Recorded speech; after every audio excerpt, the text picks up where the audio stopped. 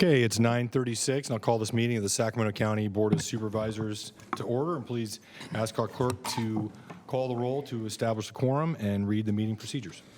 Good morning, Supervisors Cerna. Here. Kennedy. Here. Desmond. Here. Frost. Here. Hume. Here. And you have a quorum.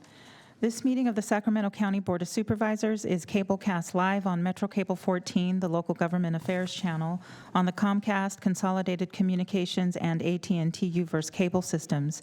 The meeting is closed caption and is webcast at metro14live.saccounty.gov. Today's meeting will be repeated Friday, October 27th at 6 p.m. on Channel 14. The Board of Supervisors fosters public engagement during the meeting and encourages public participation, civility, and use of courteous language. The Board does not condone the use of profanity, vulgar language, gestures, or other inappropriate behavior, including personal attacks or threats directed towards any meeting participant.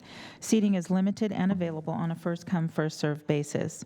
Each speaker will be given 2 minutes to make a comment and are limited to making one comment per agenda or off-agenda item. Please be mindful of the public comment procedures to avoid being interrupted. To make a comment in person, please fill out a speaker request form and hand it to clerk staff. The chairperson will open public comments for each agenda item or off-agenda item and direct the clerk to call the name of each speaker.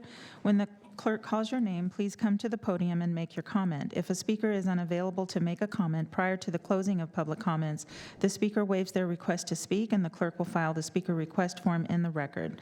The clerk will manage the timer and allow each speaker 2 minutes to make a comment. You may also send written comments by email to boardclerk@saccounty.gov, and your comments will be routed to the board and filed in the record. If you need an accommodation pursuant to the Americans with Disabilities Act or for medical or other reasons, please see clerk staff for assistance or contact the clerk's office at 916-874-5451 or by email at boardclerk@saccounty.gov. Thank you in advance for your courtesy and understanding of the meeting procedures. Okay, thank you, Flo. Supervisor Frost, will you please lead us in the Pledge of Allegiance?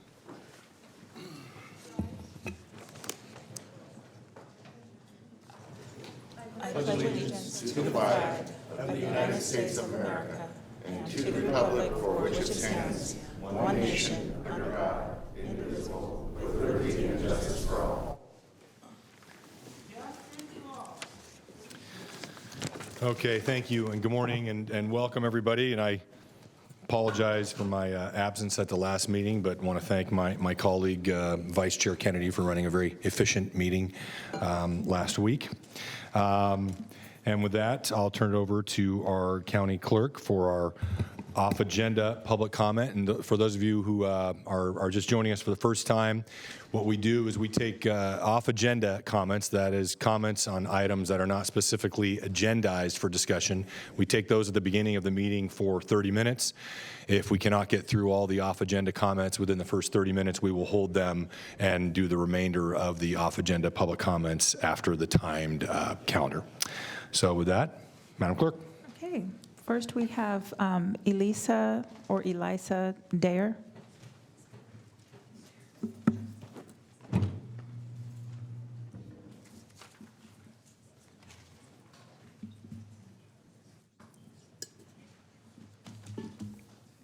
Good morning. My name is Elisa Daher Naranjo, wife of Jaime Naranjo, who was killed in 23 seconds during a mental health crisis in front of me.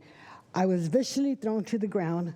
I watched the sheriff shot my husband 5 times, watched as my husband was handcuffed while he bled out, was threatened with, was treated like a criminal, was denied access to my home for over 6 hours, was threatened with arrest if I did not allow them to search my house, which I never agreed, but still had my house searched. Things were taken from my house that was not logged, was told by phone operator by mistake what was taken. Then you guys claim she didn't know what she was talking about. Billed for medical and ambulance servants after they killed my husband. My family was taunted while we sat in the street like dogs. No, I think we were treated worse than dogs. Still have no accountability. You guys say you guys are investigating this. What is there to investigate? It's a closed and open case.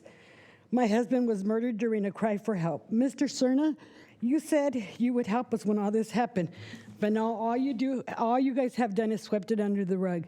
Nothing has been done. If it is being investigated, why have I not been talked to? That's part of an investigation. Or is it happening so much in the black and brown communities that there is no time? I am a taxpayer, and guess what? I'm an American citizen, born to American citizens. I was raised and I lived in California all my life. I would like the police report. That is my right. I need to send it to the life insurance company. I need accountability. I need closure for me and my family. We all need the law to change on how a mental crisis is dealt with. I pray for all the family that are where I am, and I pray for you all. I pray that you guys will never have to go through this. One day this could happen to you. Mental crisis and health is not a crime. It's a sickness. And any of us can face it, including all of you guys. Thank you. Thank you. Supervisor Cerna. Thank you. Of course, this is off agenda, so we can't talk in too much detail about what was just referenced by the speaker. However, I just want to state for the record that the Board of Supervisors is not an investigatory body on something like this. Of course, we can direct the resources that we have available to try and assist in a difficult situation like this, and I have done that, working with Mr. Jones. And Eric, if you could, I'd ask that you maybe circle back with the speaker to make sure that she understands what has been completed to date, what the Inspector General had done before her departure to date, and other parties. Thank you. Thank you, Supervisor Cerna. Okay, next we have Erica. I'm sorry, she's parking her car. Okay. Volma.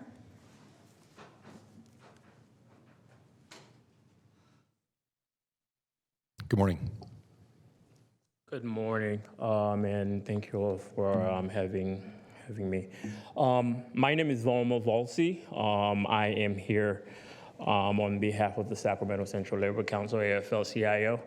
We represent over 180,000 members in the Sacramento region, with over 100 different unions. I'm here in solidarity with my brothers and sisters from SEIU 2015, who does the amazing work of taking care of people on a day-to-day.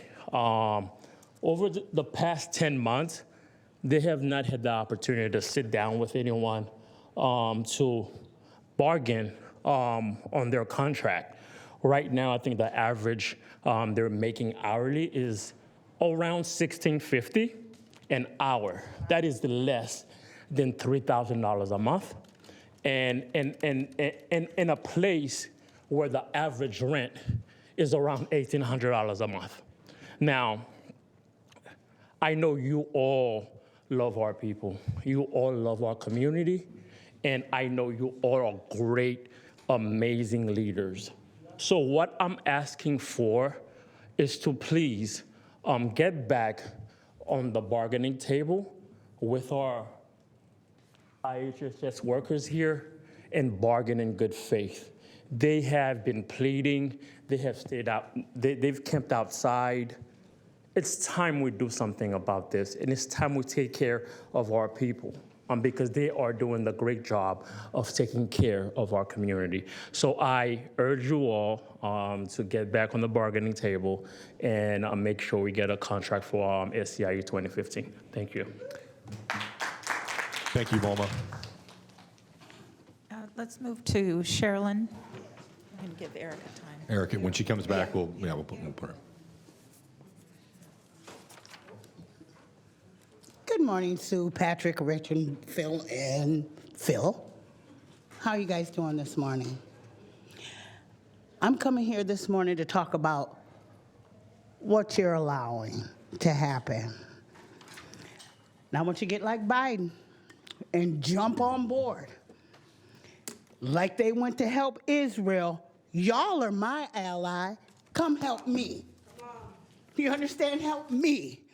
to where I don't have to take $177 off my dinner table because my rent went up.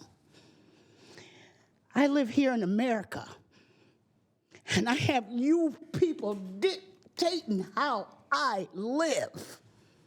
But the living here in California dictate how we all live. So can we, as providers, catch up to you? Can we catch up to just eating like you?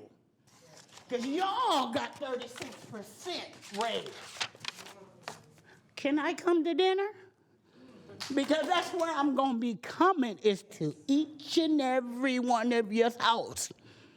I didn't come to California to be homeless, and I'm not going to allow y'all to do that to us. When we serve the community, we serve it. You may sit up here and think that we babysit. Have any of you babysat before? I don't remember babysitters giving shots. I don't remember babysitters giving medicine. I don't remember babysitters changing colostomy bags, hugging, loving, and kissing and letting them know I'm here for you. Can y'all be here for us? That's all we ask. We're not trying to be hostile, but when you're getting ready to be put out your house, don't you shake. When you have control to help me stay by just giving me a raise like you got. Have a nice day. Thank you. Sabrina? Allies.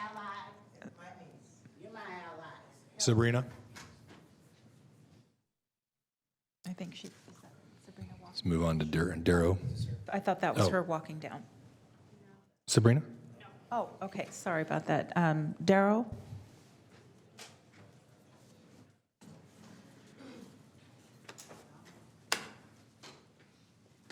Good morning, everyone. My name's Darrow Sprague. I've been an IHSS provider since 2018. I'm currently looking for a client that has enough hours to make sure I can keep my roof over my head. Here's the thing, finding a client's not hard. There's plenty of people across the county that need care, and a lot of hours are being unclaimed. Different clients need different hours. Some people need 5 hours a week. Some people need 65 hours a week. The challenge isn't finding a client that has enough authorized hours for a provider like me to make ends meet. Let's not forget that IHSS is more than a county program. For providers, it's a career and a livelihood. We've been coming here for months telling you how many of us are often at the risk of homelessness, that you still won't pay us a living wage. We've been telling you about how much time, love, and compassion we put into caring for our clients, yet you still won't pay us a living wage. We endure all this while navigating an IHS system that is so undervalued by the county, it often fails providers and consumers alike, yet you still won't pay us a livable wage. We continue to come here pleading our case to you, asking you to see the humanity of caregivers and our clients, yet you still won't pay us a livable wage. The solutions to the care crisis that has and will continue to impact so many across California are right here in front of us. It's abundantly clear that the board needs to make an immediate investment in IHSS, pay providers a livable wage, and begin repairing the cracks in our care infrastructure. But at what point will the needs of Sacramento's older adults and people with disabilities become important enough to take action? Thank you. Thank you.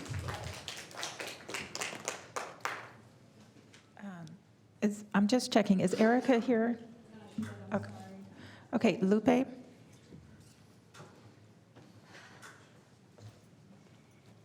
Hello again.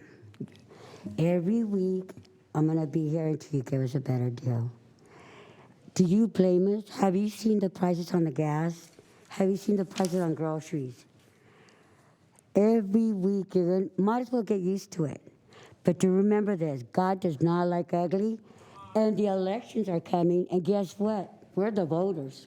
Think about that.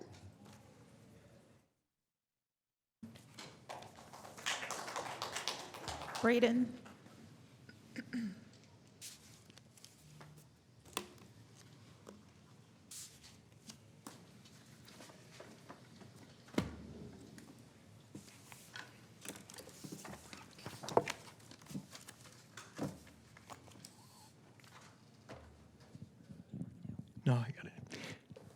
Hello, my name is Braden Murphy. Thank you very much for having me today. I'm a District 4 resident and IHSS recipient. My wife is my IHSS caretaker. I'm also a candidate for Board of Supervisors District 4 and proud to be endorsed by SEIU 2015. I'm here today to again beg you guys to do the right thing, and my hope is that by the time I get elected, this can already be taken care of so that I don't have to, up on that dais, then try to figure out how to help my homeless brothers and sisters here. As they've laid out, so many of them are on the verge of being homeless. Often the way this is kind of framed is that we're here asking for an increased social safety net, which, let me be clear, in this economy, I am for an increased social safety net, and we should do that. But what we're actually asking for is people who take care of disabled people, who are changing diapers, giving medicine, bathing, feeding, doing laundry, taking to doctor's appointments, etc., are society's most vulnerable. And we're saying, can we get closer to a livable wage? Because we know that given this board, an actual living wage is impossible. So it's like, how about $20 an hour so that at a minimum, food won't have to be something they have to cut, right? My wife is my IHSS caretaker, so I see firsthand what it means. We have 4 kids, and as she's making the lunches for my kids to go to school, she's getting me in and out of bed each day, giving me a shower, clothing me so I can get ready to go on my campaign. And this is the lives for so many of these people here. They're having to sacrifice time with their family to go help people that desperately need help and are still fearing to be homeless. And the ineptness of this board is like so frustrating, because I know when I'm up there, I'll have 2 allies that I hope to work with to make change. But you can just see the future that in 2026 we'll be figuring out how to deal with even more homeless people, when we could have just ratified the contract needed to help these people who desperately deserve it, who are doing a great thing in society. Please give them what they deserve. Thank you very much. Thank you, Braden. Okay, Meg. And then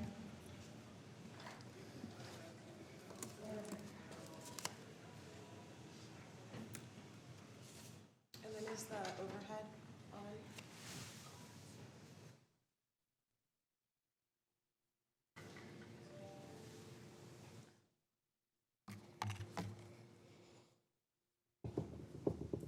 Good morning. My name is Meg White. I'm a resident of District 1.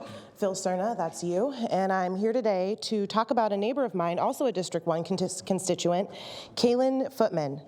I'm here because I have several questions. First of all, Supervisor Cerna, is it the color of my skin or my bank account? Or do you just treat all of your constituents as disrespectfully as you treat me and my community? The ongoing treatment that I, as your constituent, have received from you in your office is reprehensible. The latest incident being your refusal to meaningfully return my phone calls and emails about what your office can do about my tax dollars being used to criminalize yet another Black body over mental health.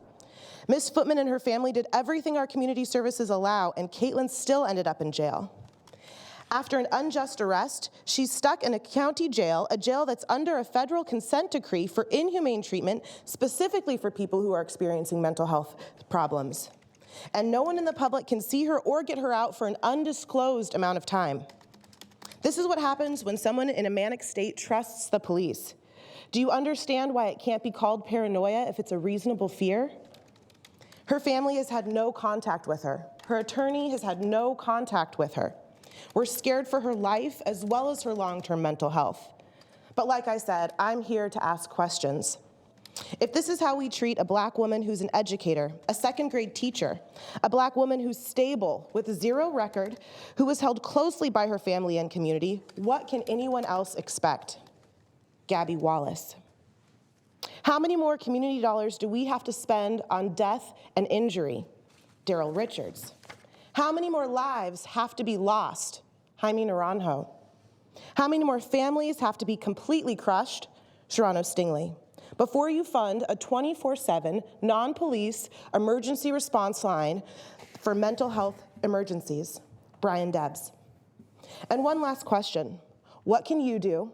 What can all of you do to get Kaylin Footman out of jail and into a mental health facility today? Michelle Shirley. Thank you.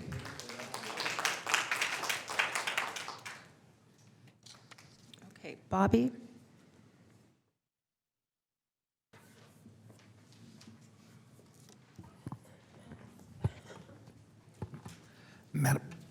Madam Clerk, can you distribute that to the board?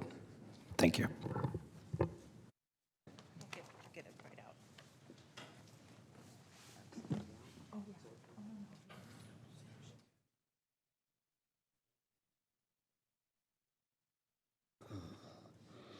All right. Hello, my name is Bobby Wooten. I am a resident of Sacramento, California, and I come here to speak for Kaylin Footman. Who is Kaylin Footman? Kaylin is a Black second grade school teacher who has been working for the Natomas Unified School District for 5 years. What happened? While working at Paso Verde Elementary School, Kaylin experienced racial discrimination and harassment to the point where it pushed her into a mental health crisis. She was denied mental health services. Law enforcement refused to provide mental health support after being contacted by her family several times. In a delusional state, she sent inappropriate text messages to school officials. Instead of receiving the medically necessary treatment she deserved, her mental illness was criminalized. She was put in handcuffs and thrown into a jail cell. Where is she now? Currently, Kaylin is being held in jail. She has not eaten or drank anything since Saturday, 10/14/23. Kaylin's mental health has deteriorated to the point that she is not allowed to meet with her attorney or family members. There is a court order to move her to a mental health facility, but the sheriffs have not safely complied with the court order. What can the community do? What I'm asking, and as you know, Phil Cerner, she's in your district. First off, please reach out to the sheriff, Sheriff Cooper, and make him aware that she has family out here who cares about her. In addition to, she needs help. This is a second grade teacher who has worked for Fortune Schools. She's been in the Natomas School District for 5 years, and even bigger than that, she's my child's godmother.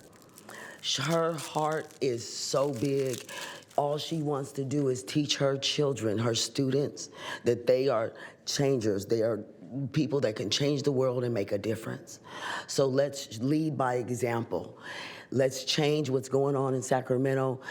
Before they go to jail, let's get a licensed social worker out there to assess the situation so they can truly determine where they need to go, mental health hospital or to jail. Thank you, guys. I appreciate your time. Thank you. Supervisor Cerna. Thank you. Ms. Edwards, will you do me a favor? And I'm doing this now here so everyone can be witness to it. If you could please at least have a phone call, or maybe Eric and you have a phone call with Sheriff Cooper to let him know or be aware that this has been brought up in, as an off-agenda matter by several speakers. I think that might help respond to some of what is being requested. Thank you. Thank you, Phil. Okay, next we have Kay Harris. I know. You took me up on the invitation, didn't you? Absolutely. Absolutely. I expect very kind words. Of course, nothing less. I want to say good morning to everyone. I also want to say thank you to everyone who has shared thus far. I didn't know what to expect in coming to today's meeting, but here I am. Let's see, I'm going to stick to my notes today. I want to thank you for the personal invitation to attend today's meeting. Absolutely appreciate it. I took you up on your offer, and so I'm expecting the same. Yes. Okay, I am a resident of District 1, but I am a partner to all, and that means all of the districts here. I want to say thank you. I know the members here sit on several boards. I'm able to have the conversation that I'm having today because I've attended SAC-RT board meetings, which I've met some of the representatives here and have a good rapport thus far and plan on continuing so. The actions that you all take, I know will take time. And when I say actions, when a request is made of you, I know things aren't always immediate, and I absolutely understand that. Some requests are simpler, I guess, in terms, and so we can act quickly, whereas others will take time. I want to say thank you today for District 1 and 2 for opening up the Guaranteed Income Program. I'm, again, part of District 1, and I want to be able to share it with my community specifically. I know it's on the internet, but I wanted to make a small ask and see if there are flyers that are available that I can provide to my community. The deadline is October 31st, and I want to make sure that everyone is aware. Everyone won't apply, but at least they're aware of the information that's available to them. That's basically it. I hope to just take a little reprieve from the strong energy that's in the room, make you all smile, provide a smile to you, and just say thank you. Thank you, Kay. Supervisor Kennedy. There we go. Quickly, as far as, yes, we will get you information, but you can also go on the local United Way website, and they'll have that information as well. Absolutely. So I was looking to share it with the community. I'm aware that it's online. I know some may not have access, so I'm just looking to reduce that barrier. Thank you. Thank you. Thank you. Supervisor Serna. Yeah, thank you. And just for everyone else's edification, so it's not an inside joke, so to speak. We've had the speaker come before us several times at our regional transit board meetings as of late. She's been phenomenal in terms of bringing to our attention some of the matters that RT executive staff need to note in terms of the Dos Rios light rail, proposed light rail station, as well as some existing conflicts with bus stops and no parking street side conflicts. So what I really want to stress is I want to thank you for all of your civic participation. It's really impressive, and I would really encourage you to explore the number of commissions that we have here in Sacramento County. They're volunteer, it's volunteer work, but it might be something you might find of interest depending on the subject matter, and I would encourage you to do that, and my office would be more than happy to help you navigate that. Thanks. Okay, thank you, Supervisor Serna. Okay, next we have Terry. I hope I'm saying that right.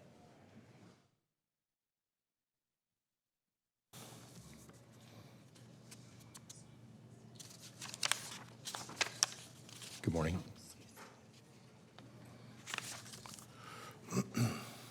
Good morning.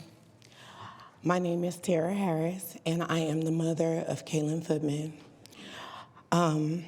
My heart is filled with so much emotion as you try to rear your child first to be honoring unto God and to do all of the things that is right. And in my daughter's path, she has done that. Beautiful person, teacher, community, feed the homeless, anything that she could do, she has done, and including touching so many lives and giving them what they need to be successful in this world. I'm a little hurt that every system has failed.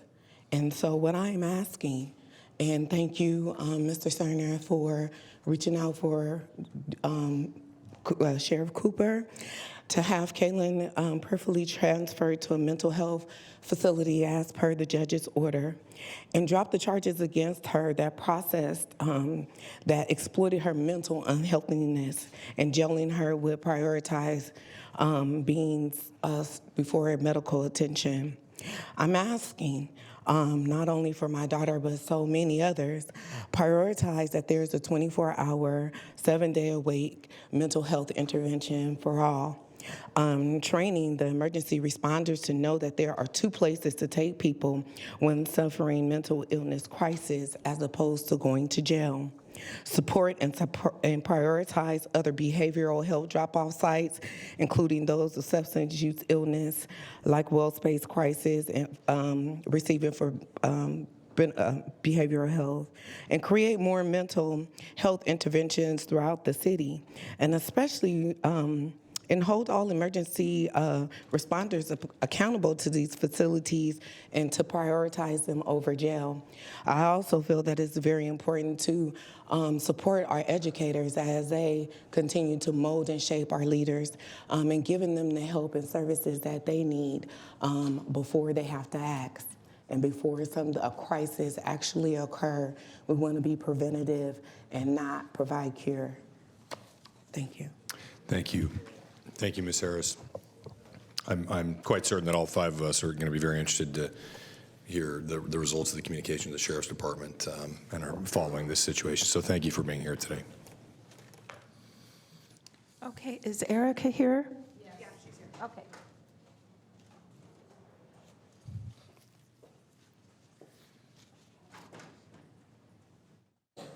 Hello, Erica. Hi, good morning.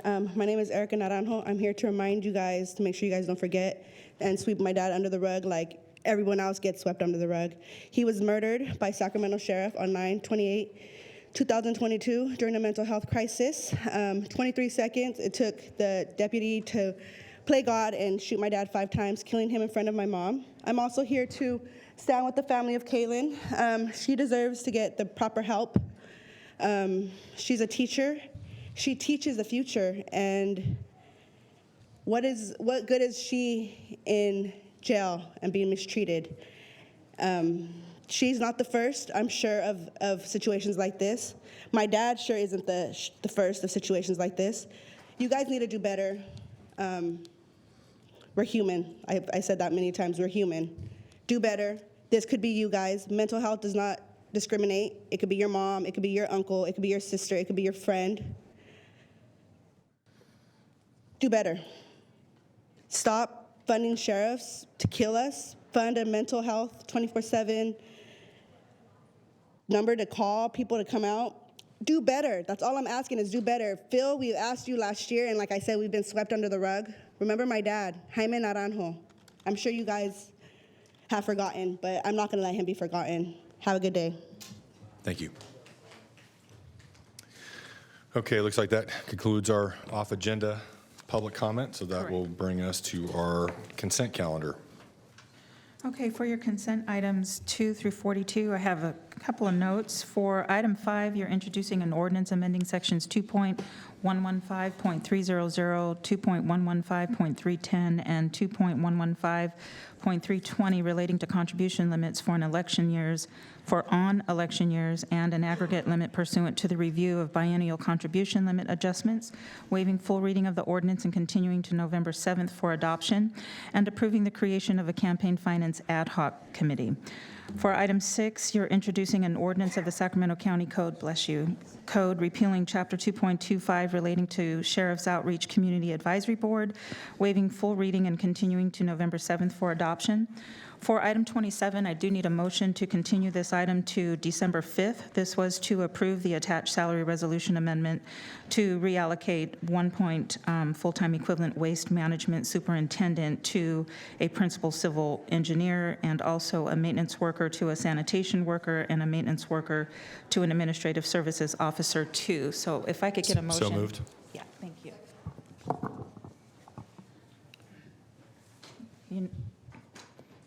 Mr. Kennedy and Ms. Frost? Unanimous vote. And that concludes my notes. Okay, and then we needed a 4/5 vote for items 2, 3, and 4, correct? Yeah. Okay. Okay, now I will take comments or questions from supervisors, starting with Supervisor Hume. Thank you, Chair. I'm sure there may be public comment on the consent calendar, but I'd like to ask if there's consensus for item number 5 to direct staff to round the numbers to the nearest 100th when it's brought back, just for ease of accounting and tracking. Certainly agree. Do we need a motion, or can you bring up, or do we need to continue this and you come back with different figures? No? Okay. And then I would go ahead and move consent. Thank you. Okay. We have a motion. No other supervisors with comments? Any public comment? We do. We have a public comment for item 9. It's the authority to apply for and accept grant funding from the community project funding allocation in the amount of $1.5 million administered by the department. And so this is Charles.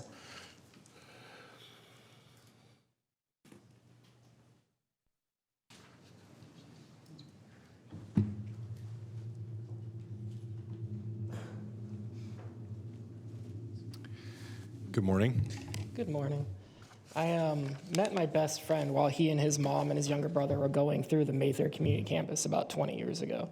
She's one of their greater success stories. They have about they back then at least had about a 96% chance of success. All the women that moved out of there eventually became housed homeowners and jobs. I mean, in her case, she became a RN and a surgical nurse within a few years after graduating from the Mayfair Community Campus. Not to say anything disparaging about what the program is now, but it's not the same program it was 20 years ago. 20 years ago, it was a program that had consolidated services in one location. Women could get the rehab that they needed if they needed rehab. They can get help for their children. They can get counseling,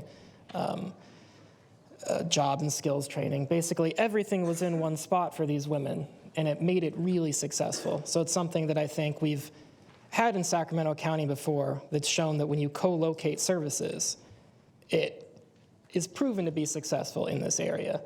And that's not, again, not to say anything disparaging about the program is now. I think it's still a good program. It's just, if we're looking at the best programs that ever been in Sacramento County, this is the best program, was the best program that was ever here. And so should be looked at again for being the model that we should be pursuing. Okay, thank you. All right, Supervisor Kennedy. Yeah, just briefly, Charles, thanks for being here. We always appreciate your comments and your perspective. Might I also suggest that you contact your congressional delegation as that funding for those programs was significantly cut by the federal government. Thank you. That concludes your public comments. Okay, so no more comments from supervisors. We have a motion and a second. Please vote. Could you remind me who made the second? Thank you. Unanimous vote. Okay. Okay, for item 43, this is the presentation of resolution recognizing October as Breast Cancer Awareness Month. And I'd ask Courtney and Julie to join me at the podium.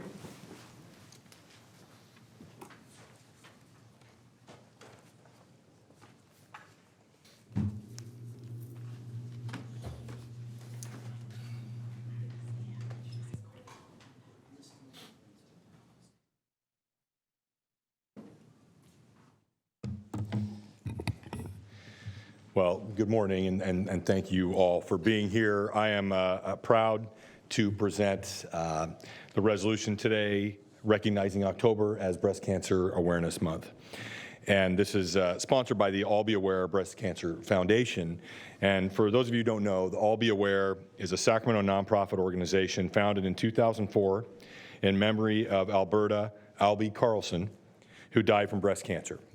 Its mission is to provide life-saving breast cancer testing, prevention, education, advocacy, and compassionate support. Breast cancer is the most common form of internal cancer in women and the second most common cause of cancer death for women in the United States. And while most cases of breast cancer are diagnosed in women, more than 2,000 new cases of breast cancer are diagnosed in American men every year. Early detection offers the best chance for effective treatment. And All Be Aware provides mammogram services and breast health information to individuals living in Sacramento County. And you do amazing work. On behalf of the Board of Supervisors, we join with the communities and people from throughout California and the nation by recognizing October 2023 as Breast Cancer Awareness Month in Sacramento County.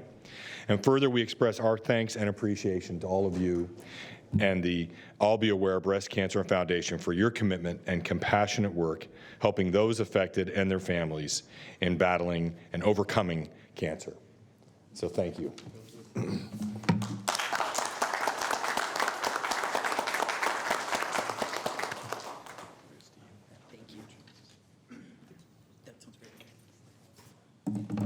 Okay, floor is yours. Great. After. Yeah. Perfect. Hi, everyone. My name is Courtney Quinn. I'm the Executive Director for the Alveolar Breast Cancer Foundation. I also am a breast cancer survivor. So I just want to share a few bits of information with you all, and then I'm going to leave some information for each of the supervisors on what's happening with breast cancer, specifically related to individuals in your districts. The couple of things I want to share is, as you've heard, it's 1 in 8 women. So while we have 3 here today, we're representing so many individuals that our organization provides services to each year. So part of what we do is we help an individual who may not even realize they need a mammogram when we're out at awareness events, such as the Sacramento Republic game, meet individuals who realize we need to start mammograms beginning at age 40 and annually to have mammograms. Now, the difference is if somebody is younger than 40 and they have a family history, genetic marker, or a change in their breast, they need to get it seen earlier. I was 37 when I was diagnosed. I noticed my own lump. And so that is a part of the information we're sharing because we're seeing an increase in younger cancer. But there's some statistics that are happening here in Sacramento County that are alarming to me because we actually see higher death rates here in Sacramento County than we do compared to the averages in the state of California and in the nation. And we've got a long way to go to make our healthy 2030 goal. The other thing that we see is we have lower mammogram rates as well compared to the state and the nation. And those two go hand in hand because we know when individuals are detected earlier, they are more likely to have better survival rates and also treatment of care. It's much easier for the doctors. So we partner with all 4 major hospitals in the area as well as a number of organizations. Tomorrow we'll be at La Familia doing a collaborative project with a couple of different medical groups as well as UC Davis too. But I want to share that information with you. I also want you to know that next year is our 20th anniversary. So we are making big plans for 2024. And part of that is I'll be coming to each one of you to try to meet with you and your team to talk about how are we going to do even more services in the community. But thank you all for recognizing Breast Cancer Awareness Month.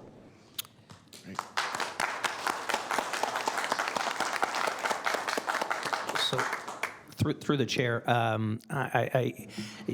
the mortality rate, that's disturbing. Did not know that compared to other areas. Obviously, early detection is the key. Really, I mean, the number one thing we can do. What do you attribute that to? Is it a lack of education, lack of public awareness? What would you attribute that to?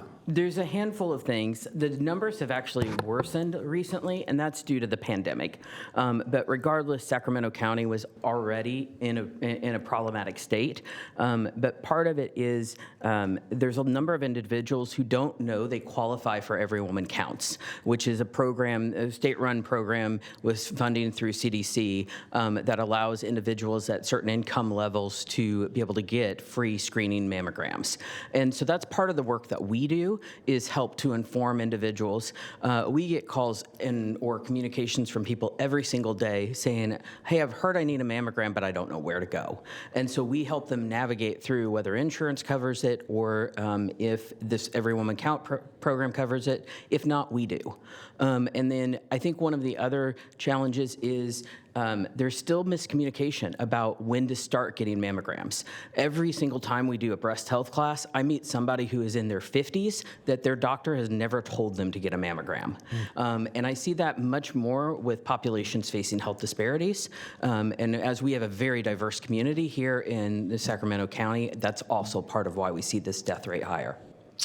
Ms. Edwards, you know, maybe it would be a good idea to put together, if it hasn't happened already, Timothy Lutz and also Dr. Casserier, this organization, and include Kim Nave in there as far as for public outreach.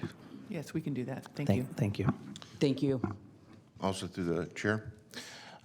So I appreciate the annual reminder, and thank you for being here in Chambers to share with us some of the daunting data. And thank you, Supervisor Kennedy, for helping to shed some light on what the county can and should be doing to work with I'll Be Aware and others that are doing everything we can for early detection. Question I had was, do we have any mobile resources for mammograms? So right now in the state of California, there is literally one mobile mammogram company that provides these services. There is some discussion about this happening within Sacramento County that it's not confirmed enough to share at this type of a meeting. The other thing, though, that we've actually moved away from doing the mobile mammography. Instead, we're trying to help get individuals in to get their mammogram services, because once we help an individual get established with medical care, we know it's actually going to do better for them, not just only in breast care, but other health care services as well. Thank you for that. On a personal note, and I share this every year when we offer this resolution, that I lost an aunt, my grandmother, my mother, and my stepmother all within 7 years to breast cancer. And so this is certainly a disease that has affected me personally and my family, and that's why I've been proud to work with others on the Real Men Wear Pink campaign. That's the shirt today. I think you should not just see us every year, but as you mentioned, you're going to come talk to us about some other initiatives, and we should be, all of us, everyone in the chambers, this side of the dais and that side of the dais, should be working diligently to make sure that this type of data doesn't go in the wrong direction. And it's very disheartening to hear that in Sacramento County it seems to be. So appreciate, again, everything that you do, and just hope that you lean on us. So thank you. Thank you. Well, thank you. What I'm going to do is, just because I think it's important for us all to be able to push information, so I'm going to ask my colleagues to come down. Let's take a photo together, and they'll give us all an opportunity to push more information about All Be Aware through our social media and our email platforms for all of us. Yeah.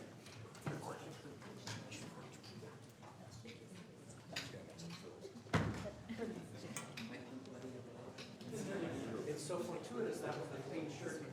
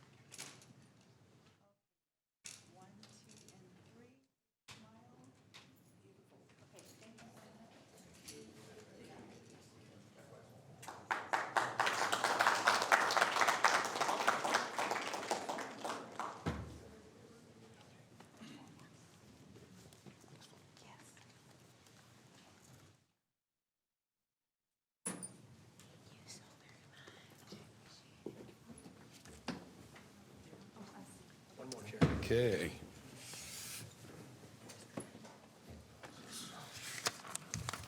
On to item 44, and Supervisor Kennedy. Yes, this is the presentation of resolution declaring October 2023 as Manufacturing Awareness and Appreciation Month. Thank you. Thank you, Flo. Thank you, Mr. Chair, members of the board.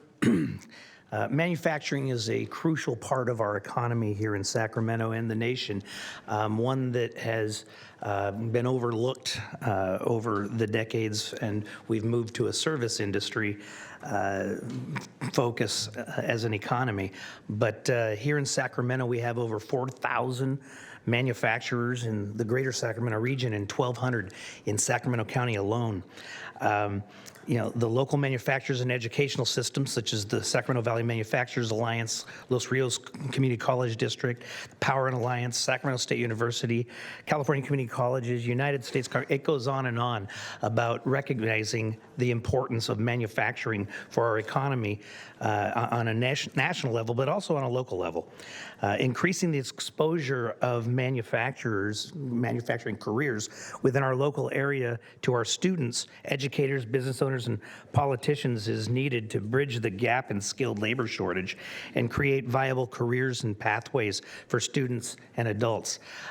We've seen what's happened with career tech programs in our school systems as it's been diminished and cut, and so it's vitally important that we take this month as an opportunity to give a nod to manufacturing as careers and also, as I said, a vital part of our economy. So at this time, I'd like to ask Dean Peckham if he's here and Kevin McGrew, and there they are, to come up and present this resolution.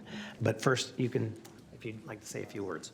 I would like to. Here, and I'd like to get a photo op here, Sue.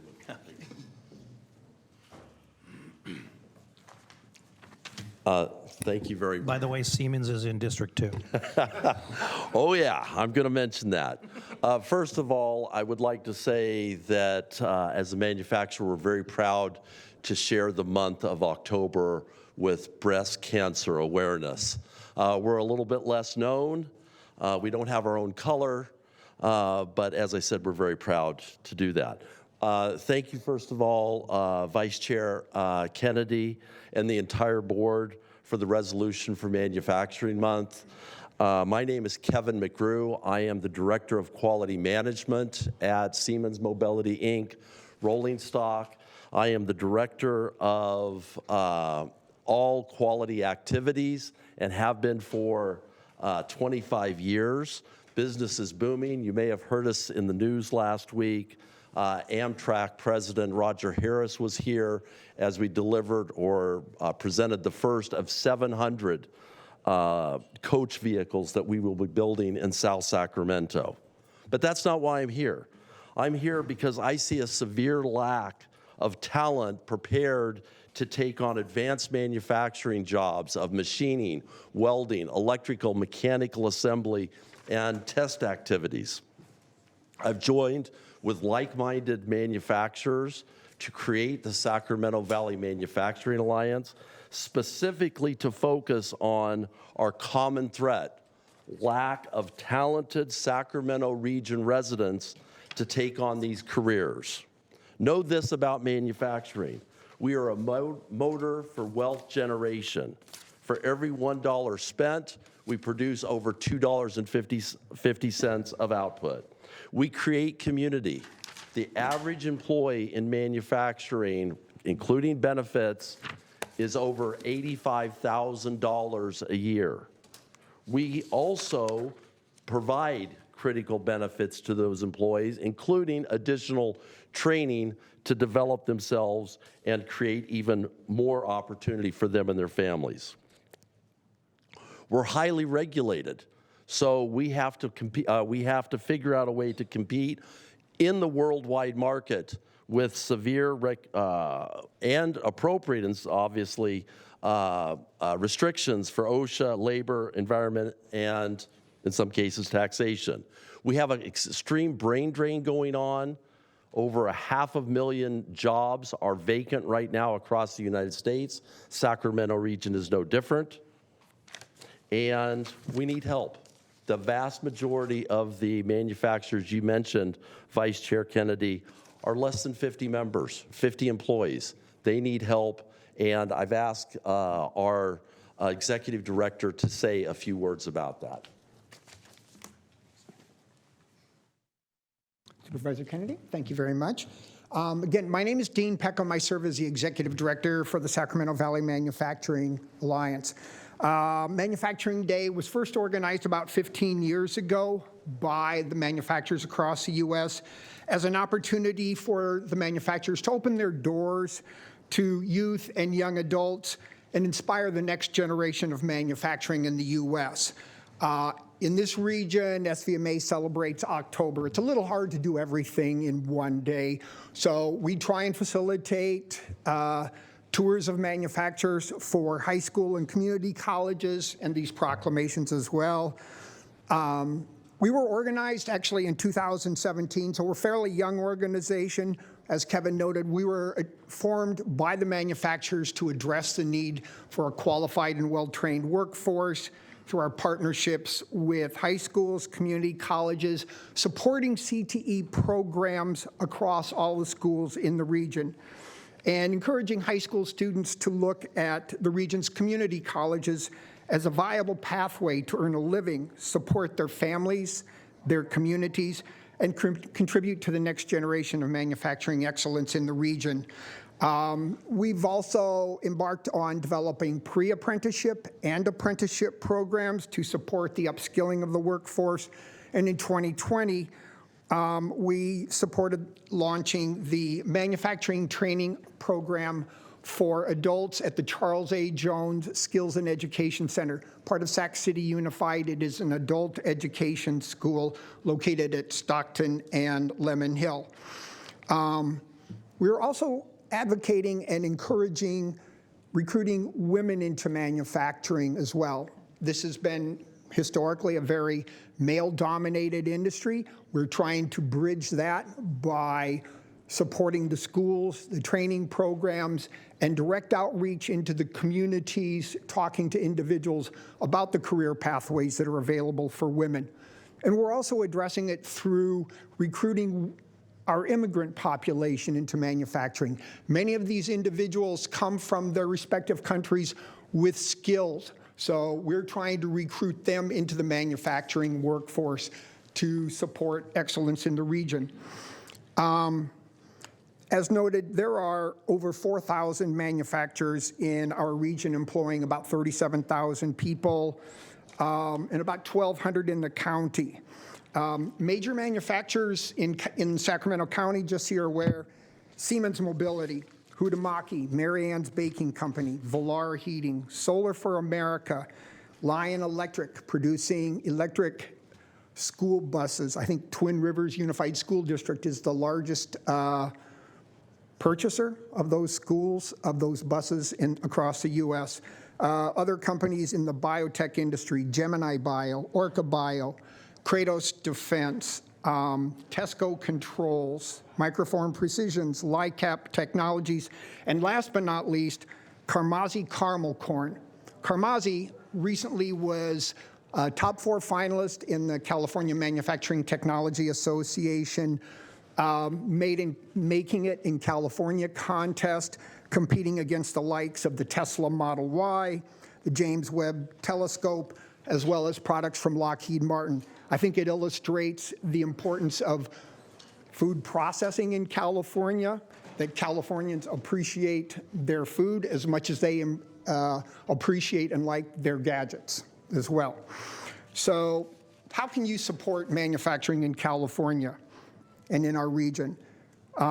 We're here, Sacramento Valley Manufacturing is here as a resource for your manufacturers. So be a champion for manufacturing in the region. Refer your constituents over to SVMA. Support CTE training programs for adults. Support and advocate for the creation of an investment training fund for Sacramento County residents who are interested in a career in manufacturing, enrolling them at Charles A. Jones, and share information about Charles A. Jones with your constituents. In conclusion, a very special thanks to Chairman Desmond, Vice Chairman Kennedy, and all of the Board of Supervisors for this proclamation and recognizing manufacturing.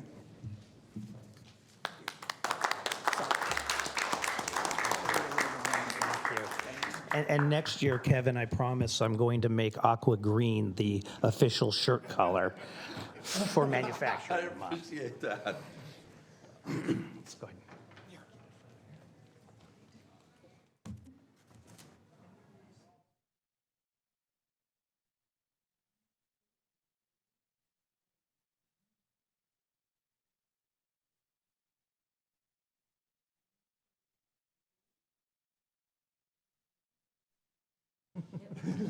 Thanks, guys. Thank you again. Good to see you. Thank you. Thank you. Thank you. Thank you very much. Thank you so much. Thank you. Okay, that'll bring us to item 45. Yes, this is your first timed item. This is the approval of city-county affordable housing plan.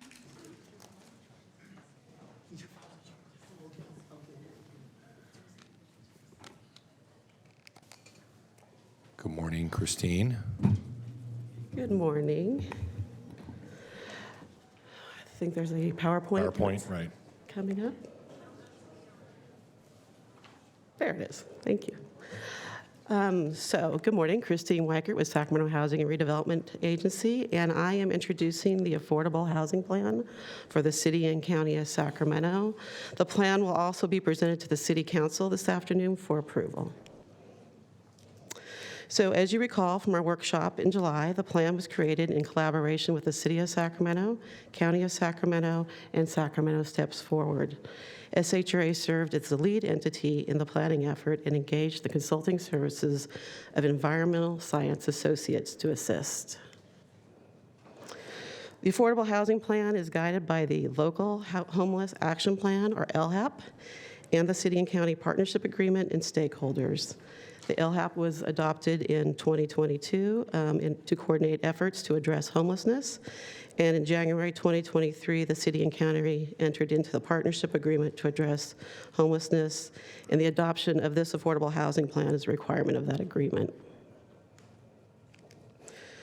So the local homeless action plan includes 6 strategies to address homelessness: building and scaling a regional coordinated access system, focusing on rehousing, increasing permanent supportive housing, expanding prevention and diversion resources, investing in community services and delivery capacity, and ensuring adequate behavioral health services. The Affordable Housing Plan focuses on strategy 3 of the LHAP, which is increasing permanent supportive housing and rehousing opportunities. We received comments during the outreach for the plan on topics such as prevention and management of homeless encampments. We want to recognize the importance of these comments, and if they aren't addressed in the scope of this plan, they are addressed in other efforts such as the LHAP. So now I'd like to introduce Shannon Wages to walk us through the Affordable Housing Plan.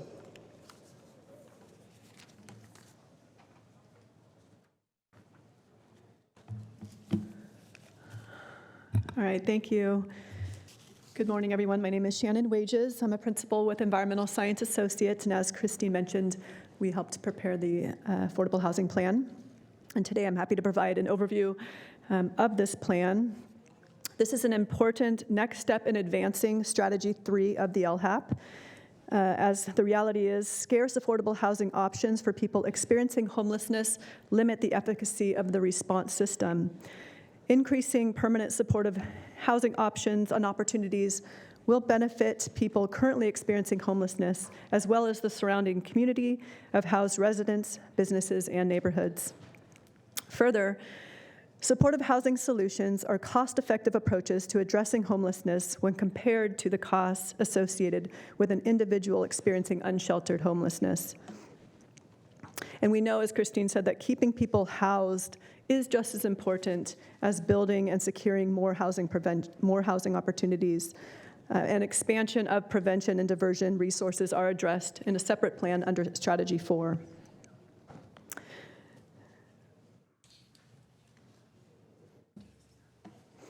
While conducting outreach for this plan, valuable input was collected from the community, as Christine mentioned. All of the comments that we received were reviewed and incorporated as applicable within the parameters and schedule of the plan per the City-County Partnership Agreement. The main themes from the feedback included requests for quantitative data, a discussion of funding needs and limitations, connections to the city and county RHNA obligations or Regional Housing Needs Assessment, strategies to connect providers to the larger response system, and considerations to support underrepresented populations who experience homelessness, including those over 55 and LGBTQIA community members.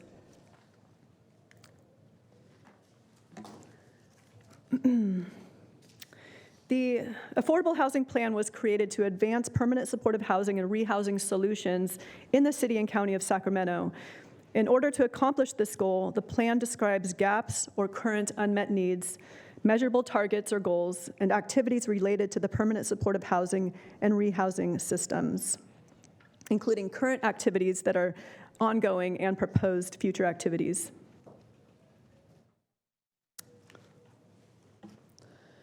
As the plan was developed, outreach, stakeholder meetings, the Sacramento Steps Forward Gaps Analysis, and the LHAP were used to identify gaps related to permanent supportive housing and rehousing. So the permanent supportive housing gaps are shown on this slide and include funding and development, increased developer capacity, innovation capacity to support new types of permanent supportive housing, and tracking and monitoring. The collaborating partners are currently engaged in a number of activities already to address these gaps, and these are all listed here. They include providing funding for 4 projects that are at or near completion, using County Mental Health Service Act funds and HCD funds, or California Housing Community Development funds, prioritizing the allocation of enhanced infrastructure finance district funds and the allocation of project-based vouchers to permanent supportive housing, offering fee waivers and deferrals for affordable housing and permanent supportive housing projects, promoting development of permanent supportive housing in any zone that allows housing, preserving affordable housing, updating the City of Sacramento mixed income housing ordinance, continuing the streamlining and planning entitlement processes, and developing ballot initiatives and legislation to raise funds for affordable housing.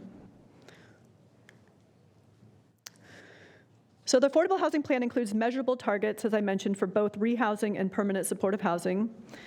The measurable target for permanent supportive housing, also called priority number 1, is to develop and fund a pipeline of 2,000 units of permanent supportive housing and other affordable units by the end of 2027. The proposed future activities that the plan collaborators have identified to meet this target and address identified gaps are listed here and include completing zoning code amendments and a plan check process, developing partnerships, identifying and marketing public land for development, establishing a tracking process to monitor the production of new units, coordinating the timing of funding competitions amongst partners, creating or converting a minimum of 300 permanent supportive housing units and 100 new affordable housing units per year for 5 years.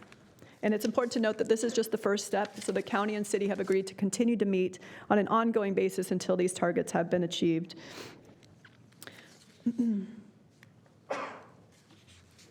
As I mentioned above, outreach, stakeholder meetings, and existing plans and analysis were used to identify gaps related to rehousing. These gaps are listed here and include a need for system coordination and mapping and additional rehousing funding, expanded capacity for rehousing service providers, and operationalize an expanded capacity for CalAIM and LEAP. CalAIM stands for California Advancing and Innovating Medi-Cal, and LEAP is the Landlord Engagement and Assistance Program.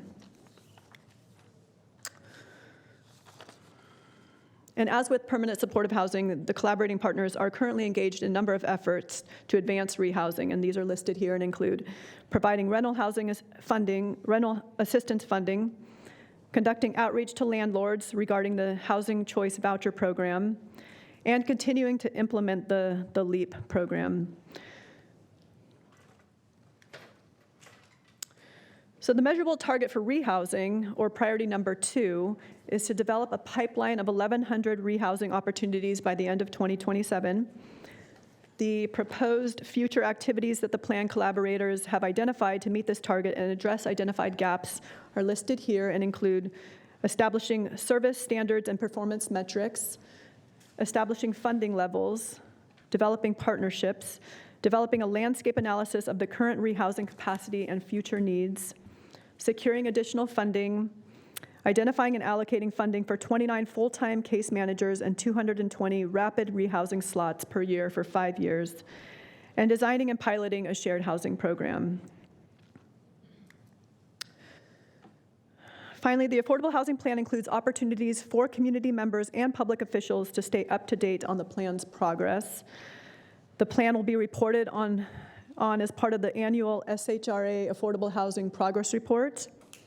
Also, updates on the activities identified in the city and county agreement will be provided and led by the City and County of Sacramento. And finally, updates on the activities in the LHAP will be ongoing through Sacramento Steps Forward. And for questions related to the LHAP, contact information is on the screen, info@sacstepsforward.org.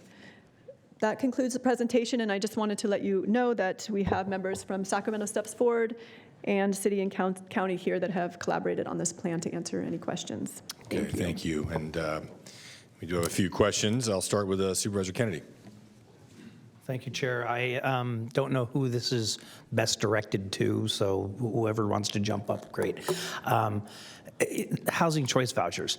I read recently that there's a push to increase the number of vouchers that are available to people in Sacramento and throughout the country.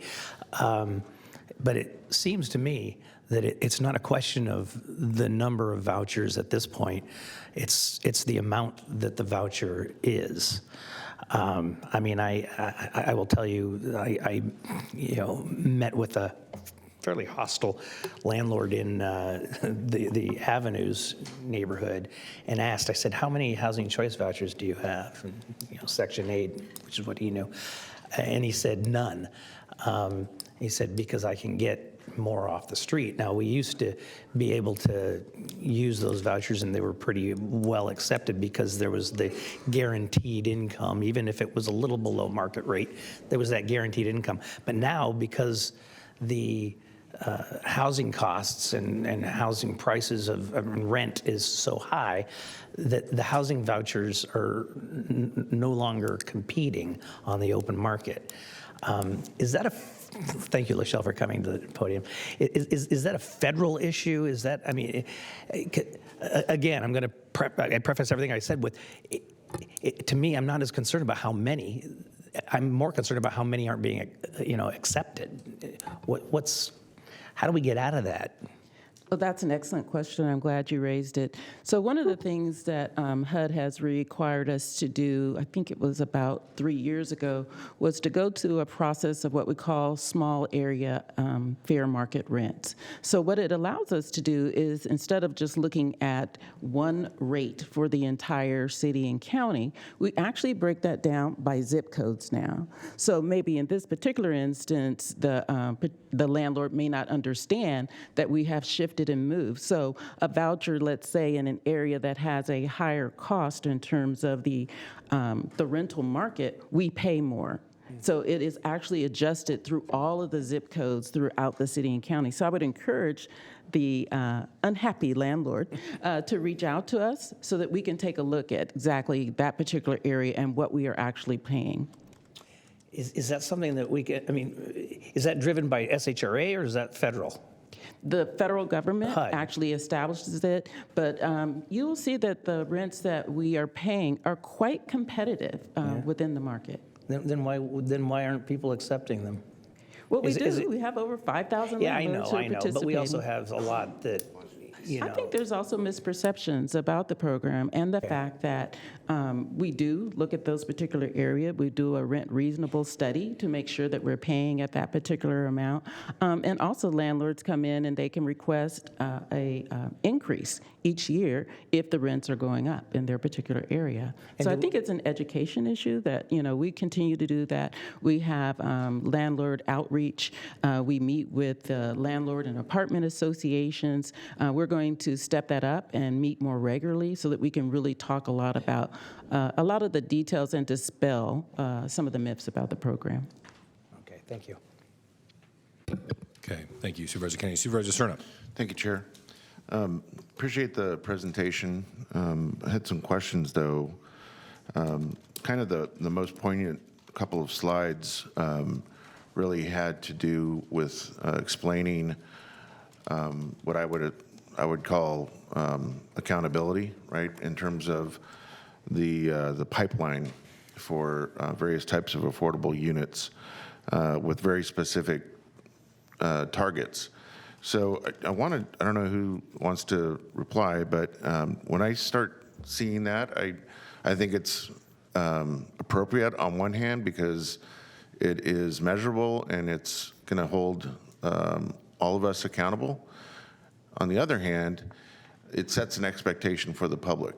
And, I want to make sure that we're pushing the envelope as hard as we can, but that we don't set ourselves up to come back, 5 years from now, and we've completely missed the mark because, we were more interested in communicating the need, which is obviously very great, but I want to understand that balance and how it's kind of incorporated into the plan.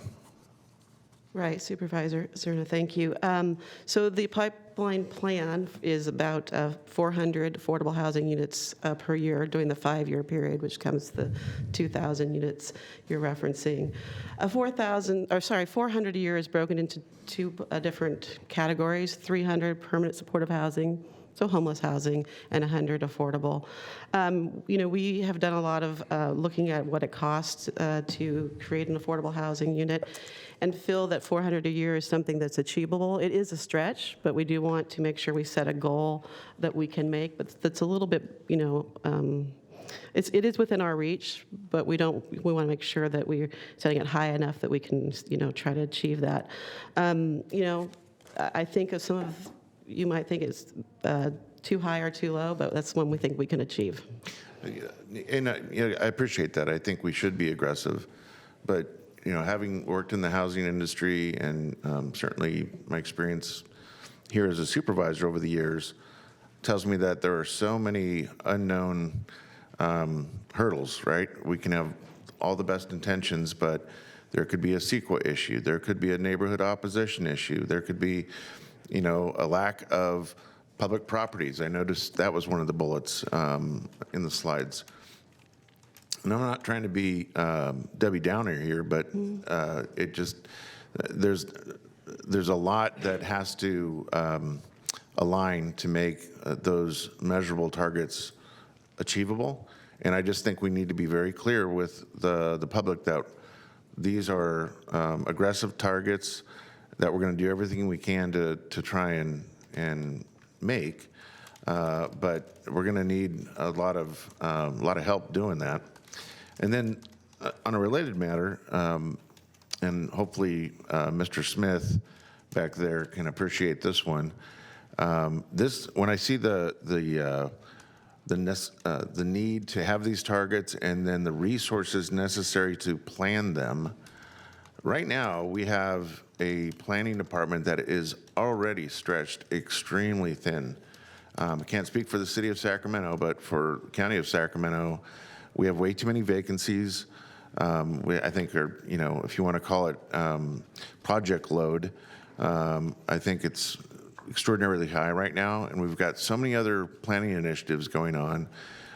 Is there any concept of what this means for the county in terms of additional planning resources to help make this achievable? Well, I could defer to Todd if he'd like to come up, but I will tell you, as far as affordable housing goes and SHRAs, working with the county planning department, we work very closely together. We monthly go over projects that we're financing and seeing where they are with the approval process. But I do know it's a lot, so I'll let Todd respond. Good morning, Supervisors. Todd Smith, Planning Director. I absolutely appreciate the question, Supervisor Cerna. It's probably on the minds of all the board members. We are actively working to fill those vacancies. We have been for many months. And as Christine indicated, we do meet and coordinate on all the affordable housing projects that are in our pipeline, whether they're discretionary or non-discretionary. Some of the activities that we're undertaking as staff are in alignment with not just this plan and its goal, a stretch goal, aggressive goal, but attainable goal, but also with the board's development review process initiative. One of the things that we're working on in that front is figuring out ways to streamline not just the CEQA process, but also the development entitlement process, excuse me, figuring out ways through our zoning code amendments and other mechanisms that we can reduce those barriers to get projects through that pipeline faster. Which then in turn results in reducing that project workload, as you indicated, Supervisor Cerna. I appreciate that. I mean, no one in this room can appreciate it more than you, Todd, that if we don't have the people to do the work, it's going to be a plan that gathers dust. And I don't think there's anyone that's interested in a plan that just takes up shelf space here. So my last question is, how does this aggressive plan to hit these targets, how does it help simultaneously, if at all, help us meet the city and the county's RENA numbers? Yeah, it will absolutely help meet the RENA numbers if we create the 400 new units every year with the city and county. How does it compare, though, to what the RENA targets are currently versus the plan's targets? So the overall, maybe Todd wants to speak more on this, but for the sort of the affordable housing RENA goal for this housing element, it's about 7,000 units. So this will help, but I'm not sure if it will completely meet. Of course, the housing element is a longer period of time. This is a 5-year plan. Right. Todd? Yeah, I would just add on that although this is a component of that, it is not intended to meet the entirety of the county's RENA obligation for this income category. And I know that in the staff report for this item, it acknowledges that SHRA will be reporting back on an annual basis. And you all know that we report back on the housing element implementation every year around March as well. So those are the two mechanisms and reporting opportunities where we can show that progress toward meeting our RENA obligation. And I'm going to be optimistic here and hopeful and say that when we do this in the upcoming years, that number that's low has been low in the past years. On the bottom of our slide, on the lower income categories, will be much higher. Mm-hmm. And then lastly, for a county executive, and it relates to the staffing question, I would very much like to see how this plan's implementation will be referenced in the recommended budget. And Ann, I'm not sure if you'll be here for that, but the person that's in your post should be taking copious notes about the import of this plan. And if it doesn't come with budgetary resources, i.e. FTEs, staff, in the planning department, I'm going to really question how committed we really are if we're not going to, try to link and connect those resources to make, again, this plan implementable. Excuse me, thank you. And yes, I will not be here, but I will relay this information to whoever is my successor. Yeah. Thank you, Supervisor Cerna. Christine, I had a question. On page 22 of the plan where you talked about the RENA allocation and some of the permitted units, I mean, obviously this does not include the recent Project Home Key approvals from this board, 2 projects in unincorporated Sacramento County, one of which I know is still uncertain. Is that accurate? That's correct. This does not reflect anything actually being completed this year, I think this year, but for sure in 2024. Okay. And how many units are those combined, those 2 Project Home Keys that the board supported? The Arden Star is 124 units, and the Super, or is that the Super 8? Together about 200 units, a little over 200. Okay. And then I really appreciate the questions about the flexibility of the vouchers, because that's something that came up on this NACO housing task force that I participated in. Everybody, several jurisdictions brought that up and the need for more flexibility, but it sounds like the feds, that's really not an impediment for us as much as maybe people think. It's really a matter maybe of educating landlords. And then in terms of Supervisor Cerna's questions that dealt specifically with staffing, appreciate that as well, because I know there's a lot in here about the land use and the zoning implications, but obviously none of us build these affordable housing ourselves, and it's one of the reasons we had a board retreat not long ago to hear directly from some of these affordable housing developers, and the delay at the county, partially as a result of vacancies, is a big part of that. Are there other components of the plan that talk about things that the city and county can be doing to lower the costs or lower the delay and make opportunities more attractive to affordable housing developers?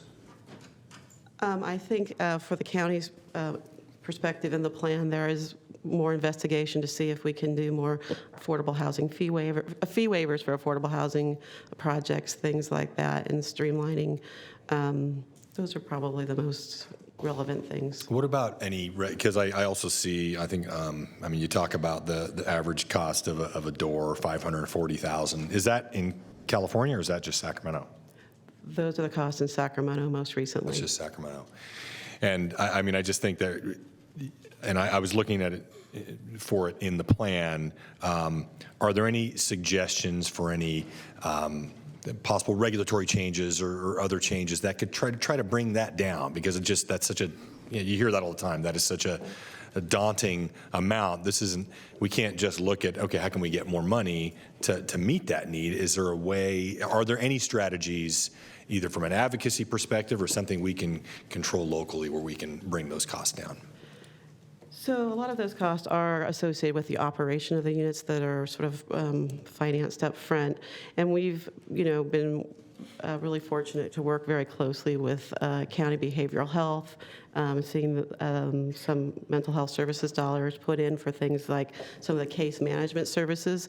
So with the county providing that, it sort of takes off the pressure financially from the project to pay for that directly instead. So I think we'll continue to look for opportunities like that, working with Sacramento Steps Forward in the county especially.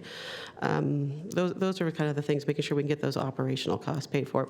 We do put project-based vouchers in just about all of the homeless projects, which does help with the rental assistance as well. So that kind of continue to work on those kind of things, I think, would be most helpful. Okay, and I'll always be interested in any ideas you have, strategies, either local or state level, where we can try to reduce the hard costs, for developers and regulatory costs. So, okay, thank you. Supervisor Kennedy? Thank you, Chair. I'm going to go back to the housing choice vouchers and put a human face on it. I was recently approached by a married couple who are living in our safe stay communities, and their question was, I have a voucher, and I'm staying in a safe stay community, and we got to do better. At getting, whether it's educating landlords, I don't know what the answer is. I expect you guys are smarter on this stuff than I am, but it's too many times, and I'm sure that my 4 colleagues will say the same thing. They get calls and say, I have a voucher, but I can't do anything with it. Nobody will accept it. And that's more of a statement. I don't know that there's anything you need to say here, Lachelle, but. Well, I just wanted to point out, one of the things that HUD did was issue us emergency housing vouchers. So they were a very special type of voucher that they actually gave us funds to hire navigators. And so if you compare people who had an EHV or emergency housing voucher versus someone who didn't, the success rate for those with those vouchers was much higher because they had those levels of support. They had someone who could actually approach a landlord on behalf of the client. They could talk about strategies that would really assist them into getting into housing and knowing exactly where to look in those neighborhoods, which is really what our voucher holders, especially those who are homeless, need.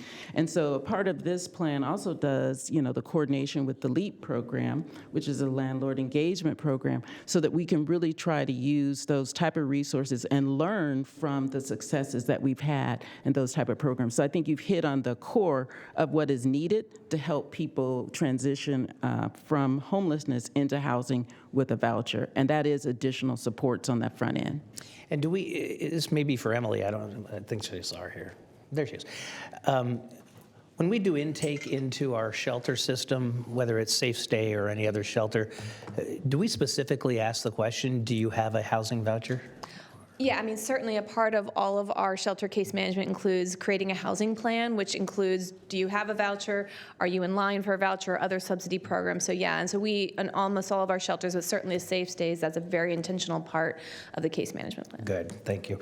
And then finally, you know, following up on Christine's comment on fee waivers, I hope we pursue that with every jurisdiction.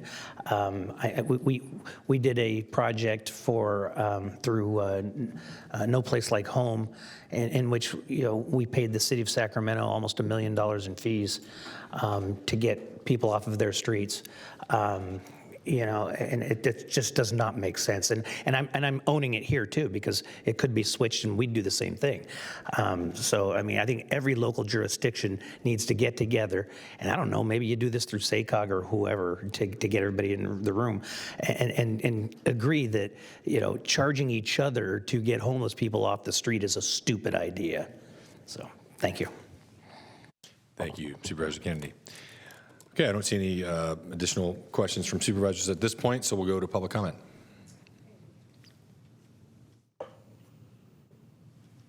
I have about 3 public comments. Jeffrey Powell.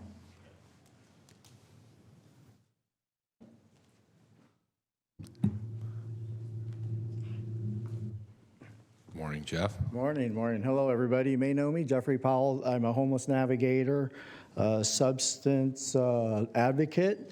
I work with SHRA, been acclimating services in Sacramento County for about 15 years. I'm a filmmaker. Some of you have been in my documentaries. Some of you have spoke on the panel, seeing my documentaries. I want to talk to you a little bit about the Shelter Plus Care program. The Shelter Plus Care program seemed to be eliminated by the Housing Choice Voucher. It was actually not per zip code. It may still be present. Don't have open enrollment, I don't think, anymore, and they've eliminated some of the case management aspects of it with the supervision of the signature and the kind of thing of what they're going to do for the next year ongoing. I've seen this to be a problem in the community. In the last 10 years, there's been a shift of wraparound services and continuum of care with the model of housing first. To me, it's just been a problem. We talked a little bit about safety in the community, landlords not taking the voucher. I actually see it's because not of that case management, not that navigation services that basically they've already admitted to that has been a problem. Now, the emergency voucher system is working, the navigation process. I'm asking that the county and the SHRA relook and take a look at the Shelter Plus Care voucher. It seemed to be in the last 10 years. Originally, it was made for HIV, I believe, and the AIDS pandemic, maybe separate one, okay. So I kind of came in a little bit late, but I know that the shift kind of took place once these funds kind of were allocated, and the fact that the El Hogars and the turning points and the case management took a step to the side and said, hey, we're no longer going to navigate. We're no longer going to sign on this stuff. We're no longer going to give you a yearly plan. We're no longer going to come visit your house, you know, monthly, that sort of thing. And it's been really hard for individuals like me to take the standard housing choice vouchers and be able to help these individuals because we're not looking at mental health. We're not looking at drug addiction. We're not looking at getting these guys well, and it's a problem. I just want to make sure that the people that are in the trenches, that are out there advocating for these people and navigating services, that it helps.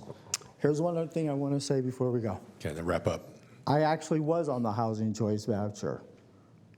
I actually was on the Shelter Plus Care voucher. And I stand here today as a filmmaker on Amazon Prime, Peacock, navigating services, that program does work. Thank you. Thank you, Jeff. Supervisor Hume, after public comment?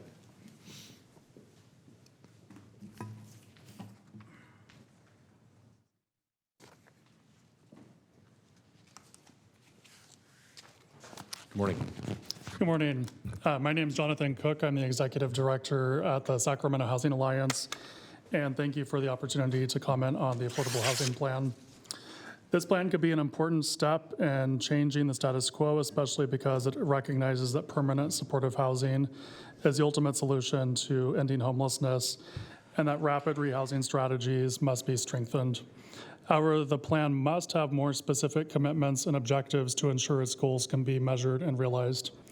Specifically, we recommend the plan for committing, we commend the plan for committing to coordinate SHRA funding with other funding partners, including state funders. This is an important action that will support competitiveness of applications for supportive permanent housing in the city and county. The plan sets an objective to develop and fund a pipeline of 2,000 permanent supportive housing and other affordable units by 2027. This is not sufficiently ambitious enough considering the scale of the crisis and that this is a goal for both the city and the county. In addition, the priority should be for permanent supportive housing. The plan is unclear how much of the 2,000 units will serve that need. All of the activities in Table 10 and 11 must include more specificity around the actions that various parties will take and include quantified objectives regarding outcomes. Without more specific information, it is not possible to assess the benefit of the actions nor effectively track outcomes. Examples include, but are not limited to, Table 10, Activity 5. This activity should occur sooner and should have more specificity to describe how SHRA will encourage permanent supportive housing. Activity 8. The activity should specifically describe initial policy that's state legislative priorities to be explored. Will SHRA, the city, and county pursue these priorities even if a cooperation agreement cannot be agreed upon? And Activity 9, this is one of the most important commitments in the plan that should include more detailed steps to demonstrate how a minimum of 300 new or converted permanent supportive housing units will be built annually. We also recommend that the plan establish an ongoing working group of permanent supportive housing developers to get regular feedback on the challenges they face, including with the coordinated entry system. Thank you. Thank you. And then Lee Miller. Morning, Lee. Good morning, the short one. So, You can pull the mics down. Oh. There you go, so we can hear you. how's that? So, as a former member of the Vineyard CPAC for 3.5 years, I've often observed, and this is just merely an observation, but something that I kind of found weird, okay? We would go ahead and approve projects that were for affordable housing, and then by the time it reaches your desk, somehow it has flipped over to at market. I don't know what the process is, but I've asked the question several times from the planning folks, and also when I used to meet with Supervisor Natoli. But I don't, maybe it has to do with rising costs, maybe it has to do with not doing a good job on the estimate by the builders, I don't know, okay? But I do know that all these, there have been many, many affordable housing projects put in front of us at the Vineyard CPAC, and I'm sure that maybe this happens at the other CPACs also, and then somewhere down the line, they get changed to at market. So if we're going to do affordable housing, there must be some mechanism in there for it to change to at market. Whether it's being done on purpose, I don't know. But I think that the board or somebody on the planning department needs to take a look at that. Thank you. Thank you, Lee. That concludes your public comments. Okay, then I'll bring it back to the board. Supervisor Hume. Thank you, Chair. First of all, I appreciate the briefing that I had on this plan. And so a lot of the things that I'm going to bring up, we've already talked about, but I want to say them in open session so that I'm on record as having been concerned. First and foremost, thank you for bringing this affordable housing plan forward. I know that it's a new requirement of the state, but having this 5-year plan at least starts to provide some strategic guidance on how we're going to meet our critical housing needs. And so at the front end of this, let me say we need to build more housing, all housing. If we build more housing, then all housing becomes more affordable. So that's just kind of an important thing to kind of keep in the back of our mind as we look at this. And I appreciate that this plan specifically provides process mapping for our constituents and those people who need housing, for our landlords and our developers, as well as for you folks and for us to inform how we are going to create this pipeline. And that's an important consideration as well that I'll get to, is that we're talking about a pipeline. And then looking at where streamlining can occur and how do we improve processes and bring those costs down that the chair was mentioning.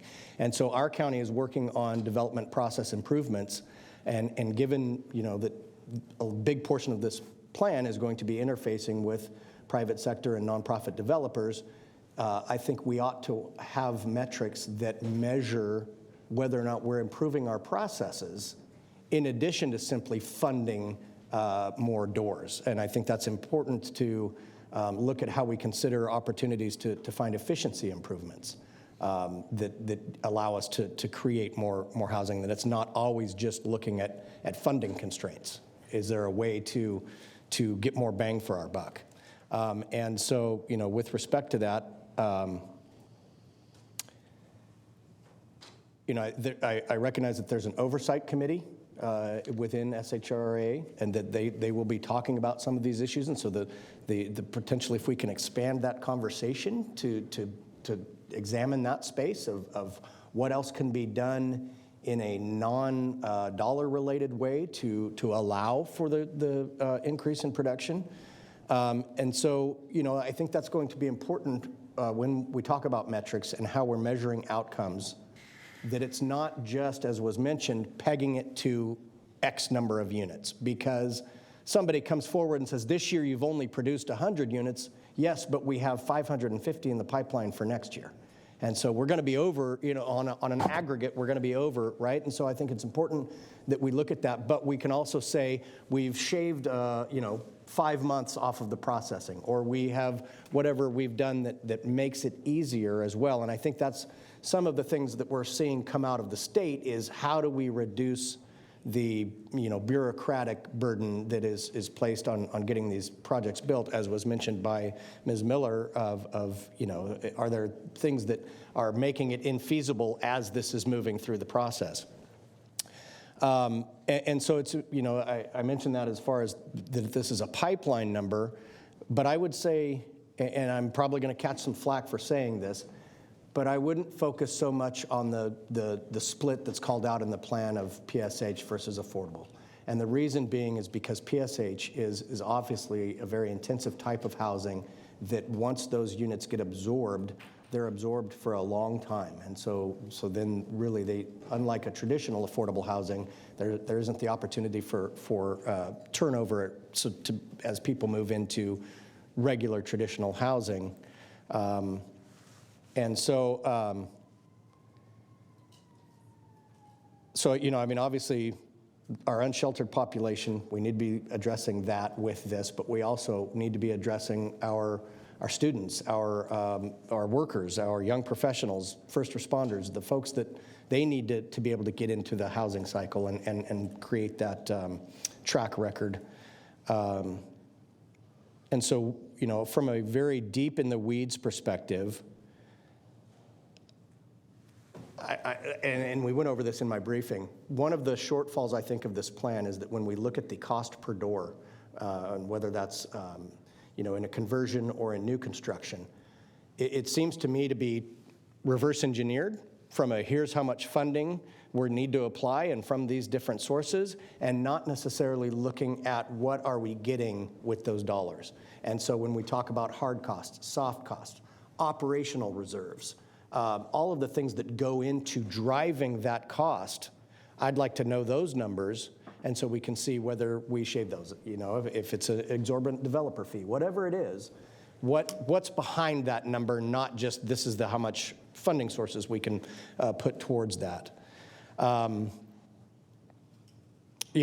that then speaks to our buying power. And obviously, coming out of the pandemic, we saw issues with supply chain and inflation. And so there's these things that I think we can point to that paint a broader picture than simply, here's how much it is and here's where the funding comes from. And so I want to really get into the weeds on this relative to, in the strategic portion of the plan, under future activities, policy related, it says explore the adoption of a residential vacancy tax. I am absolutely opposed to that. I'm opposed to the concept of it. I'm opposed to a vacant parcel tax. I think there are too many variables into why somebody doesn't have a development project coming forward or why they don't have their property fully leased up. And I think that if we are compounding on that by trying to squeeze more blood from that turnip or juice out of that lemon, we could be creating a more hostile situation where they're going to be less likely to accept vouchers or whatever the situation is. So I think that's a very heavy-handed approach, and I won't support it if it comes forward. I guess that's about enough. I appreciate the work that you're doing. I appreciate the collaboration between SHRA, Sacramento Steps Forward, the city, and the county. And I would hope that this is a living, breathing document that we revisit so that the next one will be more informed and maybe paint a broader picture. Yes. Thank you. Appreciate you standing at the podium the whole time while I just pontificated. No, thank you. Thank you, Supervisor Hume. Any closing comments, Christine? No. And you need action from the board to approve the plan? Yes. Move approval. Okay, we have a first and a second. Please vote. Thank you. Unanimous vote. Okay, thank you. Okay, item 46 is to approve and authorize submission to the United States Department of Housing and Urban Development the 2024 one-year action plan for the Community Development Block Grant, Home Investment Partnerships Program, and Emergency Solutions Grant for projects and programs, amendment of prior year's action plans, amendment to the Sacramento Housing and Redevelopment Agency budget, and authorization to award and execute a 5-year consolidated plan consultant contract. Good morning. Good morning. My name is Stephanie Green. I'm the Federal Programs Manager at the Sacramento Housing and Redevelopment Agency, and today I'll be presenting the 2024 Annual Action Plan for Federal Programs. As a reminder, we had 2 workshops throughout the year where I presented the estimated available funding, eligible activities, and presented a draft project list. Today, I'll be providing a high-level overview of the federal programs process and HUD requirements, briefly go over the 2023 accomplishments, and describe the 2024 action plan.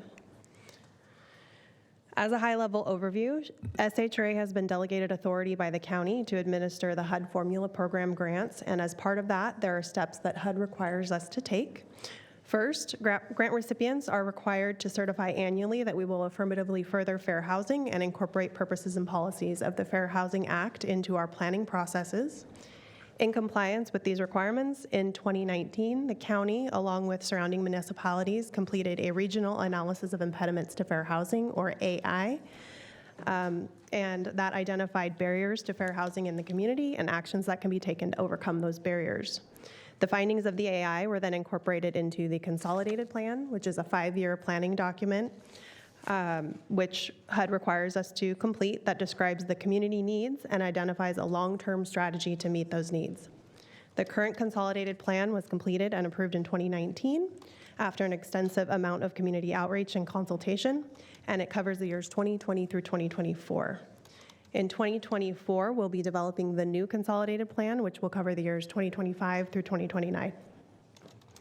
Then each year, HUD requires that the county approve an action plan, which identifies funding resources and specific activities, projects, and programs that will be undertaken to meet the goals and objectives in the consolidated plan.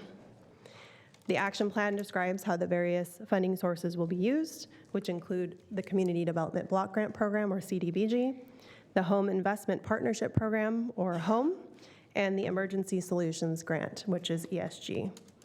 The primary categories that CDBG funds include public facilities and infrastructure, housing, public services, grant planning and admin, and capital reserve. HOME is used for rehab and construction of affordable housing, and ESG is used to address and prevent homelessness. So as an example of an accomplishment that was achieved in 2023 for CDBG infrastructure improvements is the Jack Davis Park Shade Structure Project. This was part of a multi-year effort to conduct park improvements and expansion at Jack Davis Park, and this phase included replacing the plaza concrete and installing a new shade structure. For public services, we provide a variety of safety net programs. This slide provides an estimate of the number of people and households that will be served by those programs in 2023, or that have been served by those programs in 2023. Those programs include meals to seniors through the Meals on Wheels program, homeless and housing assistance through our rapid rehousing activities, home repair programs through SHRA's home repair program and Rebuilding Together, as well as providing operational funding for shelters.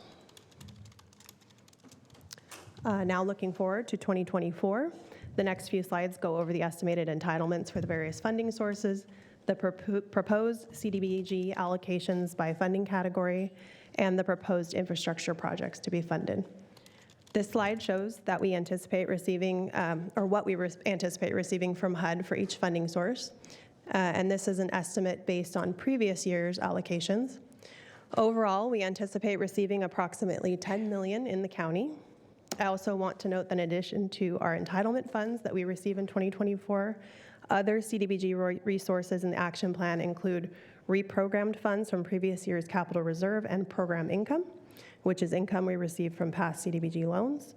So our total amount available for CDBG, including all sources, is about $5.6 million. And for home, additional resources include program income, which will add an additional $300,000, bringing our total home resources to $3.9 million. This table shows an overview of the proposed 2024 CDBG allocations by category. These categories include infrastructure and public facilities improvements, housing development and home ownership, which is allocated to multifamily rehabilitation and home repairs for low to moderate income homeowners, public services, which is used for Meals on Wheels and other homeless activities, grant planning and admin, which is for staffing and the planning effort for the consolidated plan, as well as fair housing activities, the agreement cities, which provides funding to non-entitlement jurisdictions within the urban county, and then we also always include a capital reserve in case any of the projects go over budget. From the action plan's proposed allocations, I'll highlight the proposed infrastructure and public facility improvements. So these projects include the Fruit Ridge Sidewalk Improvements Project in District 1. This project focuses on locations within 14th Avenue, Stockton Boulevard, Parker Avenue, and 44th Street, and includes design and construction of sidewalks, including ADA and pedestrian improvements. We also have the Old Florentown Park Sewer Line Improvements Project in District 1, which includes design and installation of sewer line for a bathroom at the Old Florentown Park. The Florin Road Bicycle and Pedestrian Improvements Project in District 2 will be along Florin Road between Franklin Boulevard and Power Inn, and this includes installation of bike lanes, upgraded traffic signals, ADA improvements, and roadway lighting. The North Watt Avenue Pedestrian Improvements Project in District 3 is within an area bounded by Watt Avenue, Winona Way, Myrtle Way, and Roseville Road, and includes design and construction of sidewalk infill, street lights, curb ramp, and traffic signal improvements. The Watt Avenue Complete Streets Project in District 3 is on Watt Avenue between I-80 and Roseville Road and includes design and construction of buffered bike lanes, separated pedestrian-friendly sidewalks, landscape medians, improved transit, street lighting, and signalized intersections. Wide Away sidewalks in District 3. This is on Wide Away between Alta-Arden Expressway and Markston Road and will include design and construction for sidewalk infill, roadway drainage, ADA curb ramps, and streetlights. The Elkhorn Boulevard Complete Streets Project in District 3 and 4 is on Elkhorn Boulevard from Watt Avenue to Don Julio Boulevard and includes design and installation of signal modifications, ADA improvements, bikeway, green striping, bus turnouts, ADA accessible bus stop, and sidewalk infill. And the Rosemont Area Streetlights Improvement Project in District 5 will be between Kiefer Boulevard and Tally-Ho Drive and includes design and construction of streetlights. And finally, the Walnut Grove ADA restroom in District 5. This is adding additional contingency funds to complete the installation of an ADA restroom, which is located within the public parking lot on Dice Street between C Street and Bridge Street in Walnut Grove. In addition to infrastructure projects, the other two main categories we fund in the action plan are housing and public services programs. And for those programs, we propose to continue funding the ongoing programs that we have been. So for CDBG, these include Meals on Wheels, homeless shelter activities, and this is at the Mather Community Campus, the home repair programs, affordable multifamily housing rehab, and the fair housing activities. For ESG, we fund rapid rehousing through VOA, or Volunteers of America, and the Mather Community Campus Shelter. And for home, we fund new construction and rehab of affordable multifamily housing. So this concludes my presentation. We're asking you to approve the 2024 annual action plan, and I'm available to answer any questions. Okay, thank you. Supervisor Kennedy. Thank you, Chair. Yeah, so we do the home repair program and everything. How does that work? Do we do like an RFP to determine who it is that that does the work and all of that? I mean, how does it work? So there's the SHRA Home Repair Program, which is administered by SHRA, and there's an application process so people can apply online, or there's a phone number that they can call. Okay. I guess my reason for asking is that, at least in District 2, and I believe District 1 as well, that Habitat for Humanity is doing a lot of really good work in that area. And I think that, the home repair and minor repair program is actually a homelessness initiative, frankly. It can often be the difference between a person being housed and not being housed. So I would encourage you to somehow reach out to Habitat for Humanity. They do very good work, and I think it a very economic way of doing it. So thank you. Okay, thank you. Supervisor Hume. Thank you, Chair. Completely unrelated to the topic at hand. Why does the county not administer its own CDBG monies? I don't actually know the full history of that. I do know that we granted that authority to SHRA via resolution, and it's been this way for a number of years now. Okay. Looks like somebody's approaching who maybe does know the history. Since 1982, a part of the formation of SHRA, when the County Housing Authority, the City Housing Authority, and all of the redevelopment agencies all were structured under one entity. A part of that was administering the federal programs, because the Housing Authority obviously is a federal program. So in 1982, that was given to SHRA by both the city and the county.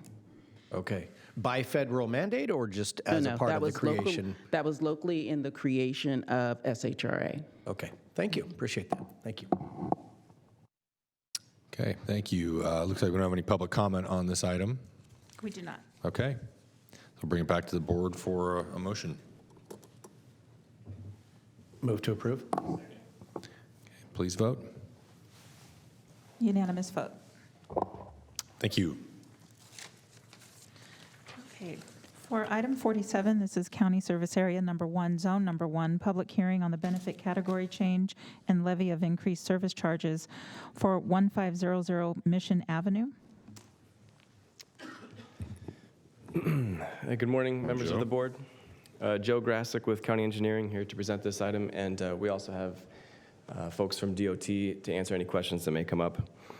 So the 1500 Mission Avenue project is located on Mission Avenue, approximately 1,100 feet south of Arden Way, and proposes a two-lot split of the existing parcel.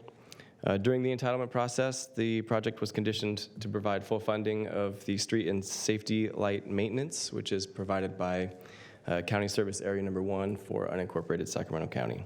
And as a result, the project proponent submitted an application to initiate the benefit category change process.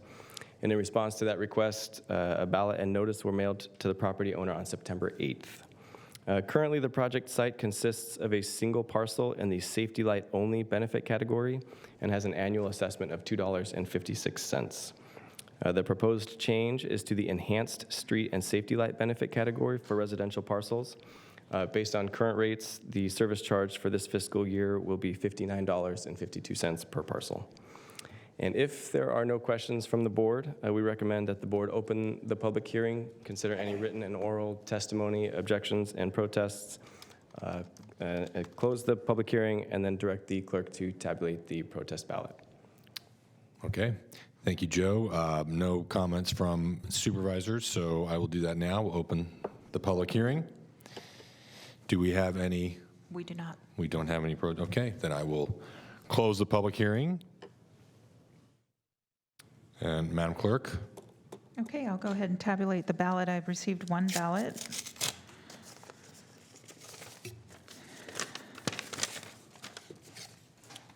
from the legal owner of Christopher and Colleen Wink, parcel number 289-0076-001-0000, site address 1500 Mission Avenue, Sacramento, California 95608, and they are in favor of the service, the change.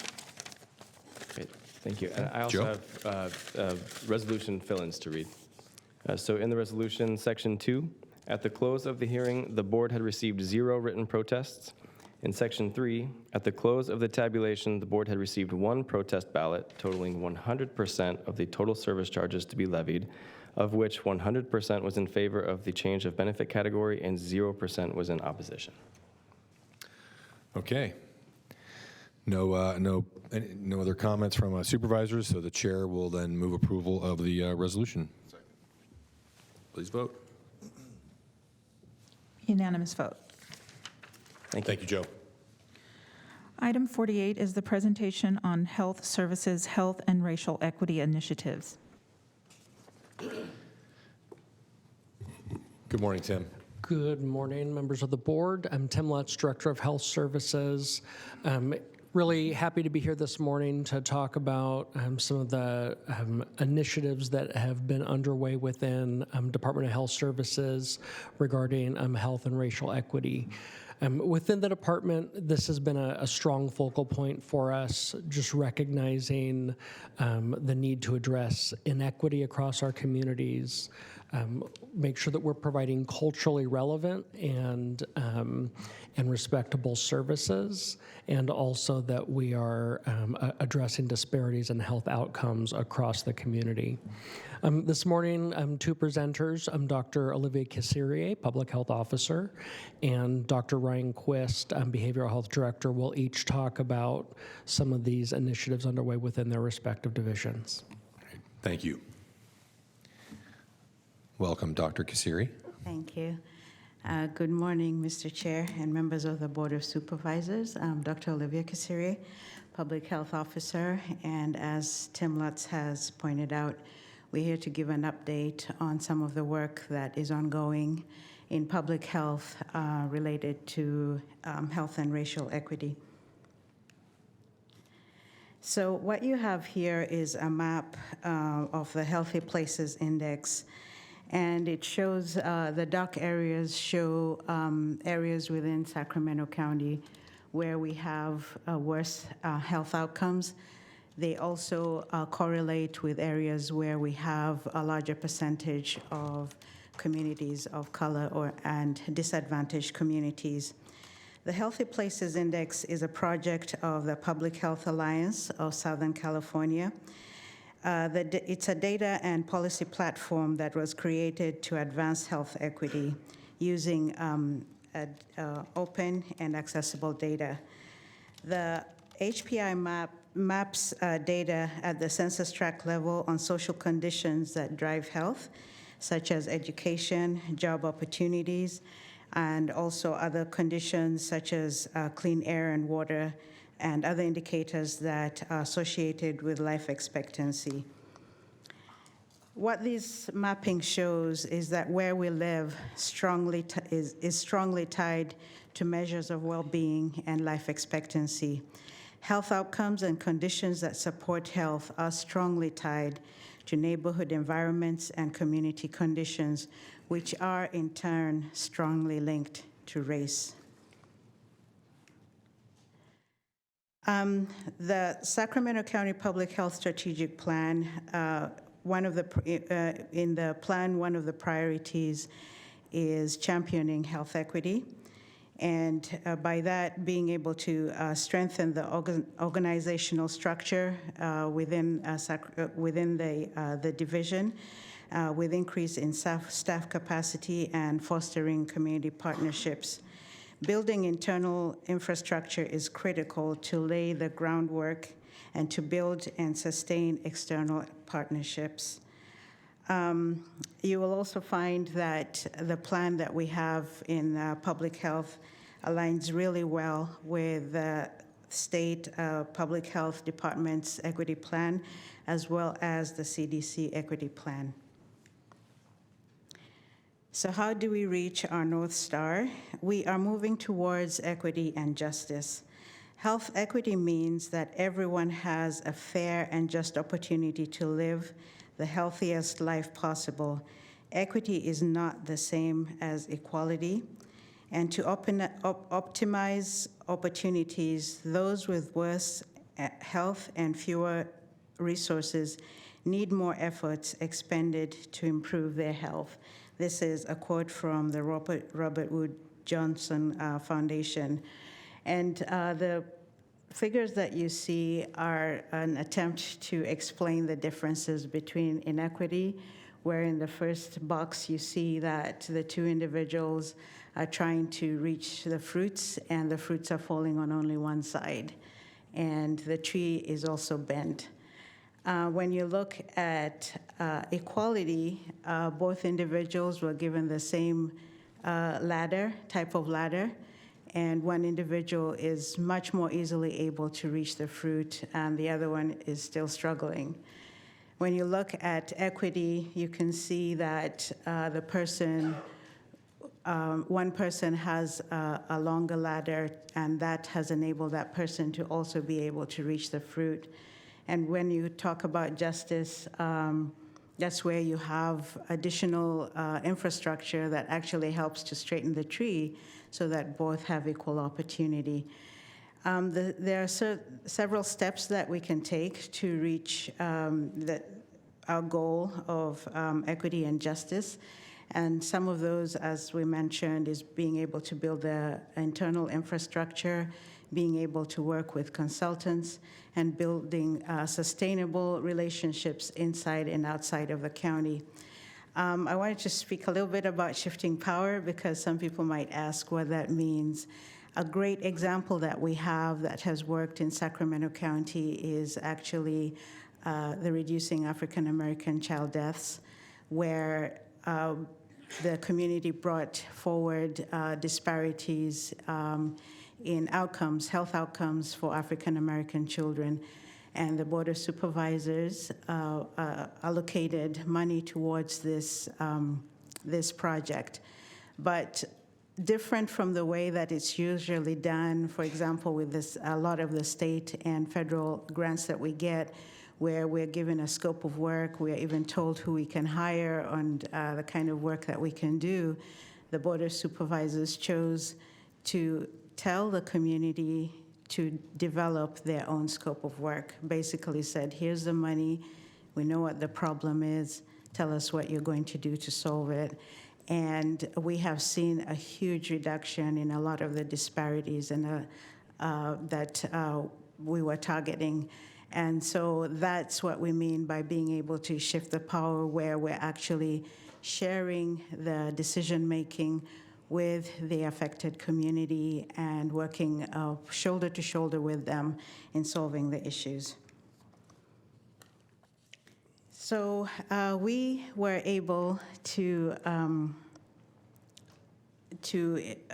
develop a health and racial equity unit, and a lot of that was part of that was because of the declaration of racism as a public health crisis that was declared by the Board of Supervisors, and also we got funding from CDC to be able to do this. I'm not going to read the mission and vision to you, but I'm very pleased to inform you that right now we have 6 staff in that unit, a very diverse, very passionate, very knowledgeable group of people, and they've already been working with other departments. They were instrumental in being able to assist the county in putting on our first health and racial justice, health and racial equity, I'm mixing up the words, Health and Racial Equity Summit that we just completed recently. So very pleased with the work that they're doing.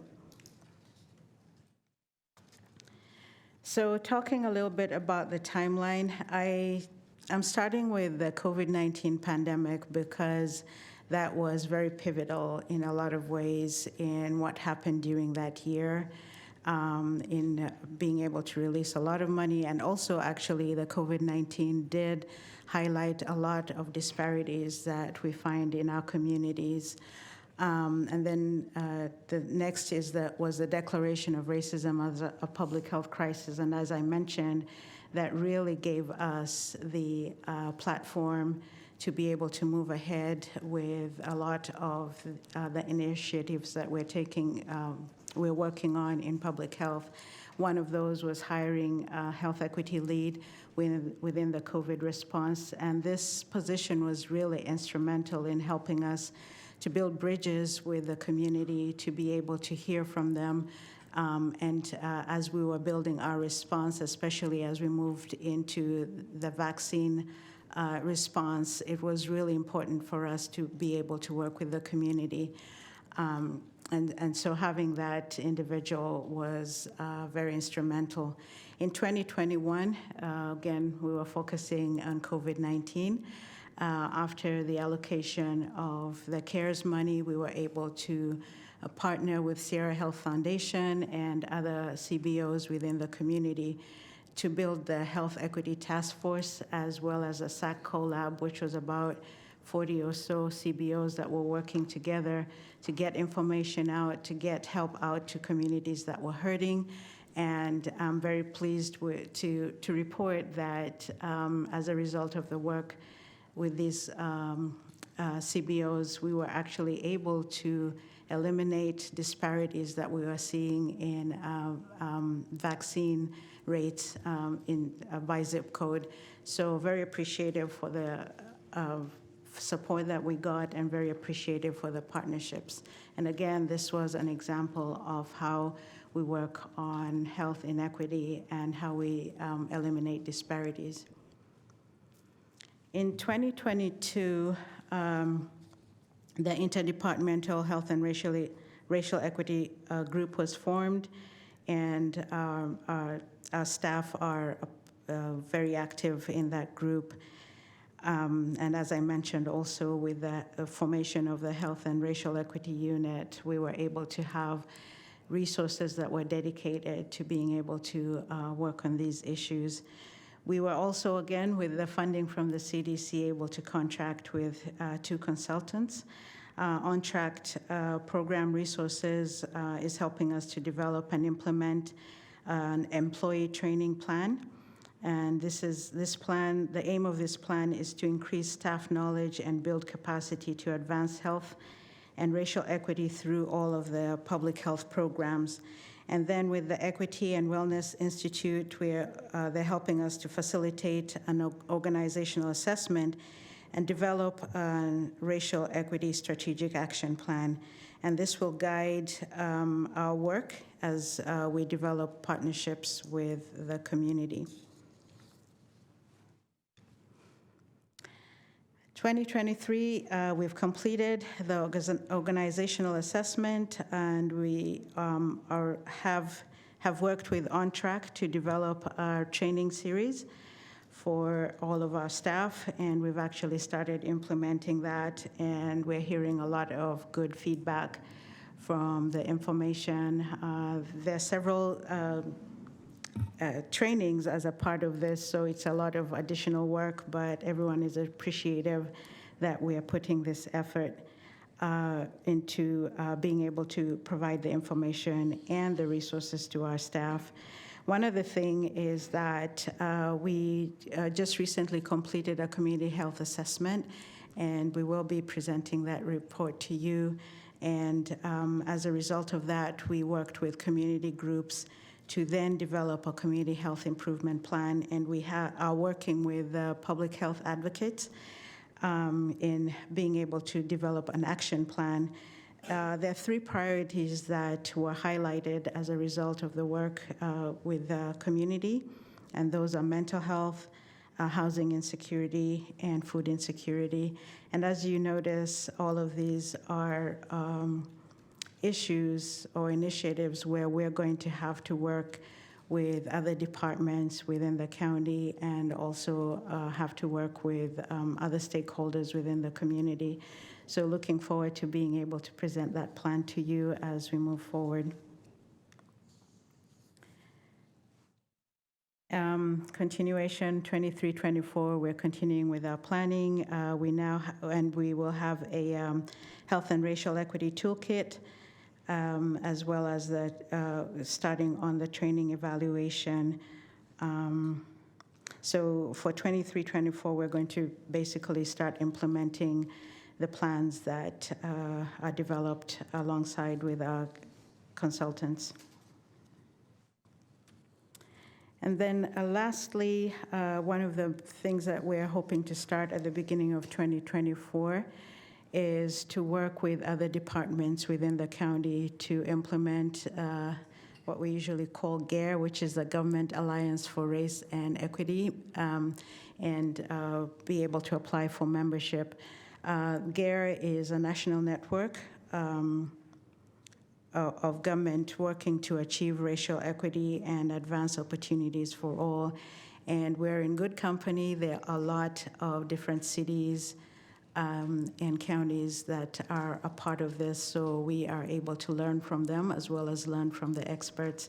And this will open up a lot of additional tools that we will be able to use. I think this is my last slide, and I just wanted to say again that the declaration of racism as a public health crisis was instrumental in allowing us to do the work that we're doing now. And what we're doing in public health is not in isolation. I'm very appreciative that we have the DEI cabinet now, and we have a forum where we're able to discuss race and equity projects with other individuals in other departments, and looking forward to being able to continue to work on that. Also, of course, looking forward to being able to work with the DEI chief once that person is selected. So thank you again. I'll stop there. I don't know if you want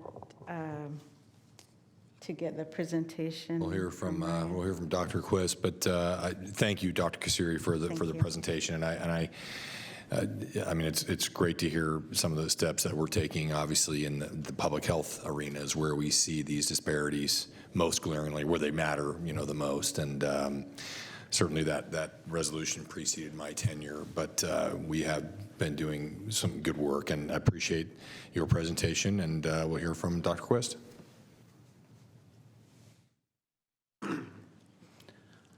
Good afternoon. Board members, Dr. Ryan Quist. I'm the Behavioral Health Director for Sacramento County. And do we have another PowerPoint? Thank you.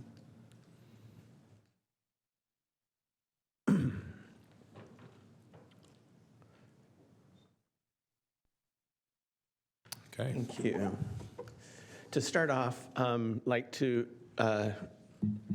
just underscore that cultural competency is an underlying core value of community-based behavioral health throughout the nation, and particularly here in Sacramento as well as California.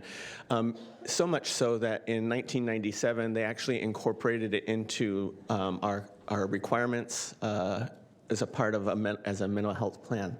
So we've been working on cultural competency for a long time. This is something that is particularly relevant here in Sacramento County, a very diverse community with 7 threshold languages, which I believe might be second only to LA County. So this is a topic that we've really been working a lot on over the years. It's applicable to all of our county providers. It's applicable to all of our contract providers. It takes all of us to really focus on this. We do have an annual report that we develop that talks about both how we're meeting our annual cultural competency training requirements, and also we conduct annual surveys regarding the diversity of our workforce through our annual Human Resource and Language Proficiency Survey. Like I mentioned, we have an annual plan that we publish, submit to the Department of Healthcare Services, and that can be found on the link in this slide if you're interested in taking a look at the full report. The topics that I'm going to focus on right now are going to start off in 2018 when a group of community stakeholders came forward and really strongly encouraged Behavioral Health Division to really develop programming that would specifically focus and target the needs of our African American, Black, and African descent communities. In response to that advocacy that came forward, the division formed a Cultural Competence Committee ad hoc work group that would begin to talk about how we could move this work forward.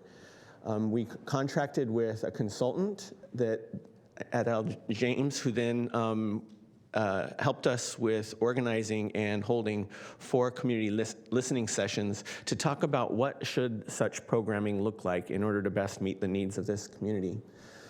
We did, based on that feedback, we developed some programming that we wanted to implement here in Sacramento County, and we initially issued an RFP for one contract provider to provide all that work.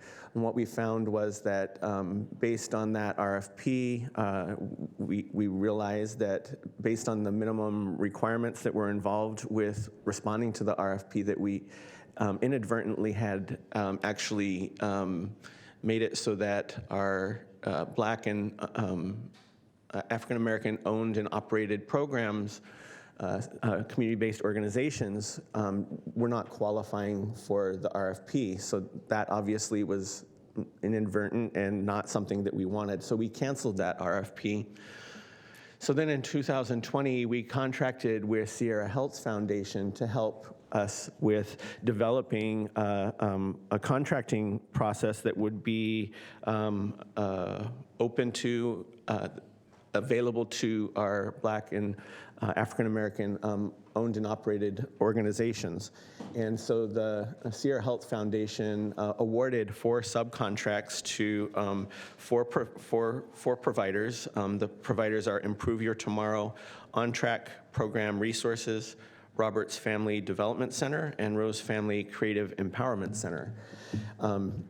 Doing this important work, you'll notice that it did come during the pandemic, which was a time when this work was very needed within the community.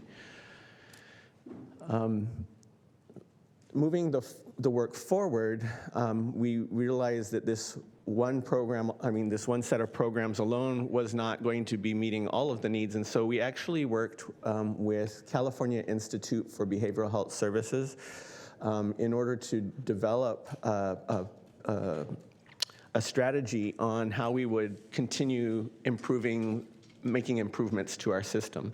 And so with CIBHS, we developed a strategy using targeted universalism approach, and CIBHS offered, and we contracted with them to facilitate conversations around this. Targeted universalism is basically where we set universal goals and then identify targeted specific interventions that will help us get closer to those goals. And so in order to do this, we developed a steering committee that was made up of both community members as well as our executive leadership within behavioral health to collaboratively work together towards identifying what those targeted interventions should be. As a result of that steering committee, we established African American, Black, African descent, behavioral health, racial equity collaborative. And that collaborative has really developed sort of a life of its own. And that's how we're more or less branding the work, is in our BREC, Behavioral Health Racial Equity Collaborative, focusing on making improvements to behavioral health. Working with a number of our community-based organizations that volunteered to be a part of this work, the county developed, as well as each of the community-based organizations that were involved, each developed their own racial equity action plans, which again were developed with specific interventions and strategies for how they planned on making improvements to equity within our programming. A lot of it has to do with our workforce. We know that the diversity of our workforce we do better in behavioral health when the cultural backgrounds of those providing services matches those the cultural background of those who are receiving services. So one theme you saw throughout a lot of those racial equity action plans was a focus on our workforce. Here in 2023, we continue to implement our racial equity action plans and continue to make continue that work forward. We do include equity as a standing agenda item on all of our behavioral health meetings, including my executive team. So it's always part of our conversation. This year, we're also launching a new behavioral health racial equity collaborative in partnership with the Latino, Latinx, and Hispanic communities, where we're looking to meaningfully engage with our communities to understand how we can continue to improve services to promote behavioral health equity for these communities as well. In addition, we've also included this year an incentive for all of our contract providers that they receive funding as long as they participate and complete a self-assessment regarding equity within each one of their organizations. We also have our equity-grounded quality improvement coaches that we're working on developing. And the division has really had a focused a focus on intentionally outreaching and recruiting from our diverse communities in order to help make improvements to the diversity of our staff so that we can more appropriately reflect the same diversity that we see within our communities. I would like to pause and acknowledge one of our leaders, Mary Nakamura, who is leading our work for behavioral health in this area. In addition to thanking her for all of her leadership in this area, I regularly remind our entire system that this is not one person's job, this is our entire system's job to continue to promote equity. And so I have to thank our entire system for all their various efforts in continuing to make improvements to equity across our entire county. And thank you. Thank you, Ryan. And I guess I have a question. I don't see any other supervisors queued up at this point. A question for either Dr. Kasiri or Tim or you is, how will we measure or gauge success of our efforts?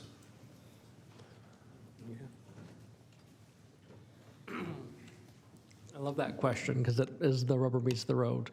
I see, at least from a department perspective, success part, as Dr. Quist alluded to, our hiring practices. Are we making sure that we're hiring culturally appropriate individuals that understand how to provide service to the communities we're outreaching to? When we're looking at communities themselves, are we overcoming disparities in access to care in chronic conditions where we know certain communities based on zip code can have poor health outcomes or access to healthy foods? Baseline measuring is critical as we do these interventions to make sure that then we're moving the needle toward actually changing outcomes, health outcomes within our communities. And I think within the community, the CHIP, the Community Health Improvement Plan that Dr. Kasiri alluded to, one of the key goals within that is how are we setting objectives and meeting those objectives within those specific areas. Okay. And ultimately, we don't, I mean, no, thank you, Tim. I appreciate that. You know, it made me think this morning in the context of the discussion about screening for breast cancer. You know, there's something we can go back and look by zip code. Can we improve that through education, for instance? So I'm just thinking along those lines. I mean, we don't want to go through another public health crisis to see whether we've been successful or not in some of these measures we're taking, obviously. So, okay. Okay, I know we have some public comment. I think 4, is that right, Madam Clerk? That's correct. Someone by my name is here. Flo. I know, it's always confusing when I'm in here and people keep saying Flo, and I'm looking around.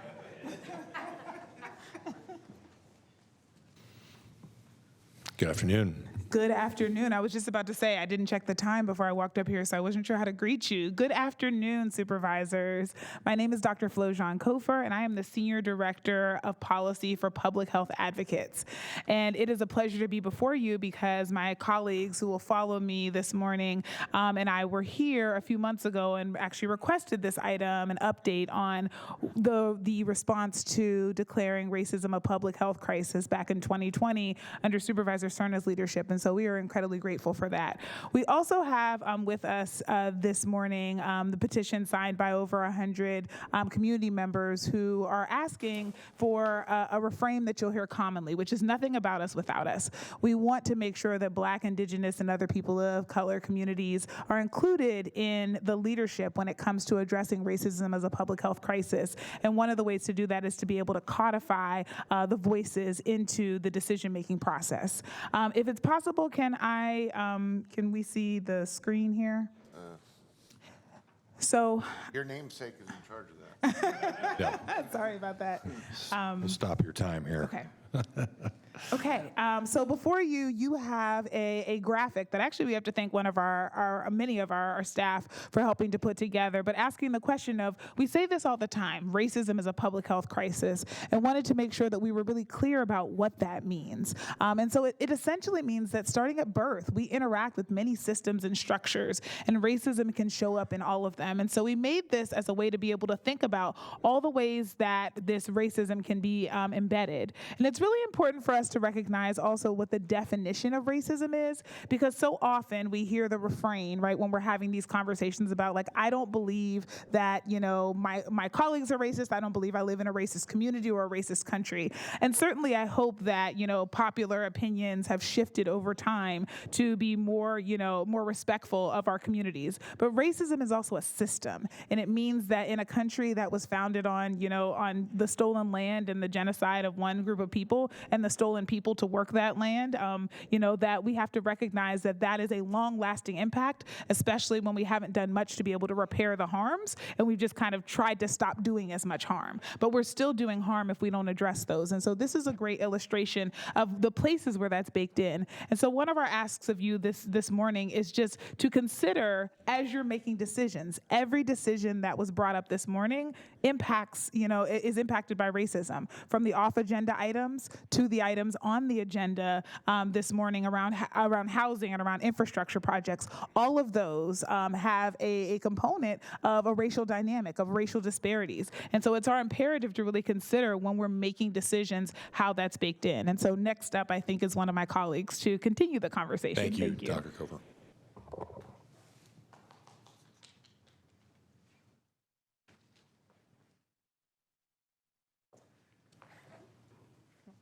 Okay, almost fell there.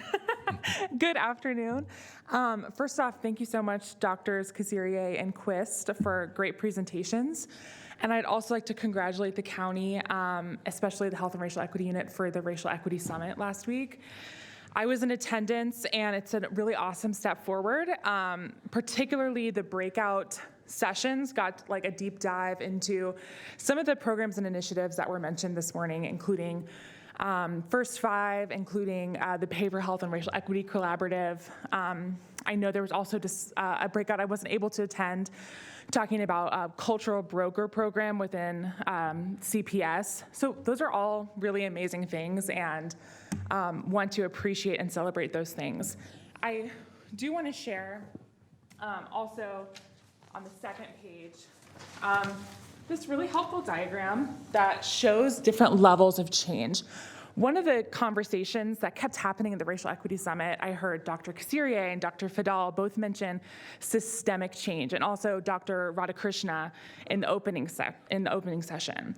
I'm here to submit to you this afternoon that a lot of the initiatives that are being undertaken by the county presently fall into incremental change. We're responding to the symptoms of this horrible crisis by finding ways to address infant mortality and childhood death, impact the first 5 years of a child's life.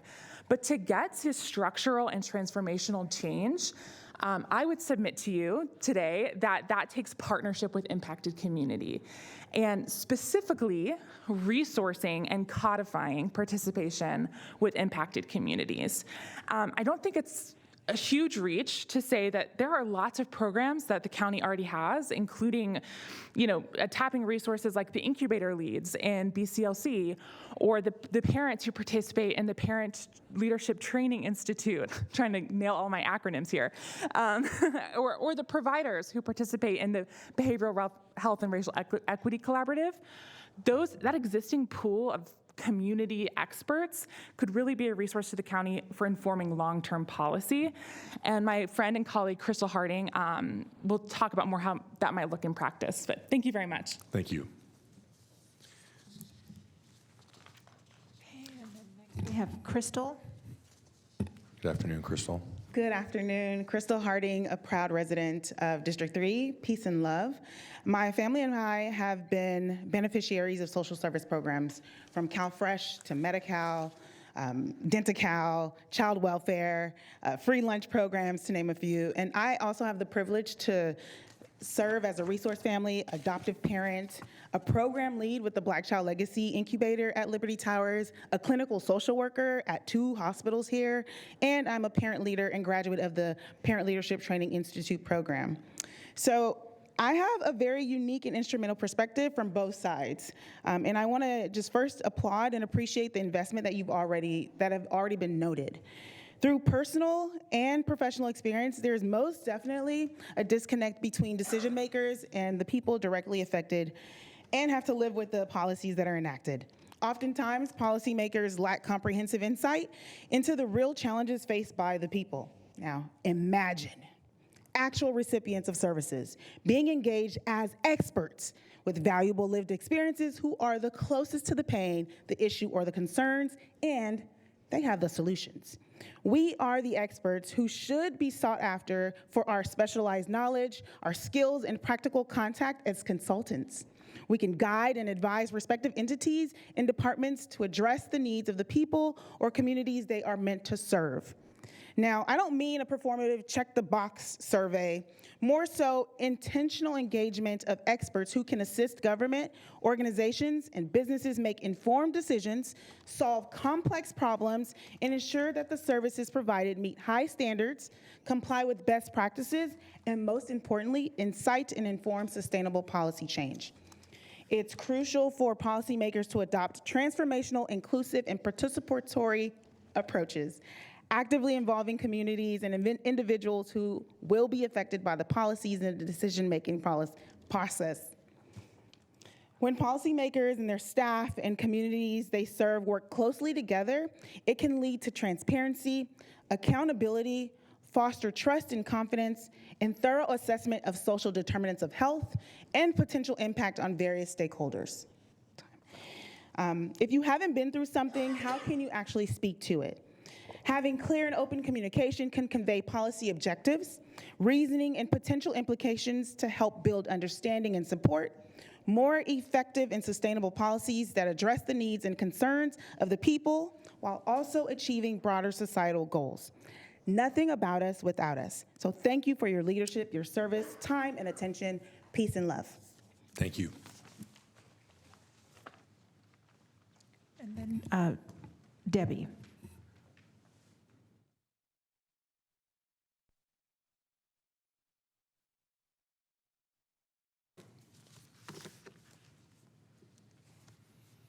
Hello, Debbie.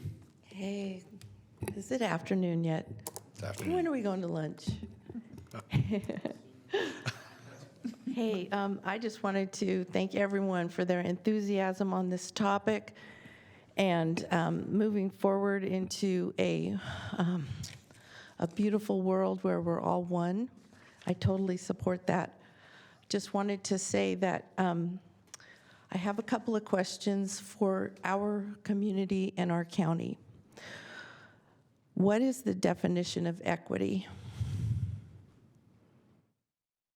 What is the difference between equal opportunity and equal outcome? Can there be equal opportunity and equal outcome? And can it be fair and impartial? To say that this topic is not a controversy would be a lie. A controversy is caused not by facts, but by theories. Theories can be disputed. So I am very enthusiastic about the fact that I've spent 40 years implementing equal rights and equal opportunity in my business that I owned for 25 years. I have a diverse community that I live in and I interact with every day. But to say that, are we aware that there is an active requirement by the International Monetary Fund that we implement these policies?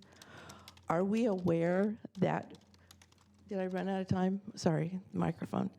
Are we aware that the banking and international banking requires this agenda? So I'd like to go back to the maxims of law. It says, equity will not suffer a wrong without a remedy, but nothing is more unjust than to extend equity too far. Thank you. Okay. That concludes your public comments. All right, thank you. I'll bring it back to the board. Comments, Supervisor Cerna?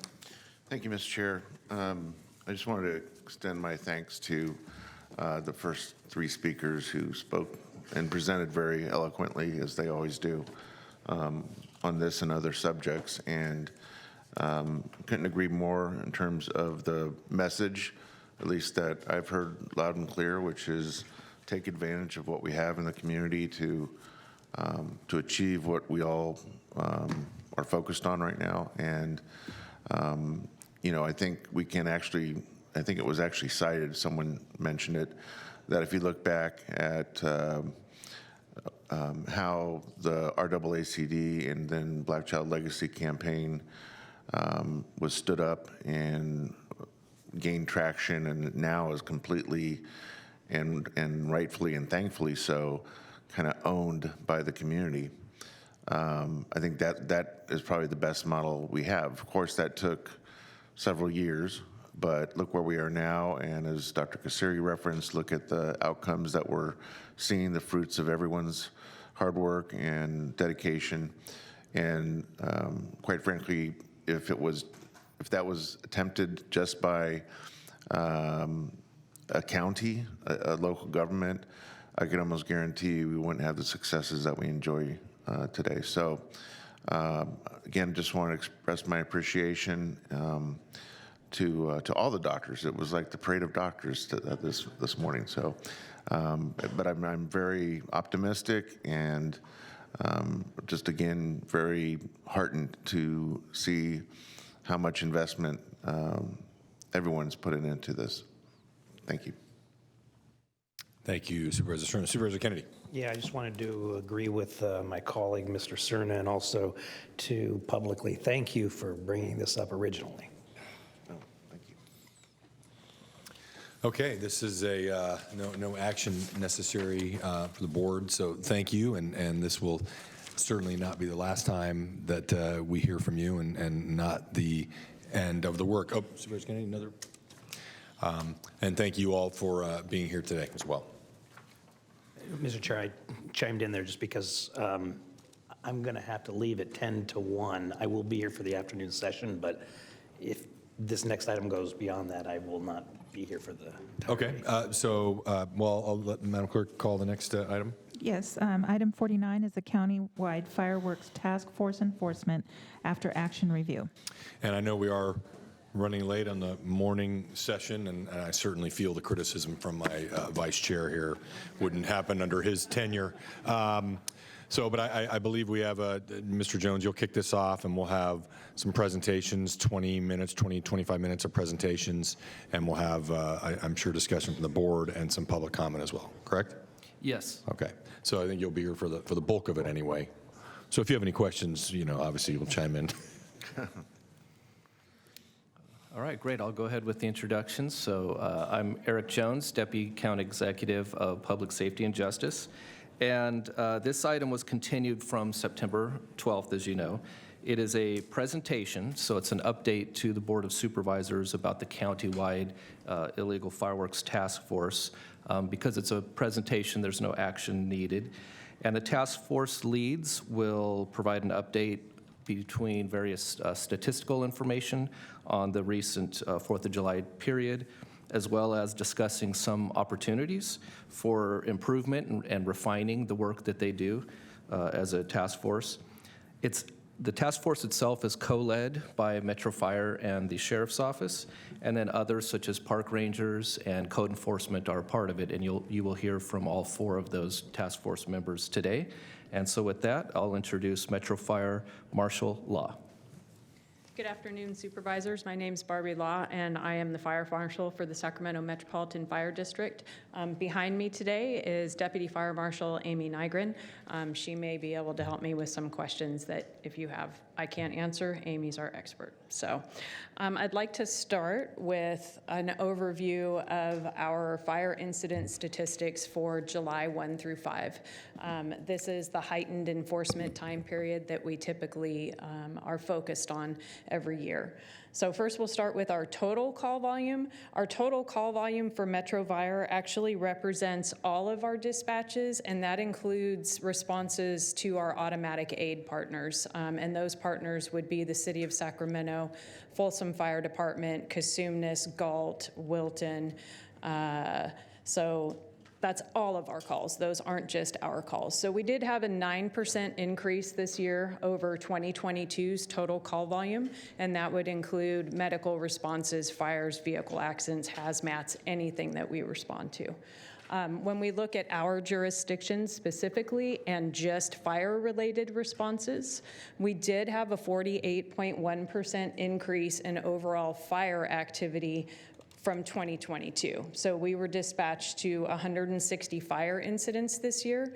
I think it's important to point out for the community that when we look at fire statistics, we also need to look at the other factors that play into that. So this 4th of July holiday was preceded by 2 days of 100+ degree weather with lower humidity, and then followed by heavier winds on the 4th at 10 miles per hour. So there's other factors besides just the volume of calls that comes in when we look at how and why did we have fires. So for our fireworks statistics, this is similar to what we've seen in previous years. The majority of fires that we are seeing related to fireworks, and that would be both safe and sane and illegal fireworks, are grass fires. And the majority of those fires remain less than an acre. So if we were dispatched and encountered smoldering firework debris in a field, that gets counted as a vegetation fire. So that's the largest portion of our fires. Followed by dumpsters and trash fires. Those start to come in later in the evening when people are done utilizing their fireworks for the evening. We are continuing to see problems with improper disposal of fireworks, and so we'll see an increase for a couple of hours in trash and dumpster fires. This year, over to the left-hand side of the column, you'll see our building fires. We did have 1 residential structure fire this year during the 4th of July enforcement period. That was related to improper disposal of legal safe and sane fireworks in a trash can on the side of a home. That trash can caught fire and then extended to the home. However, there were no injuries related with that fire. And then the other structure fires that you see are outbuildings that had some minor damage. So those are the type of fires that we're seeing related to fireworks. And then we'll come here to our statistics on the number of fires that we are able to determine were related to fireworks in some capacity. So although this year was busy, 2021 was the peak of our fireworks-related fires in the county. So you'll see over on the right-hand side of the chart there where we're looking at the total number of fires. In 2021, we had 56 fires that we were able to show were related to fireworks. That dropped to 30 last year in 2022, which was great, but we did have an increase again this year, up to 48 fires. And then of note, if you look at the total percentage of our call volume that's related to fireworks, we can see that this is actually actually a low percentage of all the calls that we respond to throughout the county during that holiday period. And the one number that we would like to bring to your attention is that over the last 3 years, we are seeing every year an increase in fires related to legal, safe, and sane fireworks. So that has been both sparks generated, too close to dry vegetation, and improper disposal of those products. So obviously that is a concern. With our illegal fireworks, similar to the total calls, we were at our height in 2023, great significant drop in 2022, and then an increase with that activity this year, which is concerning to us. Finally, undetermined fires, just a note on undetermined. It's not the undetermined the cause of the fire. It was we were unable to determine the type of firework that was involved. So investigators or inspectors were able to locate fireworks debris in the area of origin of the fire, but there was too much destruction to be able to determine what type of device was involved in that ignition source. And Marshall Law, before you go to the next one, next slide, just so I'm clear how this relates to the earlier slide about with your total statistics. So it's 48 out of 160 total fires, correct? Yes, Okay. that is correct. All right. I just want to make sure. That is correct. So 30% of the fires this year were related to some type of fireworks. Firework activity, okay. But that was for those July 1 Right, to 1st through July 5th, 5. We're looking at a compressed slice of data. Injuries, we talked about that prior to the holiday, that our concern for injuries. This year, we actually did see a 66% increase in injuries over the previous 2 years, which is a concern. During the 4th of July holiday, we did have 10 people that utilized the 911 system for fireworks-related injuries. The majority of those were related to illegal fireworks, and those consisted of blast injuries from devices exploding in people's hands with some pretty significant injuries. However, we did also have a report of a safe and sane firework that also misfired, and a person lost their finger in that incident. And then the others, we were, again, unable to determine if the firework was legal or illegal because of the damage to the device and or the person not being able or willing to speak to us about the source of the fireworks and what they were using before that injury occurred. When we look at our severity of injury by firework type, we have our 3 years worth of data here. I'm happy to report that we had no fatalities this year related to fireworks at all, so that is great. The majority of the injuries, again, were due to illegal fireworks when we look at our severe injuries. In the moderate category, that would include burns and blast injuries and things, kind of evenly distributed across the type of fireworks, so both are capable of causing burns and injuries. And the only fire fatality that we have had in our community in the last 3 years was an improper disposal of safe and sane fireworks in a garbage can in a garage that led to total destruction of the house, and we had a fatality involved in that incident. When we look at our annual fireworks date trends, this basically is showing you kind of the patterns of when our calls start coming in, and it's consistent every year.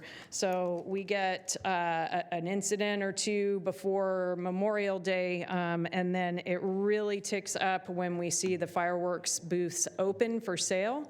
And that continues all the way through the 4th of July, and then our fire activity drops off drastically when we're talking about fire activity related to fireworks. So we do see some coordination between booths being open and closed. That also, these same trend lines carry over into the complaints that we receive from the community, and when we start to see an uptick in complaints about fireworks use. I do have some information that is not in your slide on the number of complaints that we received this year. So overall, we received a total of 919 complaints. Many of those were actually for other jurisdictions. So we did forward 129 complaints over to the Sacramento Fire Department. We had 11 that were actually for the Cosumnes Fire Protection District, 4 complaints that were in Folsom, 2 for the city of Rancho Cordova, 2 for the city of Roseville, and 1 for Wilton. So that left us with 600 plus complaints that we were dealing with that came in from May. The last complaint we've received actually was in August of this year, August 18th. The vast majority of those complaints actually came in on July 4th, over about a 6-hour period. Can you send that information to us on the Yes. complaints, if you don't mind? Yes, I can. Supervisor Cerna. Thank you. So I want to understand what a complaint is. Is a complaint in real time? Is it a 911 call to the dispatcher that then routes it to fire? I mean, So we have a variety of ways that complaints come in, and I have those statistics for you as well. So we at Metro Fire had 2 referrals from 311. So your community can contact 311, and then they will forward that concern on to the appropriate department. We did have 4 emails from community members directly into our division that were handled by staff. We fielded 9 phone calls to our front desk, and then we received 775 complaints through the report fireworks at saccounty.net. Those emails come directly to us in the background in addition to your county staff. We had 127 complaints that were, I'm not sure how we got them, if they came through the report fireworks, but they were initiated on the NALM app. We did have challenges with those complaints, specifically people not providing contact information or actionable location. So the complaint was so broad, we're not even sure where to go to put in the information, and quite a few people were reporting their own address. And we did receive complaints from people who received warning letters when they were the person that actually initiated the complaint, which is why we greatly prefer for people to utilize the streamlined system that we have now, which is to utilize that report fireworks at saccounty.net and your non-emergency lines for law enforcement. do you have data on like the nature of the complaints?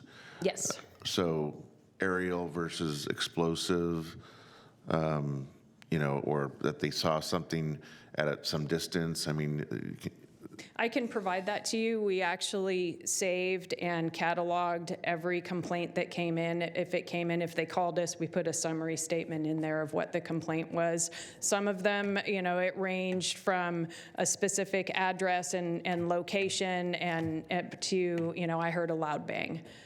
With no location and really no information for us to go off of. I will say that for us at Metro Fire, all of those emails, I have multiple staff members that see them, but I personally myself contacted everyone that had provided either a phone number. If they reported via email and their email was there, I was able to get a hold of them and engage in conversation and try to elicit more information, as well to try and filter through some of the complaints that came in where people reported their own address so that we could avoid them getting a warning letter and trying to get the correct information. So I spoke to a lot of people between Memorial Day.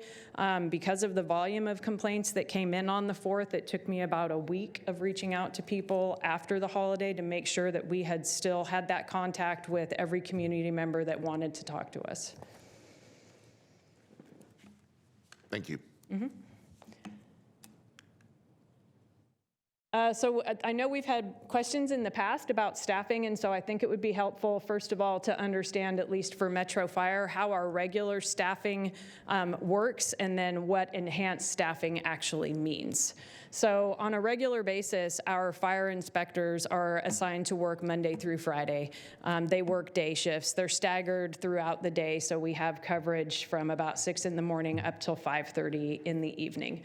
Those inspectors are focused on code enforcement and supporting plan reviews, inspections, and our business community. On the other side, we have our arson investigations unit. That is staffed by an on-duty 24/7 arson investigator, and that on-duty investigator is supported by a supervisor who works 10-hour days and is on a day shift. So what happens for us during this heightened enforcement period is it's all hands on deck based on a couple of factors. When during the week is the holiday occurring? When do we have public displays that we have to have inspectors at? We're required to be at those locations under the fire code for the duration of an event. And then how much activity are we seeing in complaints to determine how many people can we get on duty and in, and then assign to different areas to bolster what's needed in the location. So what that looked like for us this year, we had 2 public displays on July 1st. And so we brought in myself, the deputy fire marshal, we had an additional fire investigator, and then 4 fire inspectors. The first was not a busy day for us. Once the public displays had concluded, I was able to release some staff earlier. I stayed in monitoring the complaints that were coming in as they came in, and I think I went home at about 1. We were able to release the rest of staff a little bit earlier than that.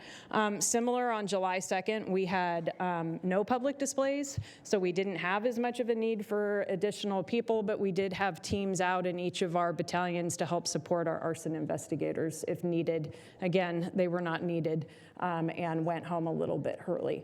The third, we had 3 public displays. So you'll see we had more personnel there related to the public displays, and we started bringing in 2 supervising inspectors. And one of those supervising inspectors was utilized to strictly monitor incoming complaints and relay that information to our patrolling units in the field to get out to hotspot areas. And then July 4th was obviously our maximum enforcement day. Everybody was on duty and until the calls started to slow down, which was around 1 in the morning. I remained in at work assisting the rest of our chief officers. So this is not just the extent of enhanced staffing for Metro Fire when it comes to this holiday. On the 3rd and 4th, we also staff additional chief officers for our operational needs as we do see heightened fire activity, as well as we upstaff our some brush rigs. So as we talked about before, the majority of fire activity we do see during this holiday is vegetation fires. So we upstaff and firefighters on those units so that we can keep our suppression engines available for structure fires if they come in. And then, as a reminder, all of our fire inspectors have origin and cause investigation training, so they have arson investigation certifications. The main difference between our fire inspectors and an arson investigator is that the fire inspectors are not peace officers. They do not have peace officer authorities, and they are not armed personnel. However, they are trained in arson investigation. Do you have any questions on our heightened staffing plan? Okay. So the primary objectives for our personnel, for the fire department, when we're looking at our enhanced staffing, primary objective is emergency response. We are there to support our fire investigators for origin and cause determination and investigations. We're also out there for code enforcement. As we talked about before, we're required to be at public displays until they, an hour after they conclude, to make sure that there are no challenges and that chute goes off in a safe and legal manner. And then we are utilized for after the fire follow-up. And this is on any regular day. We always have an on-call 24/7 fire inspector as well. So whenever we've had a fire, we also have to have some code enforcement things that happened in the background after that fire to make sure that systems are restored, that businesses can, get back into service as early as possible. And that requires us to go work with the suppression crews and the investigation team while they're there. After that, we're assisting our law enforcement partners with any needs that they may have if they come across a fire and request us. And then we utilized the complaint system that was coming in to identify hot spots and try and have inspectors roll through areas as a deterrent, but also community outreach. Whenever it was safe for us to do so, we would stop and actually speak with people if we saw unsafe actions happening before we actually had a fire. So I think that was successful, but I will say we definitely got into some areas and situations where our inspectors did not feel safe and may not have been able to make that one-on-one connection just due to the volume of people at a block party, those type of issues.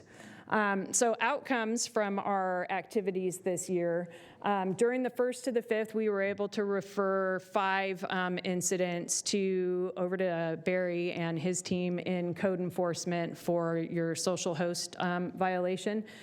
We did work with the ATF this year on a sting operation. I'm not at liberty to provide a ton of details about that. We did have 23 fire incident responses, so those are incidents that actually required someone with that heightened arson investigation skill set level. July 3rd, our teams down in the south area confiscated 30 to 40 pounds of illegal fireworks, and then those are turned over to EOD for storage and proper disposal with reporting to the Office of the State Fire Marshal. July 4th, we had the largest single haul in the region of illegal fireworks. Deputy Fire Marshal Nyron was working with one of our inspectors, Krista Aney, and one of our supervisors was out in the field as well. And they actually rolled into a neighborhood in Fair Oaks at Leatham and Groff. If you're not familiar with the area, it's about 1 block south of Phoenix Park in the Mississippi Bar area. So this location backed up directly onto the American River Parkway. And what you see here is what they found, multiple families in the neighborhood set up and ready to shoot all of that off this evening. Amy called me pretty concerned, like, oh my God, we can't leave here, what do we do? And I said, we need to call our partners at EOD. I got out there on the way. There was so much product out there, we actually had to have our logistics manager come in from Elk Grove off duty with a box truck from our logistics center to transport all of this over to the EOD. I will tell you this is an affluent neighborhood, and I think this speaks to the normalization of where our culture is with how they're treating fireworks, despite all of the educational and all of the materials that we have been putting out in the community. This was really distressing. So although that's a huge amount of fireworks, it's a drop in the bucket of what we were seeing out on the street. Where did they get these? The individual that actually had the truck said that he had driven, the neighborhood had pooled money, and you had someone that used their pool business van and drove to, I think they stopped in one location in Nevada and said we can get it cheaper somewhere else, drove to another location and drove his pool supply van home with this. Pahrump is where he said he got it. So just to discuss some of the challenges that we saw this year, one of the things, the social host ordinance, what we found, despite our best efforts, is that even with the information of where neighbors are reporting problems, it is very difficult to pinpoint the source of the fireworks when it's going off. That the crowds are assembled in courts and in the middle of the road, so it's difficult to identify who it actually is, who's got the product, and then what's the address that social host violation would go to. That boom and crackle of fireworks happens in seconds, and it's gone. And it may be very easy to identify when you are sitting in your home stationary. It is not an easy thing when you're out in a vehicle, in patrol, in the dark, trying to weave through crowds, keeping your eyes on the road so you're not hitting people. The sound carries quite a distance. Catching someone in the act, we found, was not really an easy task. Like, you literally had to just be in the right place at the right time and have somebody be foolish enough to set it off right in front of you.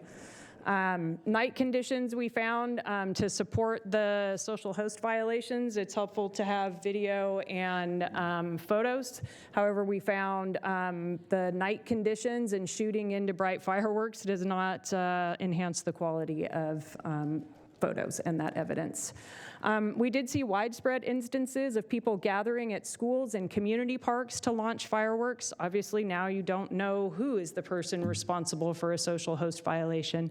And that was widespread. We did receive quite a few complaints, which we forwarded on to the park districts to let them know that there was activity going on in their locations and jurisdictions. And to highlight some of the challenges that we had, especially when our bottom point there about just indifference to authority and the problems for our personnel safety, I just wanted to read you a brief narrative from an experience that Engine and Truck 26 had up in Antelope on Palmerston. And so this says, Engine and 26 arrived on scene to find a large crowd of people igniting legal and illegal fireworks. Private security was already on scene, stated the individuals were lighting fireworks and throwing them at them in the parking lot. They requested the sheriff's department to respond. The people on scene also lit fireworks which exploded near and around our companies and actually lobbed one underneath our fire truck. Security personnel also stated that they saw a fire somewhere on the school campus. We checked the school campus and were not able to find any signs of fire. No one was injured in this incident. When the sheriff's department arrived, they subsequently were able to disperse the crowd and get them to leave the area. Engine 26 found a pile of fireworks debris, trash on fire next door in a parking lot and put that out. But I think this speaks to the level of just apathy in the community right now and disrespect for authority and each other as people and neighbors and community members. And it's something that we all are working on desperately to fix, but I don't know that there are easy answers to this. Lastly, we just had personnel safety, which we touched on. And as a reminder, our fire inspectors, that was the majority of the staffing that we have on the street, and same with our firefighters. We're not peace officers, we're not armed, and we're not going to put ourselves in situations in large, unruly gatherings of intoxicated people, which is what we experienced. And this is just one example of what we experienced responding to calls with people throwing fireworks at our responders and our vehicles. And I want to bring to your attention this picture, which appeared in the Modesto Bee, actually. We are seeing a lot of problems, and I was not aware this was an issue until I was out on the street driving around. People do not understand how to properly use their Safe and Sane fireworks. Taking it and putting it on a ladder in the middle of the road takes a Safe and Sane product and turns it into something very unsafe for anybody driving down the road. The people sitting underneath, you can see those ember showers, and this is a widespread need, so occurrence that we saw. So next year we're going to have to be doing some more education on really how to appropriately use your Safe and Sane fireworks, because that's not it. And I can turn it over to Sergeant before you turn it Matranga. over, sorry, and I know, Metro Fire has the largest role here, and I don't want to prolong the presentation, and I know right now this is not an issue that a lot of us are hearing about from our constituents, but I can tell you that, the days right after the 4th of July, it was probably in the 4 digits, the complaints that we were getting from people in District 3. I mean, I hadn't seen, I think, such vitriol or such rage from people with respect to anything, whether we're talking homelessness or roads or anything, than what I saw in those few days after the 4th of July. And I think you articulated it very well, the impact it's having on people, and then maybe it's a short period of time, but a really profound impact on them in their neighborhoods, not just the danger, but just the quality of life, and then the impact on animals in our, in our community as well. I'm curious, with respect to the complaints that you talked about and a little more with Supervisor Cerna, were you able to, when you dug into some of those complaints that you received, were you able to determine how many of those were actually complaints about what turns out to be legal fireworks, whether that's a display or Safe and Sane fireworks from a booth? Any sense of that? We did have a few complaints we were able to determine, particularly in Citrus Heights, around when they had their public display over in the park. We did get complaints at the same time. People did not understand, didn't understand that. Otherwise, it's a little bit challenging, I would say. Anytime, obviously, somebody says they saw something shooting in the air, we already know that that's an illegal firework. I did talk to a fair number of people. I did not.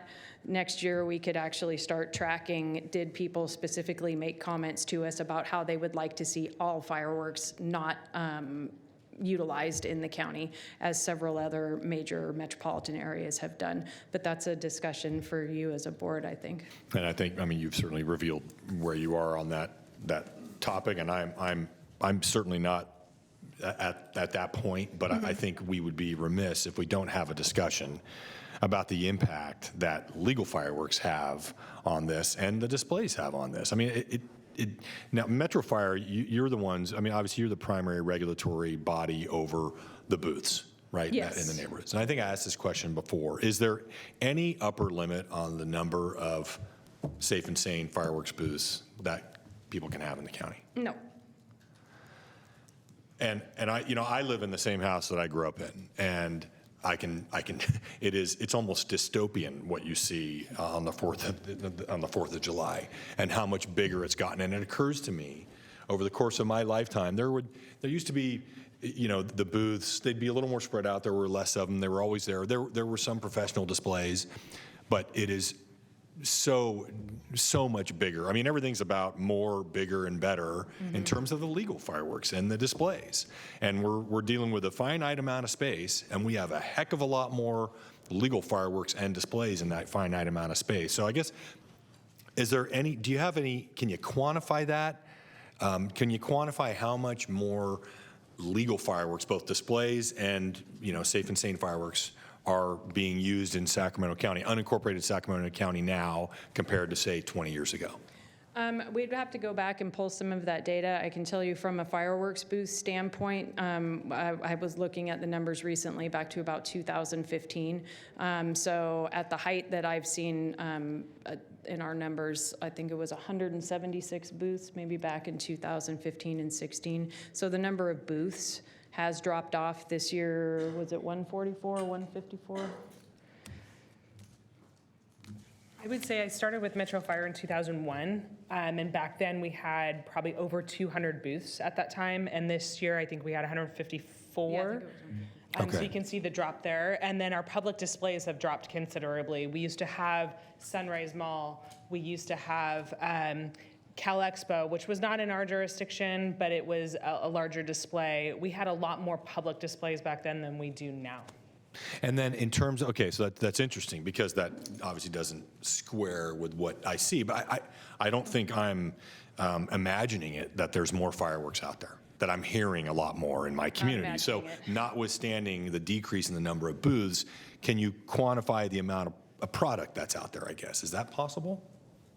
I think it's difficult to quantify, sir, because we're not able to, we showed you the example of what we rolled into in an affluent residential neighborhood. Yeah. It's obvious, we can all see it as we watch the news or we drive around that evening trying to, keep our community safe, that there was an increase in activity. So. Okay. Perhaps, I know we have one of our partners from the fireworks industry here today. I understand he's going to speak. Maybe he'd be able to quantify how much product is actually being sold in those states where it's legal there but not legal here. Okay, well, I'll go Supervisor Kennedy and then Supervisor Cerna. Thank you. I was actually going to say, I bet you Mr. Revelle could have some answers to those questions. Those numbers that you gave as far as the number of booths, that's just in Metro Fire's area? That was just in Metro Fire's jurisdiction.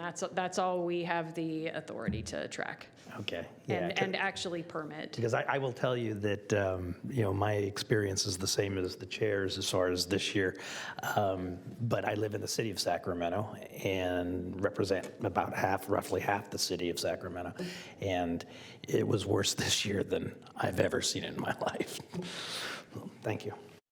So I'll turn it over to Sergeant Well, Matranga. Supervisor Cerna first. Oh, sorry. Barbie. Yeah, no, I would concur with my colleagues about the nature of this year's fireworks usage. It's especially when you see some of those aerial shots that the local news stations will take, kind of at the height of the activity around, I'm going to guess, around 9:30, 10 o'clock at night. It looks like a war zone. I mean, it looks like there's mortars going off, every second. I have a question for council. You mentioned that the 2000 fireworks that were confiscated came from Nevada? That is what the person that had the truck relayed to the sheriff's department. So when someone goes from a state like California that outlaws the sale of aerial fireworks, explosive fireworks, and they cross a state line to go purchase it, is there any violation of like interstate commerce that actually constitutes a felony? Do we know? I'd have to look into that question, but I would assume that it would be a state crime because they're bringing it into the state of California. And I think, and the chief can correct me, they most likely would be prosecuted by the local district attorney in the state. I recall last year or the year before us writing a letter to the Attorney General's office asking for further regulation of the fireworks industries. I don't think it went anywhere, but I do know that we sent a letter a couple of years ago asking for that. So, I mean, it's considered, I assume it's considered contraband, right? Right. So I know that, I'm not an attorney, that's why I'm turning to you, that if there is commerce that's committed, money for contraband between states and the transportation of contraband across state borders, I thought that was somehow, that constitutes or can constitute a felony. It may, but again, I'm not a criminal lawyer, as you all know. I could certainly look into that and answer your question more fully, but yeah, I'm just wondering if there's not in terms of the education, the messaging, if there are circumstances where we can say truthfully, don't do it, it's a felony. If I'm, Joe Public that wants to shoot off illegal fireworks, maybe that gives me some pause that that I didn't give consideration to last year when I went off and bought 2,000 pounds of fireworks. right, that's something that we should, I think, look into before the next 4th of July holiday, and I'm happy to do that. Great, thank you. And Mr. Jones? through the chair, if I may add something, also there are some federal violations, there are federal violations, and that's often why ATF is involved and are on a variety of enforcement task forces in the area as well. Okay. Thank you, martial law. Who's next? I'll be back here just when we have our summary of things that we can do better next year.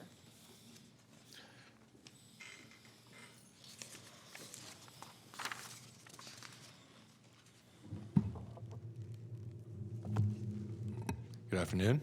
Good afternoon. Thank you. My name is Michael Matrenga. I'm a sergeant with the Sheriff's Office, and I'm going to briefly go over the Sheriff's Office's fireworks response for the 4th of July holiday this year.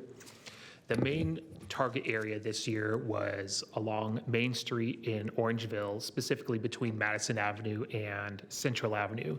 This location was selected due to prior incidents in previous years, which included multiple large-scale illegal fireworks displays, in addition to unauthorized street blockades for those displays. The Sheriff's Office was part of a collaborative response effort that consisted of 11 problem-oriented policing officers from the Sheriff's Office, 7 California Highway Patrol officers, and 1 Sheriff's Office drone operator with a drone unit. They provided a high-impact and high-visibility response to the Orangeville area along Main Street specifically. They conducted an apartment complex evacuation due to a firework-related fire, and they responded to an unrelated assault with a deadly weapon call for service where they ultimately arrested the suspect. Additionally, they responded to an outside agency assist for an additional illegal firework display that resulted in a significant firework-related injury. Also, as mentioned previously, the Sheriff's Office had 2 explosive ordnance detail techs working with Sac Metro, and as we just saw, there was an excess of 2,000 pounds of illegal fireworks seized from that one event. On the screen are 2 what we would call a hotspot map comparing July 1st through July 5th of 2022 and 2023 for fireworks disturbance calls for the Sheriff's Office. something kind of to note, the Sheriff's Office Communication Center oftentimes will combine duplicated or repeated calls to the center in an effort to not clog up the computer system. So with that being said, we actually saw a reduction in areas in 2023, 161 total unique fireworks disturbance events compared to 272 for 2022. Specifically in District 3, which is the Orangeville area, we saw a reduction almost in half, where that team I previously mentioned was working. So in other words, and that's District 3, Sheriff District 3, not District 4. Sheriff's District, absolutely, yes. So in other words, though, so that deployment, those efforts made a difference, in your opinion? Yeah, absolutely. Okay, I don't see any other questions from colleagues. And I know at the end, everybody will come together to come up with some suggestions for next year or different steps that can be taken, or can I ask the Sergeant those questions now? Yes, Sergeant, just opportunities we'll be re-examining. At the end? Okay. Actually, I can cover that real quick. I'll be meeting with this group just to continue to discuss, a variety of recommendations and possible opportunities to enhance next year's task force. Okay, yeah, and that's something I'm very interested in, certainly, and I've had discussion with the sheriff and the undersheriff about that very thing, about, maybe some interdiction resources leading up to the 4th to identify some of these large caches of illegal fireworks and, hopefully expose people to a lot of public humiliation in addition to, the felony fines and possible jail time for it. But I guess we can have that discussion more at the end. So, okay. Thank you, Sergeant. Thank you. I mean, as Barry's coming up here, Barbie, your statement or your characterization of the normalization of this, I mean, I think that is absolutely what we're seeing. I mean, people are they're not afraid of the consequences at all. So, hi, Barry.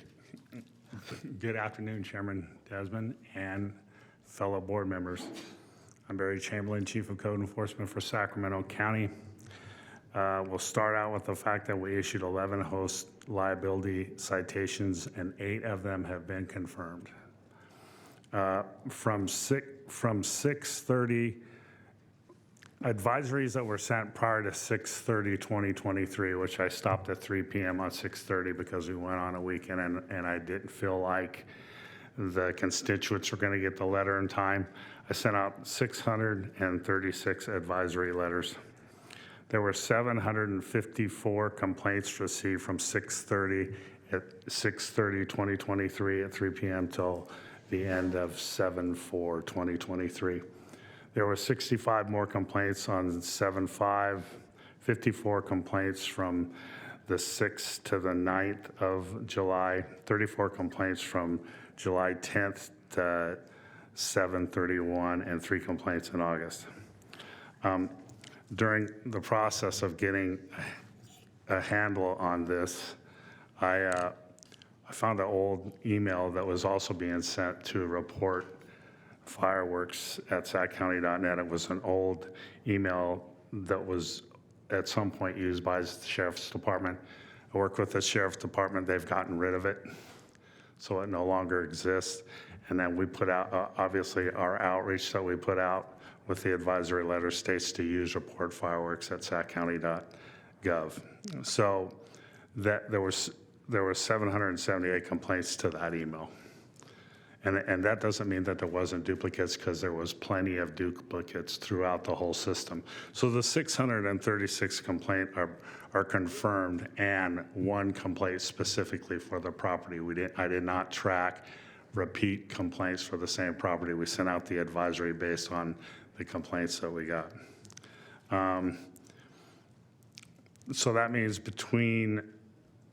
I sent advisories from Christmas of 2022 through New Year's of 2023. So that included 636 for a grand total of from the end of 2022 to the end of July, 1,540 complaints received.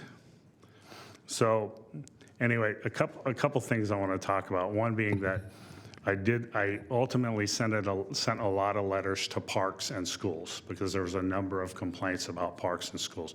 Basically, I got response from all the schools and all the parks saying that they really weren't aware. And I think that we'll continue to do that. It was good outreach because they were willing to say, hey, I didn't even realize this was going on. And I told them, well, you need to consider this, and maybe you need to have staff there to see what's going on and make sure that this kind of thing's not going on. Also, the complaints that I received after 6:30, I'm planning on sending letters as we approach New Year's Eve to these folks, all of the folks that we got complaints for. I also have all the complaints that we've received since 2022. So I also have a file where I can see the repeat offenders. That'll come into play also if we're getting another complaint about the same address. I think that's it. Is there any questions? Yes, Supervisor. Thank you, Chair. Barry, I know that it's going to come up during public comment of enforcing our social host ordinance. Yes, sir. Through administrative fines. Would that be something your department would be comfortable handling? Well, we issued 11 and we confirmed 8. The problem is I have to defend that. So if they appeal the violation, then I have to have, that's why we use a sheriff and we use fire. They're used to doing stuff like that. And it works out better because I can defend it. And also the research that we did prior to issuing the citations of what we felt we could actually do something with. So that's problematic. I mean, it's problematic because obviously we're not getting a whole lot of looks. We're getting some, but the fact remains that any appeal goes to hearing officer and we have to defend that. And if we don't have solid information, they're gonna throw it back at us. We're not gonna get what we need from it. Okay, thank you. Anything else? Supervisor Cerna. Yeah, to dovetail off of Supervisor Hume's question, though, do we have the participation at all of some of our or all of our community prosecutors? They deal with quality of life issues on our behalf all the time. When I say ours, I mean the 5 districts.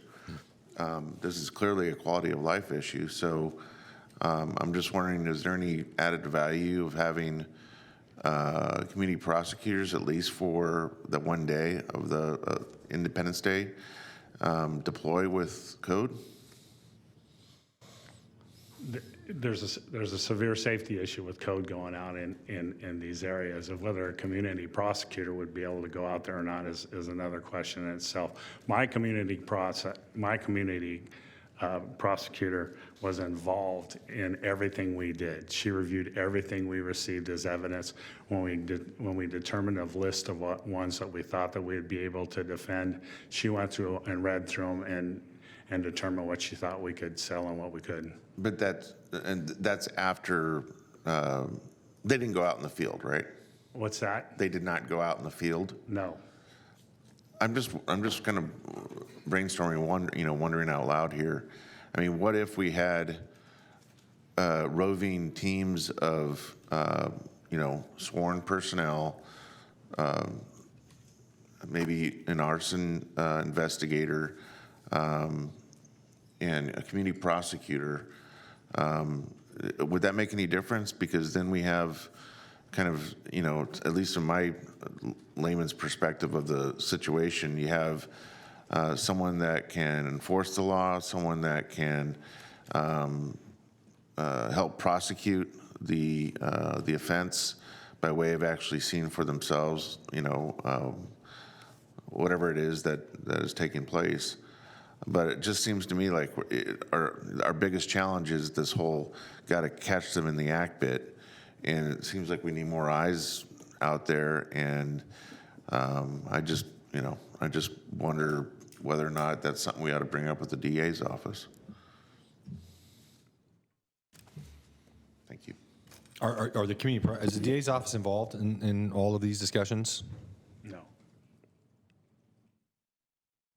I can Okay. bring the district attorney's office into the conversations on what enhanced role they may be able to Because so much of what provide. we're talking about is an evidentiary issues, right? To support either administrative fine or criminal prosecution. Yeah. So that, I mean, certainly that's a request I have. I mean, I think they should be involved in it. So let me, Barry, before you go, so 8 were confirmed. That means you think you have appropriate evidence to take what action? They pass, well, then they're charged $1,000, and then it goes to collection. It goes to DR&R. Okay. And we can, that $1,000, if they don't pay the $1,000, you can't lien the property for that, can we? Correct? No, we can't. And that's just, that's a first offense. What's a second, is there a second offense? Is it a scale? Just remind me, I haven't looked at it. I think is it 2,500, yes. It goes up from there. Why can't we lien the property? Because we can't lien the admin penalties. So, For anything. So what's the value of having an admin penalty? Asking the wrong person. Does anyone got an answer? It goes to collection. Okay, but I'm a Right. avid illegal fireworks user, and I just want to give the finger to the county. There's no recourse on our part to get that, to force the payment. That's what a lien is. Yeah, unless they try to get a permit to do something at their property, right? The county really can't do much. Well, DR&R has collection, can do collection. That's who we use to do it. DR&R is. So it basically goes to a collection agency. So it affects which their is- credit. Yeah. Okay. Yeah. I do want to point out, one of the things that we heard from some of the community is that when they buy the illegal fireworks, they're pulling their money together knowing there's a $1,000 fine, so they're already planning for it. So it's really not, it's not a deterrent for them because they're already planning for it ahead of time. So I just wanted to. I would love to know what the DA's office would think about that situation, whether it's one $1,000 fine for the whole group, or is it one $1,000 fine for everyone that contributed? Because that's a different proposition. You know, what do we need in terms of penalties in an ordinance to really make it a legitimate deterrent? That's very good information that you just gave us. And they're kind of laughing at our efforts, is what I'm, okay. Well, and I mean, if you go out and drive around on the 3rd and the 4th, it's a war zone. Oh, I know it. You can't get down half the streets. And I mean, I'm not sure sheriff is interested in going down some of the streets because it's ugly out there. And I was in the south area, so I was in Kennedy's area just kind of taking a look, and it's craziness. Yeah. Not that just shows how big the problem is, that's all. Okay? You good? The genie's out of the bottle. Okay, thanks, Barry. Hello, Liz. Hi, Liz Willis, Director of Regional Parks. I am your bright point in this presentation. We did not issue any citations for fireworks. We did not have any firework-related fires in our Parks Department or in the American River Parkway in that period of time. We did put out these signs in all of our park areas, and that might have helped curtail some behavior. We had one incident the week of July 9th, where juveniles did set a fire with fireworks. We caught them, and we turned that over to fire investigators.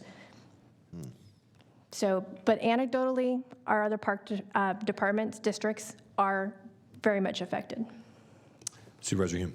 Judging by that sign, Chair, apparently $10,000 is the magic number. Yes, a lot of zeros on that sign. Yeah, it's a $10,000 fine if it's the social ordinance related to the American River Parkway. Okay. Okay, thank you. I was just going to wrap it up with some of our suggestions for 2024. So we've already discussed as a group with Barry and his team that basically everyone that's had advisory letters in 2023 so far this year, and he has the list from 2022 as well, will be receiving letters in advance of New Year's Eve. Although I know some entities, law enforcement specifically, sees a spike in calls and complaints around New Year's specifically. For the rest of the partners in the regional task force, the fire service specifically, we do not see an increase. We don't get complaints, and we're not having fires. So for us, our resources that are already dedicated normally to that holiday are sufficient to handle what we're seeing. But the letters will go out in advance of New Year's Eve, and then we're looking at sending out those warning letters earlier in 2024 for everything that's come up in the last couple of years as complaints. Those letters started going out, I believe, the first week in May, Barry. So we will be discussing actually implementing that process earlier to remind people of the penalties.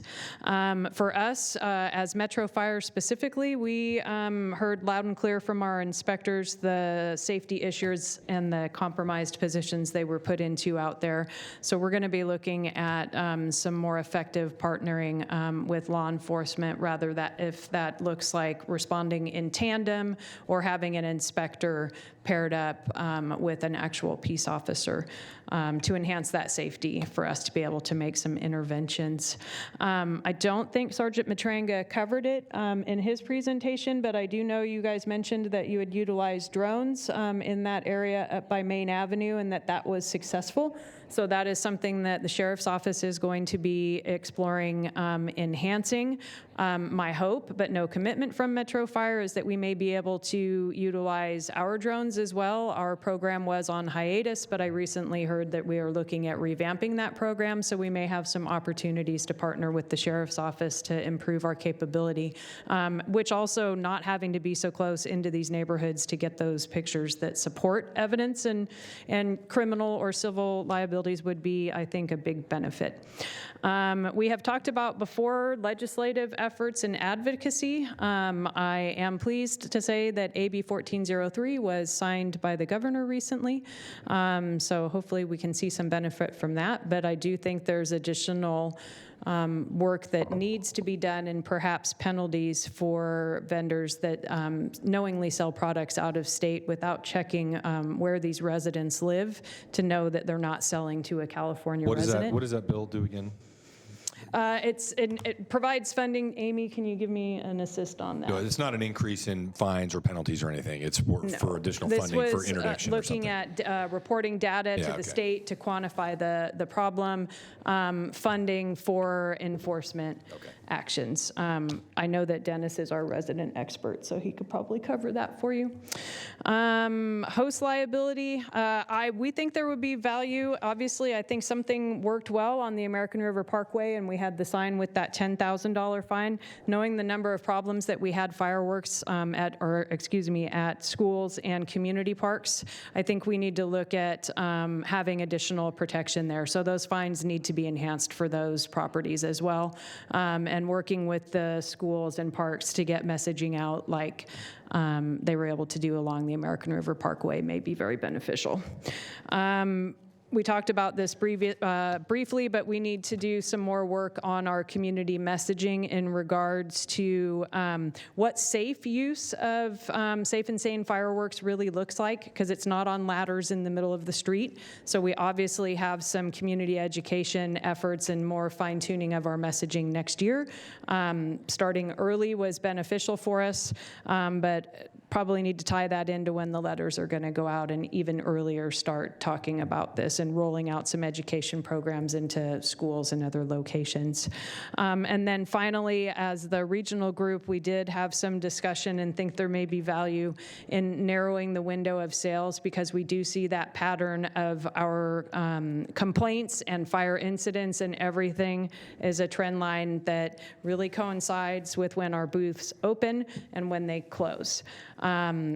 There's a little bit of inconsistency across the county and various agencies and when they stop that sales window, but we do see benefit, at least in stopping on July 4th, because we don't want to see people using them after July 4th. What's the window right now? June 28th to July 4th. 5th. I think noon on June 28th to 10 p.m. on July 5th. Oh. So we would see definitely value in stopping at 10 p.m. on July 4th. And just some items for the board to discuss. I know there's a lot of other elements that would go into that decision-making process, and this is just one component. So, can I ask 10 p.m. July 5th? Yes, Why? good question. That's what's in the county ordinance. Well, that's got to change. That's the lowest hanging fruit I've heard all day here. And then, Barbie, other things not on this list. I mean, you alluded to legal fireworks, and I think you made a statement about legal fireworks in metropolitan areas. Are these things, have these shown effectiveness in other metropolitan areas that are wrestling with this? I know our supervising investigator lives in an area that has had a ban on all fireworks and does not experience the same. Beyond that, have we done outreach to every single, San Francisco, Los Angeles, Orange County? I'm sure they still have problems, but at least if you're seeing something, it is illegal, period. Okay. So, and the availability isn't out there. And people do purchase some of the Safe and Sane products. Those do get modified at home by people, also causing problems. So. And I know we may be giving some staff direction today, but well, certainly you heard one direction just now from my colleague, which I agree with.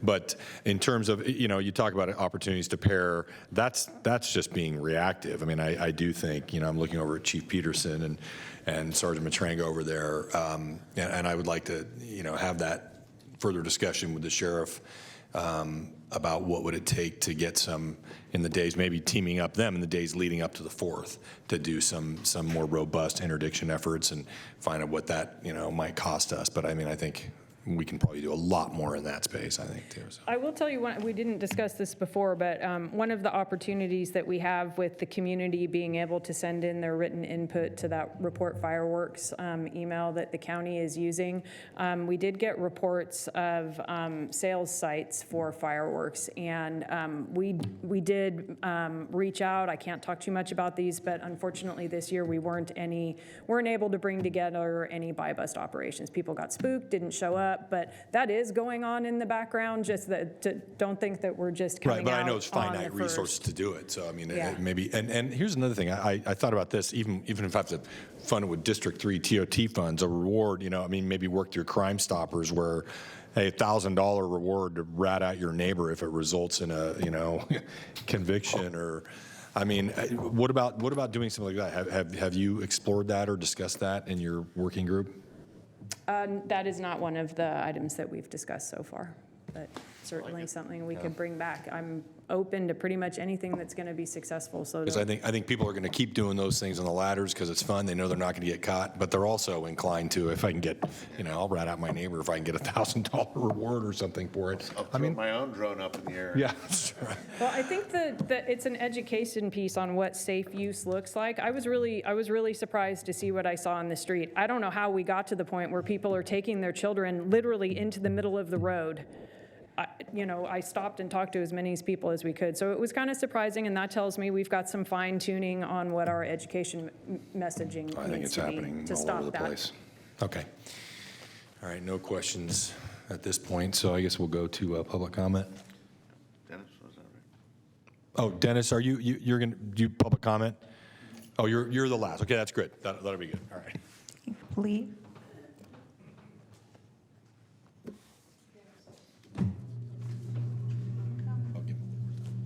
Because I will have some questions. Hi. So, Lee Miller, District 5. So, both agencies have in the past asked the safety and the effectiveness of the social host ordinance. There are more than 55 counties and cities that have implemented similar ordinances without harm to enforcement personnel. Riverside County, they have, which is comparable to what we have here in Sacramento County, it has a successful program, and we have asked several times over the years that SSO and Metro Fire reach out to these the other counties, the other cities that do have successful programs in place, and find out what they're doing to enhance the program so that the social host ordinance is being used effectively. The other thing that I've noticed is that, Barry, thank you for writing the 636 letters, which resulted in maybe 8 citations.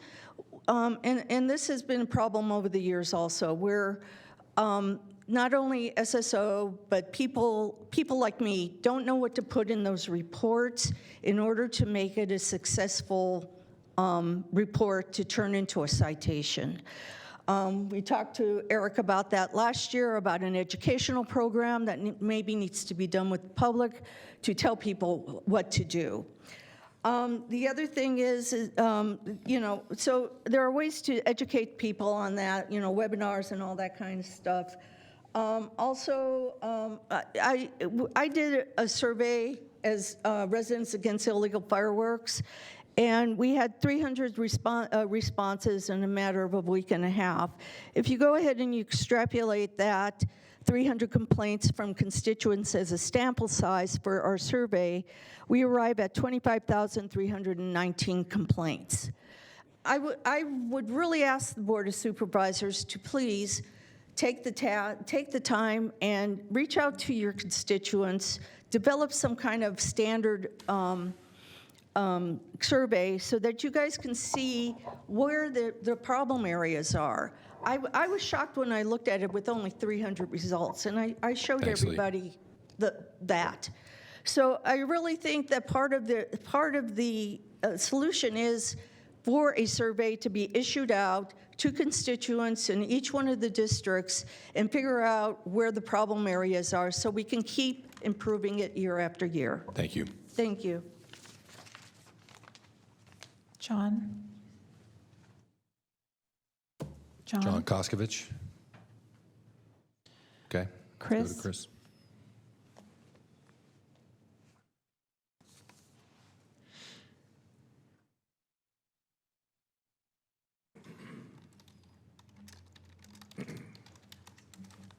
Hello, can you hear me? Stay. Hi, my name is Chris Archuleta. A little bit about me real quick. Veteran, I've been blown up. I got a piece of rocket and mortar in my legs. I've been blown up, run explosions, former law enforcement, former fire. And so what I think that when I kick this off is that, remember that John Adams, our second president, said we got to celebrate this 4th with illuminations. So I think what we're missing here, I'm going to wear a lot of hats, so stick with me. We're missing a chance. When I go out and have these parties, because I'm happily retired from both now, is I do have my beer, and we're missing a chance to bring people together like National Night Out.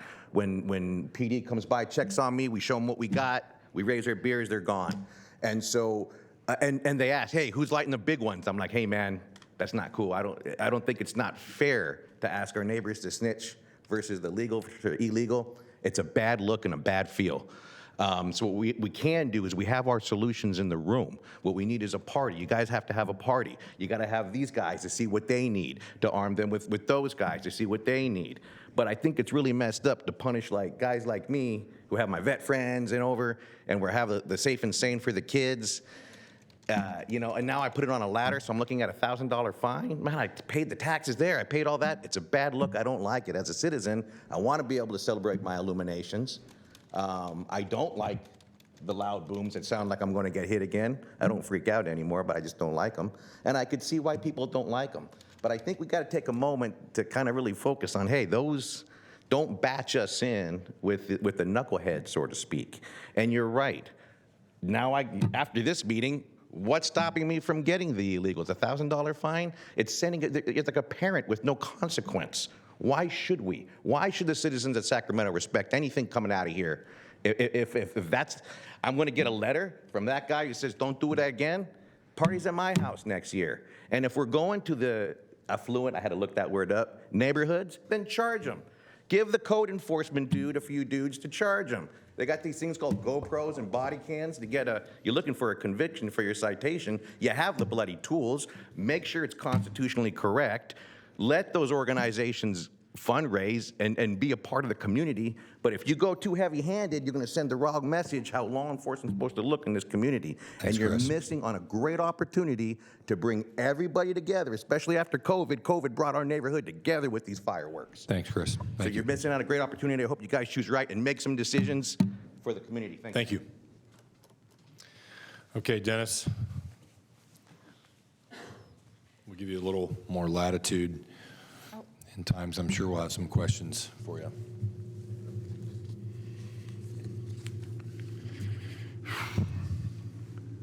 I was going to say good morning when I came here, but good afternoon, Chair Desmond, members of the board. My name is Dennis Ravel, President and CEO of Ravel Communications. I'm here this afternoon on behalf of our client, TNT Fireworks, the state's leading wholesale distributor of safe and sane fireworks. I come forward before you today to remind everyone of the rationale for the board adopting a fireworks social host ordinance and the county's administrative fine process back in May of 2022, and I think it offers the safest and most effective way for the county to impact the unabated, increasingly high use of illegal fireworks in the unincorporated area of the county. On the slide, you'll see that while the discharge of illegal fireworks can be tied to a specific property, it's often difficult, as the fire marshal stated, to determine who actually initiated the discharge. The owner or tenant of a property is often in the best position to control or prevent the use of illegal fireworks on that property. And Sac Metro Fire and Sac Sheriff have already stated, both in their minutes and before this body today, that they're understandably reluctant to send personnel into an illegal fireworks environment that poses a serious threat to their personnel's safety. The Fireworks Social Host Ordinance provides both of these agencies the ability to cite a responsible person without having any contact or interaction with the violator or posing any potential harm to the personnel. A fireworks social host ordinance citation is an administrative fine, not a criminal misdemeanor violation. It does not require that it be committed in the presence of an officer. The third-party reporting that properly documents a violation is sufficient grounds to issue a citation, and an administrative citation only needs proof of just enough evidence to make it more than likely that the illegal fireworks violation actually occurred. The suggestions I would offer this morning in terms of alternative enforcement components are that to have the Sheriff's Office personnel focus on sellers of illegal fireworks and the dangerous gatherings with large volumes of illegal fireworks. Secondly, solve the lack of adequate sheriff personnel deployment by having Sac Metro go to a fire-centric approach for nonviolent use of illegal fireworks. By this I mean having the 18 fire inspectors team up with code enforcement personnel and/or trained county employees to drive around in unmarked cars using 4K night vision binocular video and still cameras, as Sac City does and half a dozen other jurisdictions in the state, to document the violations pursuant to a written policy. I've given the board a copy of Sac City's policy on how a citation should be written. To my knowledge, that doesn't exist for the county. The necessary documentation, how these individuals must conduct themselves. The city of Sacramento and many of the jurisdictions that have successfully employed a social host ordinance have an actual deployment policy. Don't go down blind alleys, don't get any closer than X number of hundreds of yards, etc. That policy doesn't exist in the county. And last, have the certain volunteers man a fireworks hotline dispatch center that 911 and non-emergency dispatch operators can transfer all calls regarding illegal fireworks use and use on the online back-end portal to load those complaints into the system so that this county has a contemporaneous hot spot mapping showing where the problem areas are. I'd be happy to respond to all of the questions that you had. I don't see any anybody queued up to speak right now, any supervisors, but what I will say is I guess my question, I don't have a question for you right now, Dennis, so thank you. Eric, what will be the next step? Are you going to take some of the feedback you're hearing, and will this group continue to meet and come up with some additional ideas? What's the next step from here? Yes, thank you, Chair. So I will be doing another team meeting of the lead members of the task force, and we will be discussing a lot of the recommendations we've heard today, as well as some direction that we received from the board. We're going to add, for example, the district attorney's office to the conversation. We'll rediscuss the administrative fines and fees with both county council and code. And then a lot of the recommendations that you got by the task force members here, we will be discussing as well. Okay, and I would say, I mean, Dennis's point about certainly technology, not just reporting technology, but the other detection technology that might be out there. Look at some of that. But I also think the evidentiary question to me is, I mean, that's an important one. Are we imposing an evidentiary burden that maybe we don't need? I mean, so I would like to hear back a little more on that. Right. Compared to what other municipalities have done, and that has been successful. And I know we only implemented this, a year ago, right? And then we passed this last year. And it will evolve. Yes, Mr. Chair.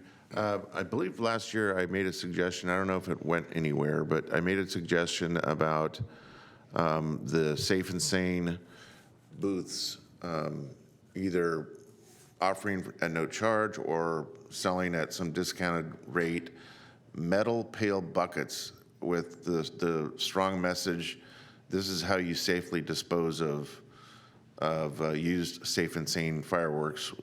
Fill a metal bucket with water, soak them. Because we continue to hear from the people sitting in back here, Dennis, about the fires that are started by people not getting the message. Don't put fireworks that haven't been drenched for some minimal amount of time, submerged for a certain minimum amount of time. Don't put them in your garbage, and for God's sakes, don't put the garbage in the garage. I mean, I hate to get very near the line of trying to legislate common sense here, but it seems to me that if you're going to be in the business of selling Safe and Sane fireworks, it seems like you'd be doing it yourself a favor too by just also sending the message at the time of purchase, here's how you safely dispose of the product we're selling you. If you'd like me to respond to that, I'd be happy to. Sure. We looked at that in terms of the numbers and volumes that we would have to have at each stand, or whether we would offer a coupon with a corresponding participating outlet like Home Depot, Lowe's, or whomever, and ultimately decided to construct a social media and television PSA that we spent close to $20,000 over a 6-day period to run here in the greater Sacramento area, and actually in other jurisdictions as well, and on social media. So, but we think that's something that we would like to continue to explore, and if we need to expand on. Yeah, maybe the county needs to talk directly to the Home Depots of the world and the Lowe's of the world. Put your branding on this metal bucket, and do satisfy some of your community service by offering these things free to folks that want to take advantage of having the means to safely dispose of the fireworks. Chair, if I could respond to just a couple other things. Flo, could I have an Make it quick, Dennis.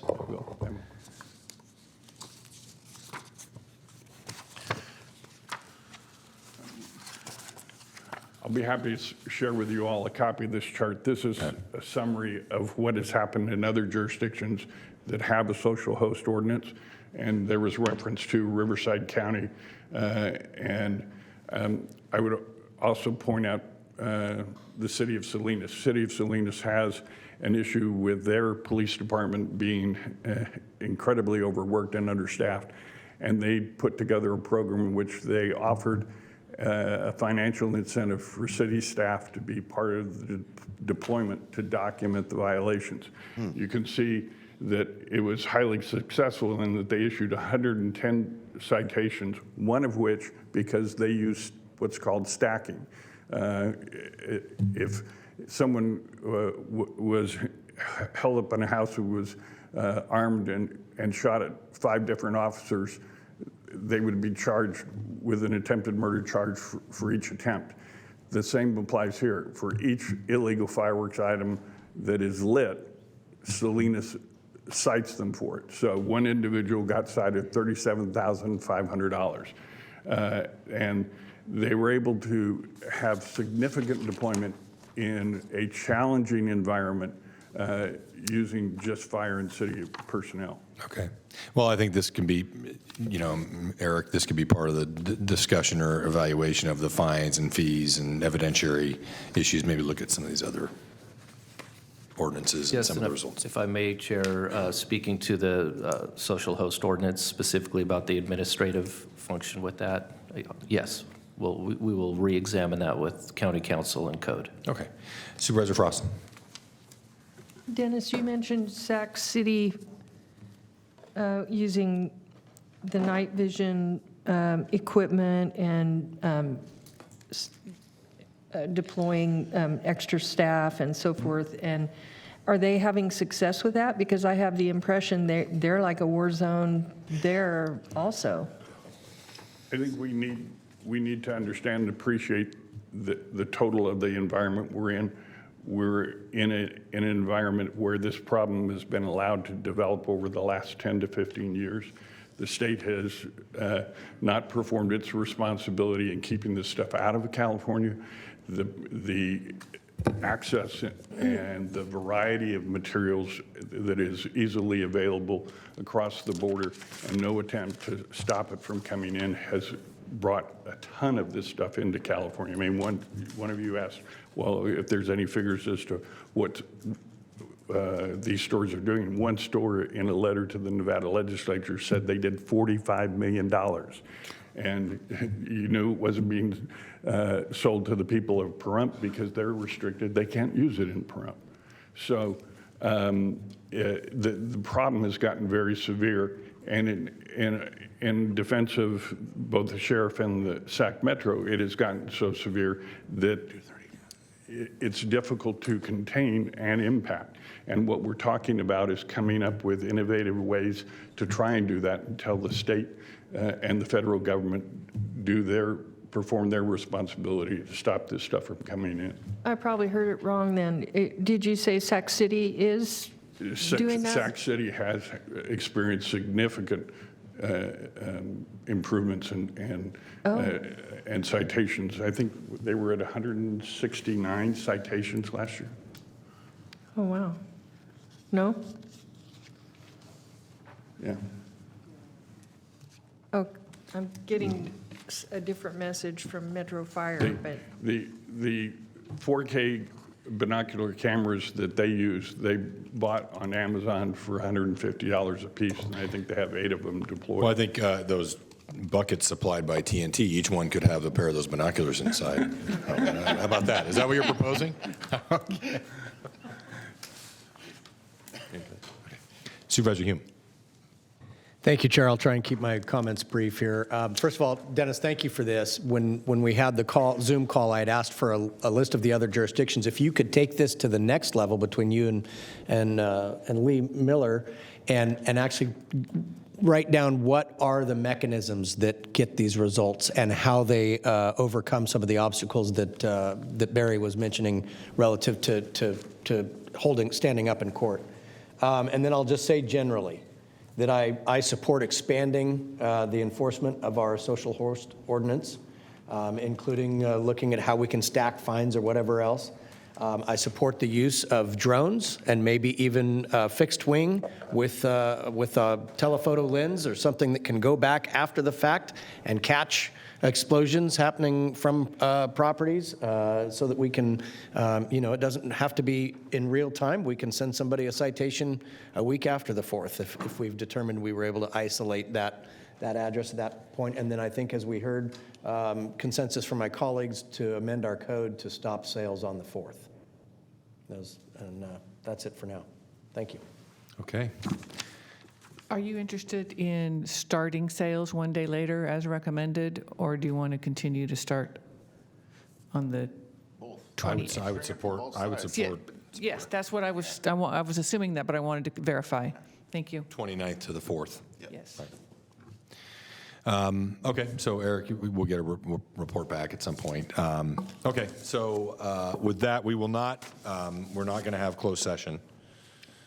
So we'll be limiting closed session, and we will reconvene at 2:30, if that's okay with you. Okay, that just gives us enough time. Okay, we are on recess until 2:30. So will I?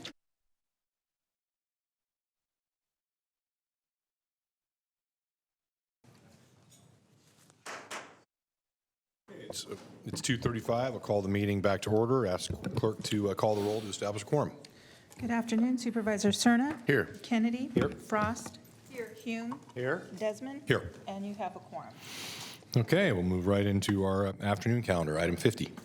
Item 50 is the Alberta Specific Plan Amendment, a major amendment to the Alberta Specific Plan to change the applicability of the rezone conditions of Appendix D as they relate to agricultural residential properties in the northwest quadrant of the specific plan.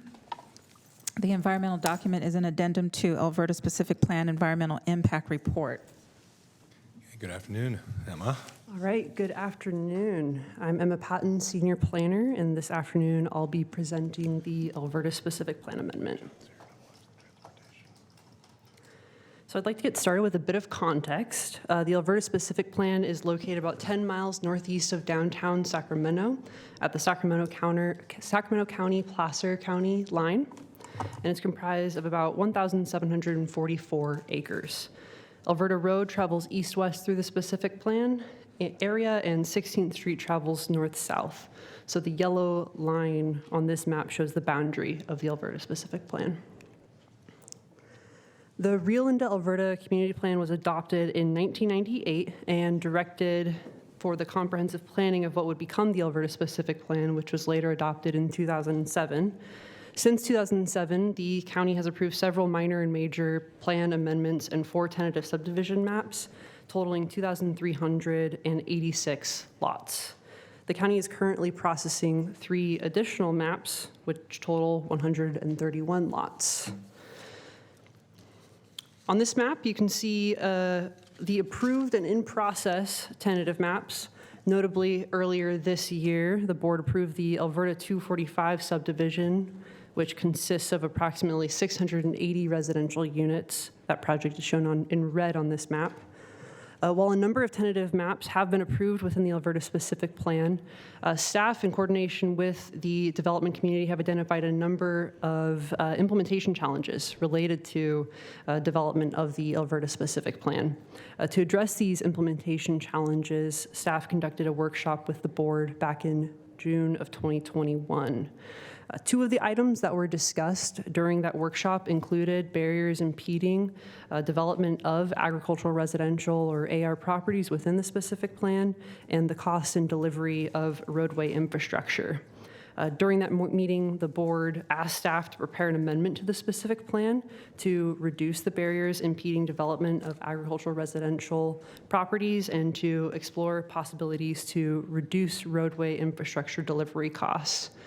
This afternoon, I'll be presenting the specific plan amendment related to the specific plan's AR designated properties, followed by a presentation by Cameron Hsu with Department of Transportation, who will discuss strategies to reduce roadway fees in the Alberta Specific Plan. So when projects are planned within the specific plan area, they generally need to rezone to zones consistent with the specific plan land use plan. When they do, the specific plan rezone conditions related to financing of facilities, maintenance and operation, the specific plan wide roadway, drainage, trails, park improvements, and mitigation measures are all applied to these projects through rezone conditions. Now, there's a variety of land uses planned within the specific plan, with denser residential and commercial uses planned toward the center of the plan, and with less dense uses planned on the outward areas of the plan. The northwest quadrant of the specific plan, bound in red on this map, is all designated for AR land uses, specifically AR 1 through 5. These properties are allowed under the specific plan to rezone up to a density of AR1, but in doing so, they would currently be subject to the full breadth of the rezone conditions, which could be considered a heavy lift and financially burdensome on the AR property owners who, in all likelihood, if they rezoned these properties, would propose relatively small parcel maps and subdivisions compared to the rest of the specific plan, which is intended to be developed with much denser development. The request before you today is an amendment to the specific plan that would change the applicability of the rezone conditions as they relate to these AR properties in the northwest quadrant. The intent of the amendment is to reduce financial barriers for these property owners, some of whom may want to rezone their properties as allowed by the specific plan. With the amendment, the rezones in the northwest quadrant would remain subject to the rezone conditions to dedicate land for any required on-site improvements and mitigate for their project impacts. But with this amendment, they would no longer be subject to off-site improvements. While these properties would no longer be responsible for the actual construction or land dedication related to off-site improvements, they would remain subject to their fair share fees to fund the ultimate off-site improvements. This proposal was brought to the Rio Linda and Alberta CPAC, who recommended its unanimous approval. The Planning Commission later met on July 24th, 2023, and did not provide a recommendation. Some of the commissioners had concerns that the proposed amendments would affect the development of public amenities, such as parks and trails in the northwest quadrant. After deliberation, one commissioner made a motion to recommend the board approve the specific plan amendment. Commissioners ultimately voted 2 yes, 1 no, and 1 abstention, with 1 member absent, resulting in a failed motion. There was no additional motion made during the Planning Commission meeting, and so the Planning Commission did not ultimately provide a recommendation to the board. While some of the members of the Planning Commission had concerns about the proposed amendments resulting in reduced public amenities such as park and trails within the specific plan, staff notes that the proposed amendment would not result in any land use changes to the specific plan, nor changes to any planned park or trail infrastructure. Instead, the amendment would only remove AR properties from being responsible for the dedication of or improvements to off-site trails and parks, roadway infrastructure, and drainage infrastructure, a burden that is disproportionate to the development that would likely occur in the northwest quadrant of the specific plan. As the proposed amendment is in compliance with the applicable general plan policies, the community plan policies, and the specific plan policies, as there are no environmental concerns, and as the amendment would reduce barriers for AR rezones and subdivisions as allowed by the specific plan, staff is recommending approval of this request. Specifically, staff recommends that you determine that the previously certified specific plan EAR and addendum with the CEQA addendum prepared for this request is adequate and complete, and that you approve the resolution amending the specific plan. That does conclude my presentation, and I'm happy to answer any questions you might have. Okay, thank you, Emma. I don't see any supervisors in the queue. Do we have any public comment? We do not have any public comments for this item. Okay, Supervisor Frost. First, I want to thank staff. This is something that we've been talking about for, I think, a couple, if not several years, and I want to thank you for your out-of-the-box thinking and figuring out how we could address this for some of those that are in the northwest quadrant. And thank you for the briefing, Todd, and I want to just move approval. Okay.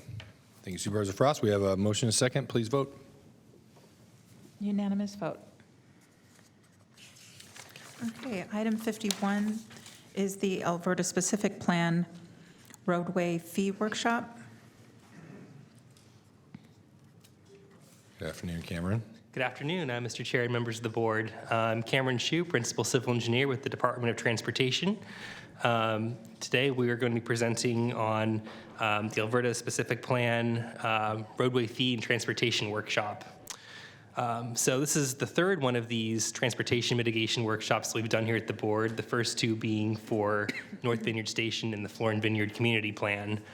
So now we're moving on to the Alberta Specific Plan and looking at how we can address some transportation infrastructure challenges. So as Emma mentioned, this plan goes all the way back to 1998. There's a map from the original traffic study, and it just kind of shows that one of the big challenges of this plan is that there's a really big traffic shed.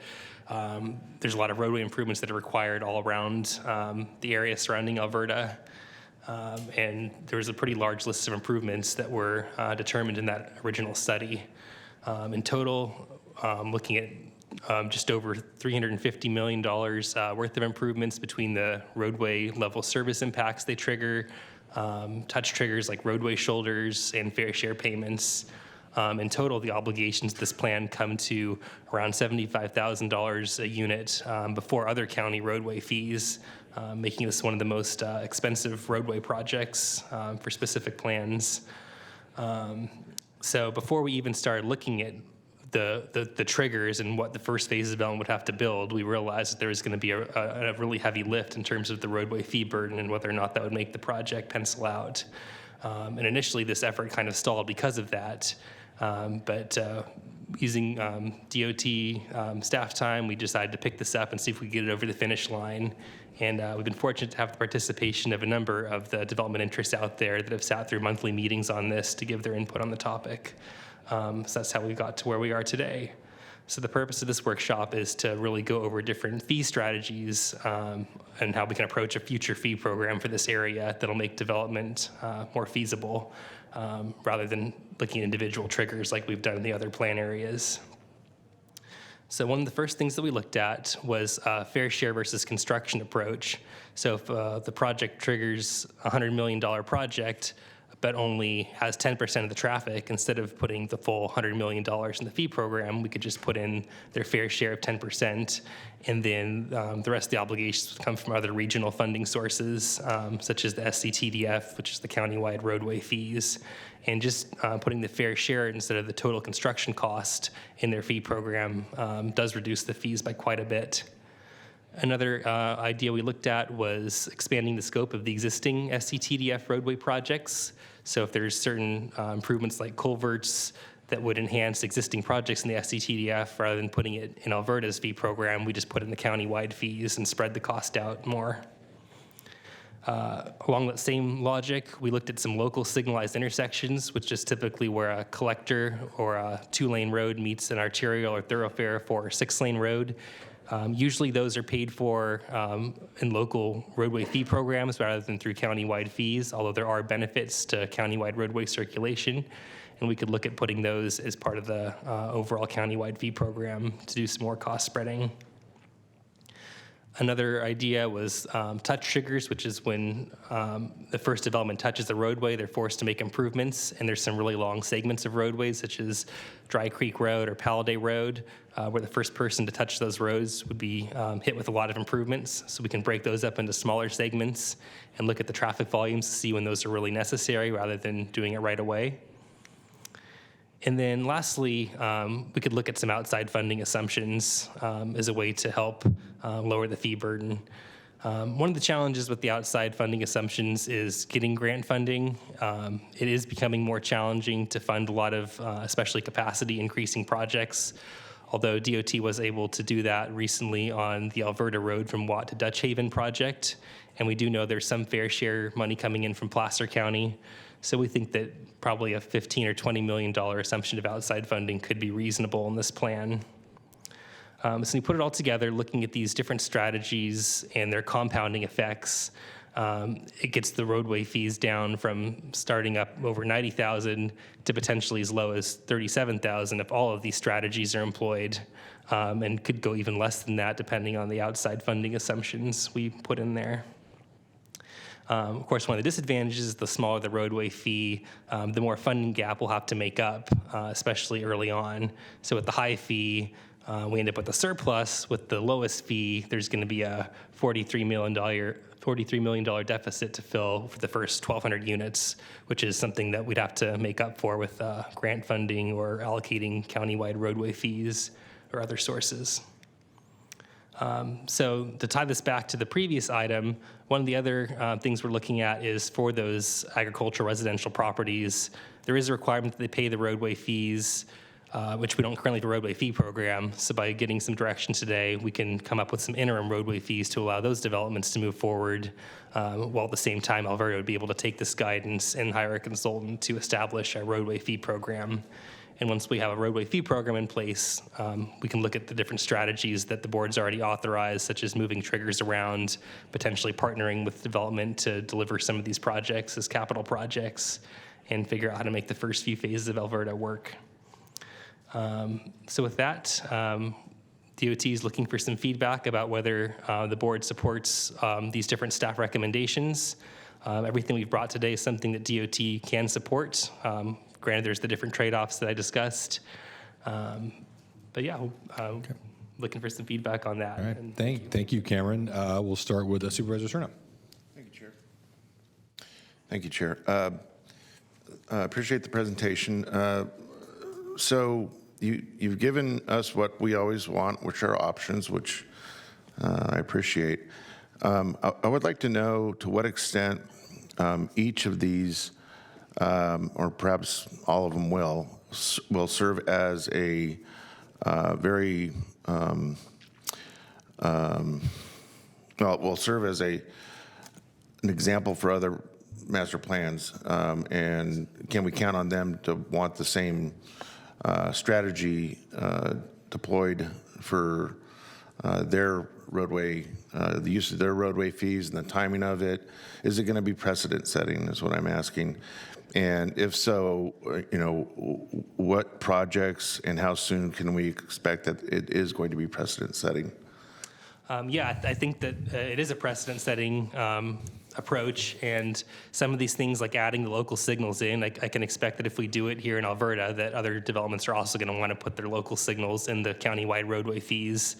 And the broader effect that would have would be to generally increase the countywide roadway fees, but decrease the specific plan fees. As far as, let's see, the other ones we talked about were outside grant funding. I think that's a very case-by-case thing where we have to look at the different roadways and see what a reasonable funding assumption is, see if we know there's other funding sources coming from our neighboring jurisdictions. But yeah, I expect after all this, there will need to be a comprehensive update to our countywide roadway fees to incorporate this for not only Alberta, but all these other pending and recently approved master plans that will want something similar.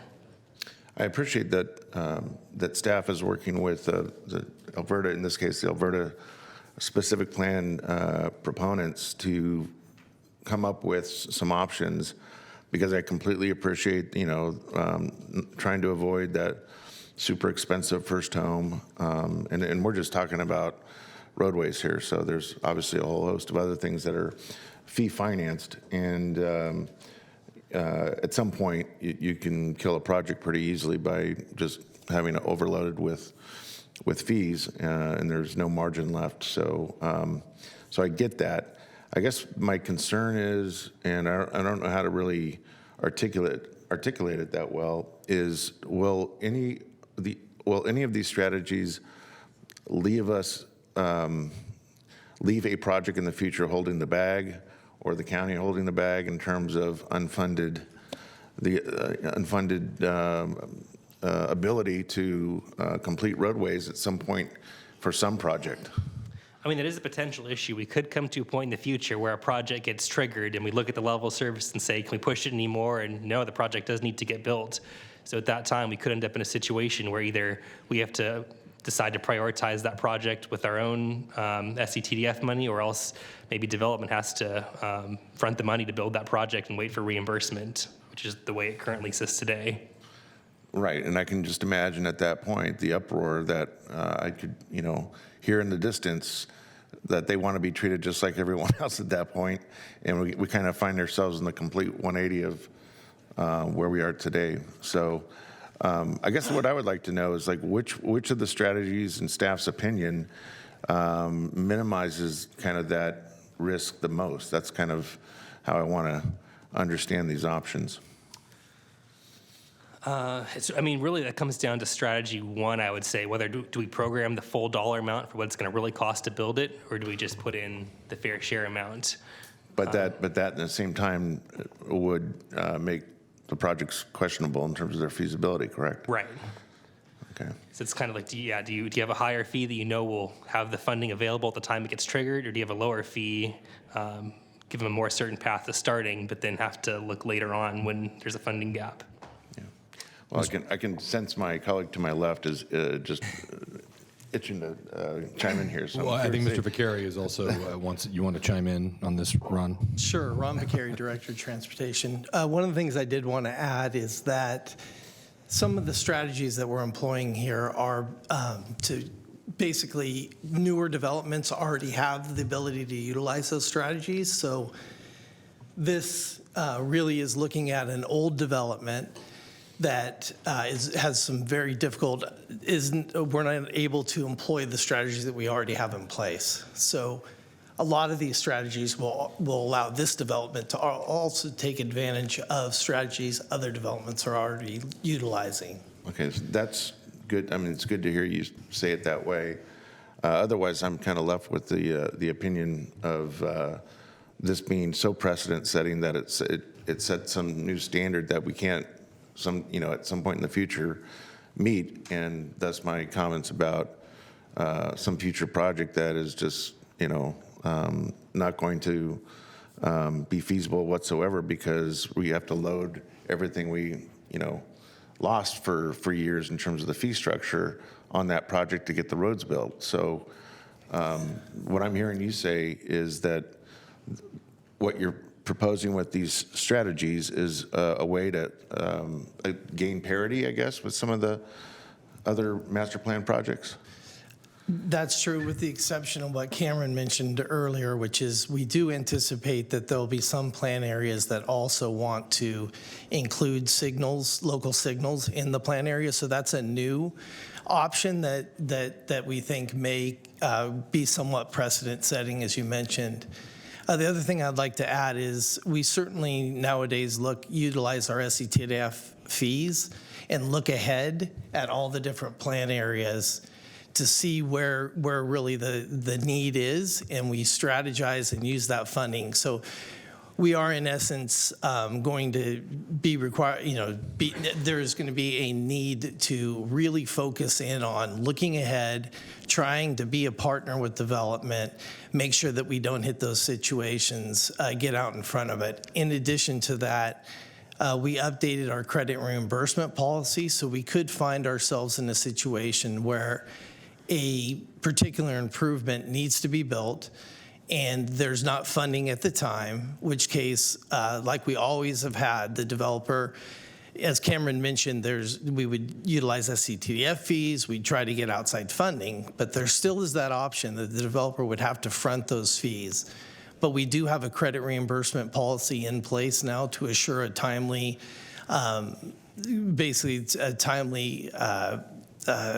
credit and timely reimbursement strategy for them, so they have some assurance that they would get their money back over a reasonable amount of time. So again, it is a full partnership. We've been extremely aggressive in working with developers, and we fully plan to continue to do that. Thank you. Supervisor Hume. Thank you, Chair. So, obviously when I'm looking at the four tables and I see my eye goes to the lowest one and I go, that's the one we should go after. But as you pointed out in your PowerPoint, really it's not absolving anybody of anything. It's just shifting the funding mechanism away from the localized development over the larger county as a whole. And as we saw, creating a $43 million gap that has to be made up somewhere.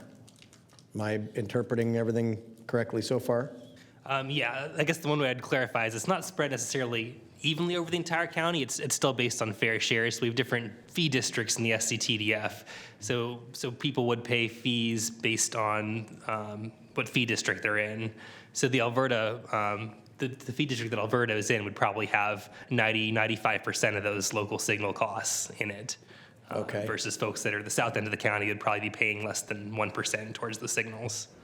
And is that in part due to the fact that you cannot, you can't shift the nexus of mitigating impacts to different areas from whence they're created? Correct. Okay. And so if I were looking at this and looking at the box that is strategy 1 plus 2A, it looks like the difference in that is a lesser expanded SCTDF TIF and a slightly higher local roadway fees. So is that keeping then the burden of those intersections? Is that essentially what makes up the difference in that fee cost? The question is basically why the local fees would go, or the local roadway fees would go down, but the overall SCTF would go up? Yes, if you want to take the obverse. I was asking it the other way, but sure, yeah. Yeah, so what's basically happening there is when you add in those additional projects that, like, say, additional culverts into Alberta Road that aren't currently in the SCTDF, by putting them in the program, it does make the SCTDF fees go up a little bit, which is that $1,277 increase, but that's spread out over all development, mostly within Alberta's fee district. And consequently, Alberta's local fees, instead of having to go towards those culverts, would go down from that $42,000 to that $26,000. So yeah, that's primarily the effect of spreading out the costs from Alberta to other development within Alberta's district. Okay. And so then I mentioned the word nexus previously. I know that that is a legally binding position. Do all of these strategies pass muster relative to new growth paying its fair share? We're comfortable with that. Okay. Thank you, Chair. Okay. All right, anything else, Cameron? No. Okay, then we'll go to public comment. Do we have public comment on this one?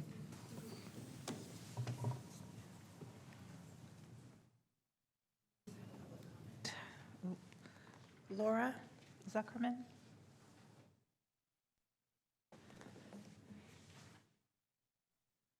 I'm sorry, I just No, that's okay. stretched my back. And just to be clear, staff is asking for some direction or guidance from the board on this. There's no other official action.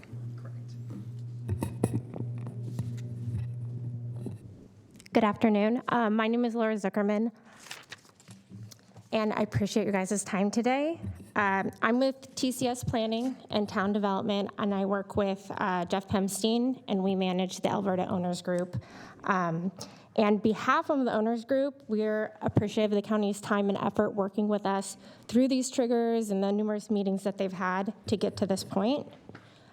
We just wanted to state that we are supportive of Strategy 1 plus 2A plus 2B, the localized signalized intersections. And from our perspective, coming as a developer and a builder, the impact fee that would be good and more feasible for us is between $25,000 to $30,000 per lot. So it falls a bit short of where it needs to be, but we really feel we're moving in the right direction with these triggers. And we look forward to working with the county and with DOT to try to get to where we need to be so we can move forward and bring housing into Alberta where there's a huge need in the county for today. So thank you. Thank you, Laura. George Carpenter. He just left. Oh, okay, sorry about that. Tim Kim.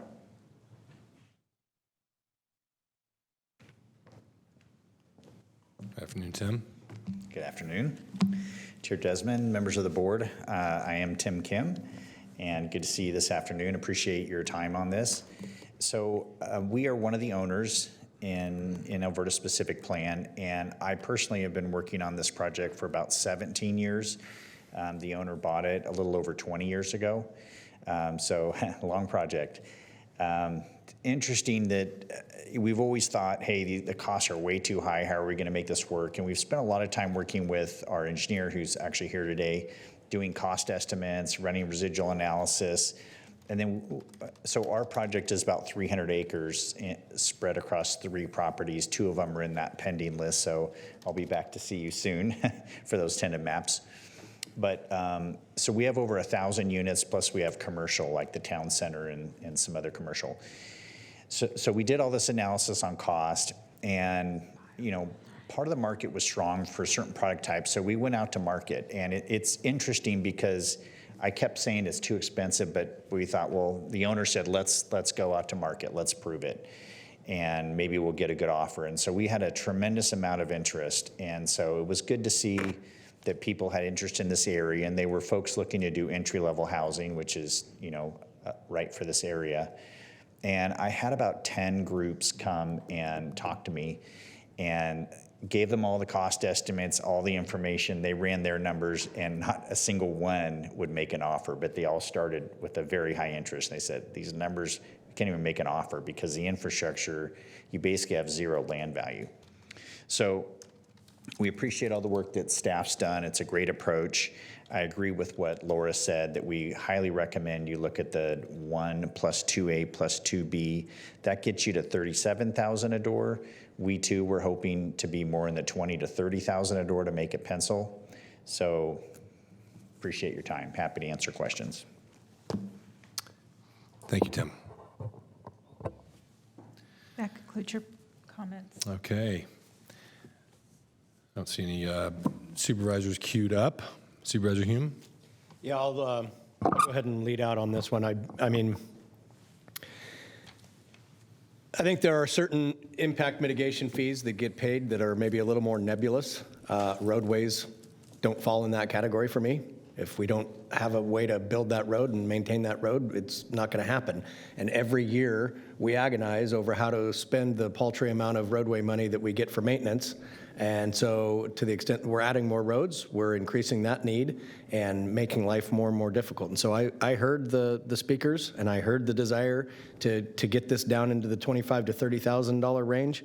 But in looking at what staff has prepared, certainly we're making a vast improvement over 91,000, which is just, that's not even in the realm of realistic expectation.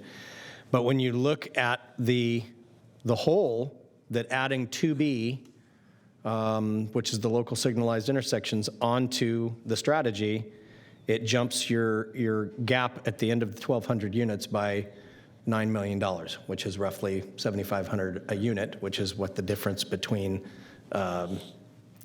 strategy 1 plus 2A versus adding in 2B. So I'm certainly willing to hear from my colleagues, but I would probably be leading towards strategy 1 plus 2A, and then figuring out if there isn't some other way to reduce the fee burden within Alberta to make it a little more palatable. But if we don't bring in the money to build the roads, we're just kicking the can, pardon the expression, down the road. And somebody's going to be left holding the bag eventually. Okay, Supervisor Frost. I was wondering if, Ron, you could comment on, is there a way to recapture, what was your thought regarding the deficit if we do 1 plus 2A plus 2B and the timeline as that plan unfolds? Do you see money recouped that could lower the delta with that deficit? Or is it just we're going to then be allocating another 20 or 40 million for roads that year out of the general fund? Yeah, so again, Ron Vicari, Director of Transportation.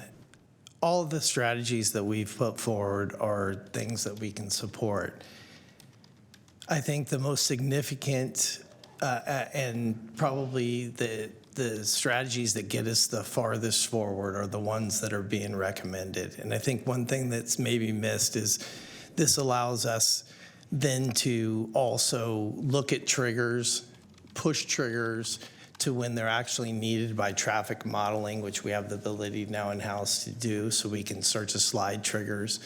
So some of those gaps that you're looking at in approving what the speakers had asked for will allow us to also push those triggers out while we continue to have SCTDF revenue accumulate, while we continue to look for outside funding. So we can start to slide those triggers, the ones that we can do from a traffic standpoint. So that's certainly the biggest strategy. Putting in the signals, the local signals into the plan option does reduce the costs. We see it as something we can support because it is something that we would build if we built the project. We would, knowing that developments were coming forward, we would go ahead and include those signals in our projects. But it does add money to it. And then the last one that we threw out there, which was looking at, kind of looking at some outside funding and anticipated outside funding.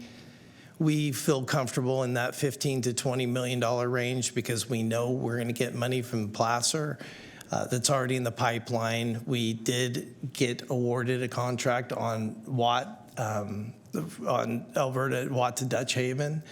So we think we could reasonably anticipate future funding, but again, that's looking at funding we don't yet have. So certainly supportive and think that the options being recommended get us the farthest distance to being successful, but DOT could also support the remaining if that's something the board desires. So what you're saying is that these options are projections, but it's kind of like a moving situation where as you're working with the triggers, it could actually, we could realize less of a deficit than you had anticipated. Yeah, and I think the clearest way to put this is that's a deficit looking at the revenue coming in from the Alberta specific plan to be able to fund their own improvements. So that puts you in the case of maybe they have to build those improvements and seek reimbursement, but it also doesn't take into account that we have a county-wide SCTDF fee. So that part of that deficit, as we start to look at the most important projects, we can build the infrastructure with the other SCTDF revenue not coming specifically from the Alberta specific plan. So again, we'll be partnering to try to make sure that we continue to move forward without ever hitting a spot where we have to stop development. And so, and if we went for the 1 + 2A + 2B, because this has been such a problem for so long. I mean, they can't move forward. They can't figure out how to move forward. We could feasibly see the deficit building and make adjustments at a later time if we had to. Is that correct? That is correct. And again, there's other plan areas that certainly want us to focus on the improvements to help them move along. So again, it's just strategizing and utilizing the dynamic tool to work with developments to keep everybody moving forward.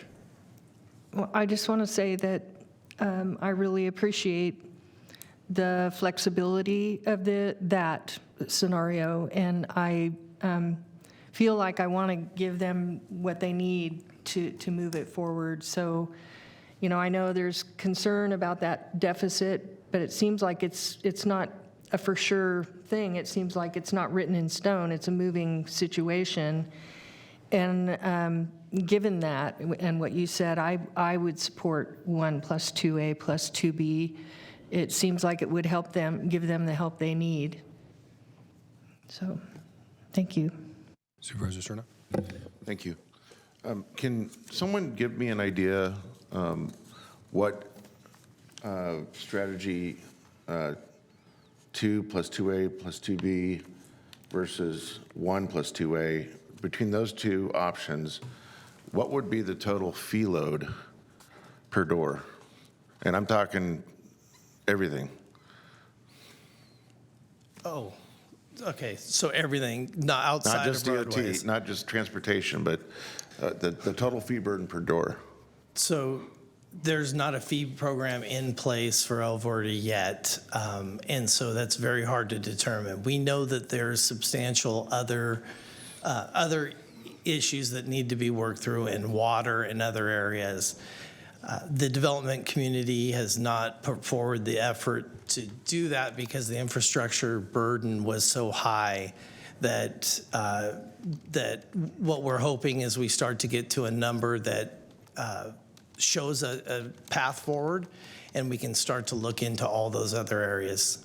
Maybe Tim or Holger, someone could maybe enlighten us about what that total fee load is like in other jurisdictions, just by way of example, if you happen to know that.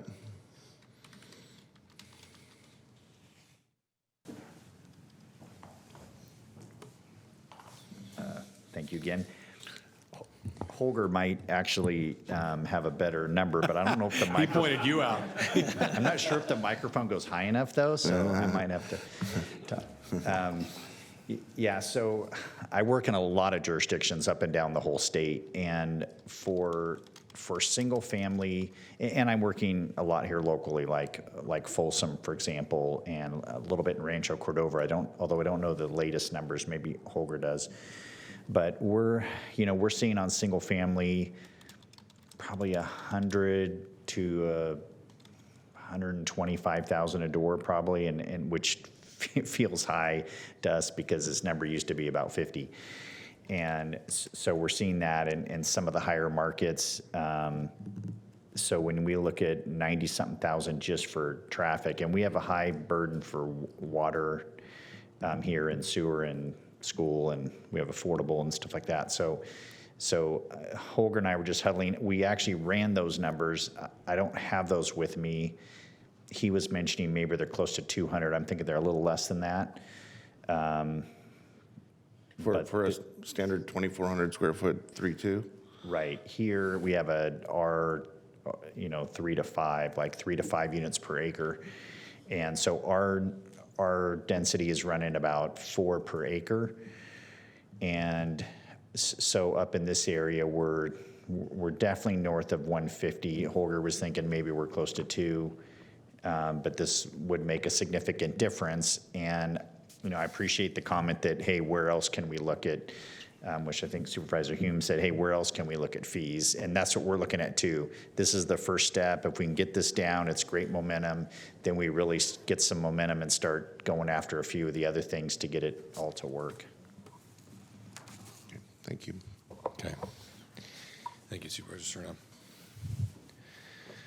Well, it sounds like we have, so Supervisor Hume has mentioned strategy 1 plus 2A. Supervisor Frost, 1 plus 2A plus 2B. Is that accurate? That's what I heard. And what do you need? You need a definitive board consensus on one of these strategies at this point? Ron, is that what you were asking us for? 1 plus 2A and a half? Split the difference? So certainly would like, some direction. One, because we would like to establish an interim fee, as Cameron mentioned, so that smaller developments, 1 to 4 or 1 to 5 could move forward. Certainly could come back at a later date. Our plan is to continue to work with the development community to think of other strategies. So I hope that this isn't the last one for Alberta. We are hoping to get far enough to see a path forward. So we could start with the lesser and bring this back in front of the board with any additional strategies that we come up with along the way. That's certainly a path forward. So then that would be starting with 1 plus 2A plus 2B? Is that what you're saying? And then or start with the other one and coming back and seeing. Yeah. I mean, we're kind of talking in a vacuum, and Tim, I think you were alluding to this. You're looking at other fees and other impacts, and that's obviously going to inform this decision and the necessity to do more here. But Supervisor Frost. But we could start with 1 plus 2A plus 2B and make adjustments back, also off of that. Well, you're going to already establish fees, but. Yeah, I think if we're looking at whether or not intersections being added in, that particular one, that would cause us to move in a direction to add those to the SCTDF program. So I would probably recommend that we hold off on that one, and we'll discuss that again with additional strategies. That will come up in other plan areas also. So I would see that being back in front of the board in the relatively near future, and we could discuss that one at that time. So if you're that's the saying, board's. not go with 1 plus just 2A? Is that what you're saying? In the interim, I think that's. In the interim? Yes, so I would recommend if there's some hesitancy on 2B, which is the intersections, we hold off on that one, give staff the direction to move forward on the others, the other two, and we'll come back and discuss both the intersections, and it seems like possibly also discuss assuming outside funding in the future. Yeah, and there's Dave DeFonte. So, obviously a lot of questions as to how this might impact or, be of interest to other developments. So we can do a little bit more homework on that front and come back to you so it's a bit more clear as to the larger picture as to how that would play out. I really thank DOT for being as creative as they have been getting us to this point. But with each additional step, there does come additional risk, right? And we've talked a lot about taking risks, and I think it's appropriate to take some risks here. But it's really how far do we go? And it is, frankly, a little bit easier to bite off some now and maybe bite off a little bit more later once we have more information and your comfort level grows, as opposed to biting off a lot right now and then having to retract at a future date and having those fees go back up. Yeah, no, thank you, Dave. I appreciate that. I'm hearing that. I'm inclined then to 1 plus 2A. Supervisor Frost, if that's okay with you. Do you need a motion from us, or is that enough? I think nodding of the board that that's where the direction we're going will be fine. Yeah, and that'll give us a little bit of time, again, to do some homework on some of the other options as well. Assuming some level of fee funding or grant funding can absolutely be appropriate, but there's an art to that, right? We don't want to assume, 90% of the fee program is going to be grant funded. We know that's not realistic, but what is a realistic number to bring that fee down, but to a place where we think we can realistically get grant revenue coming in to fill that hole so somebody's not left holding the bag. But I think we're in a good place right now. And again, we still have a little bit more homework to do to bring these fees down further.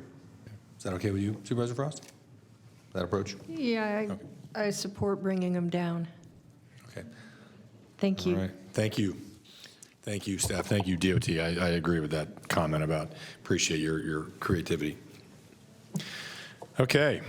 Let's move to item 52. Item 52 is conceptually endorse the Arden Way Complete Streets Master Plan. Do you need it to go up or down? Probably down. I think that's as far as I get. It is. Okay, okay. Good I do have a PowerPoint presentation. Okay. Good afternoon, supervisors. My name is Heather Yee, and I am a senior civil engineer with our Department of Transportation, and I served as the project manager for the Arden Way Complete Streets Master Plan. The Arden Way Complete Streets Master Plan focuses on Arden Way between Ethan and Morris Avenue. The County of Sacramento received a grant funding award under the SACOG 2018 funding cycle. The grant application paired an infrastructure project, which is in gray, from Watt Avenue to Morris, with a planning effort, which is there in blue, which is our study area. The goals were to have a community-engaged process to solidify a framework that informs and shapes future project phases. Here are some current photos of the area. Arden Way was developed in the post-World War II era, originally designed to prioritize vehicular movements within and through the corridor. As infrastructure has deteriorated and traffic volumes and speeds have increased over time, the corridor now acts as a barrier to local community members who might wish to walk, bike, or take transit. The project was kicked off during the pandemic. The way the community was engaged was a little bit different than pre-pandemic processes. We had to be more flexible and spent more engaging with the public. A robust community engagement plan was developed. We took cues from the Department of Planning and Environmental Review, who had previously led community engagement efforts in this part of the county. Outreach efforts included the establishment of a community advisory committee, a project website, a mailing list, email contacts, and community workshops. Myself and my design team walked the entire business corridor where we visited each business, confirmed the physical address, and got electronic contacts from each business. We gave them a heads up for a specific workshop and survey targeted at the business community. For each of our community meetings, postcards were mailed, and there were email and social media blasts. A community workshop was held virtually on the evening of May 25th, 2021. Due to the current pandemic and necessary safety precautions, the workshop was held via Zoom. There were roughly 55 participants attending. The final community workshop was held December 6th, 2022. A business improvement district meeting, we presented this project to them, and a specific business owner survey was developed, and where we asked the business community for its thoughts on existing conditions along the Arden Way corridor, as well as comments on the proposed design. The survey was open for public input for approximately 7 weeks, and 24 unique responses were received. The design objectives developed for the master plan aim to integrate the community-guided vision of an aesthetically and economically vibrant corridor with safe and convenient multimodal travel options. This figure shows how 2 proposed typical sections for Arden Way would be laid out. The different sections are proposed based on available space and the existing roadway constraints.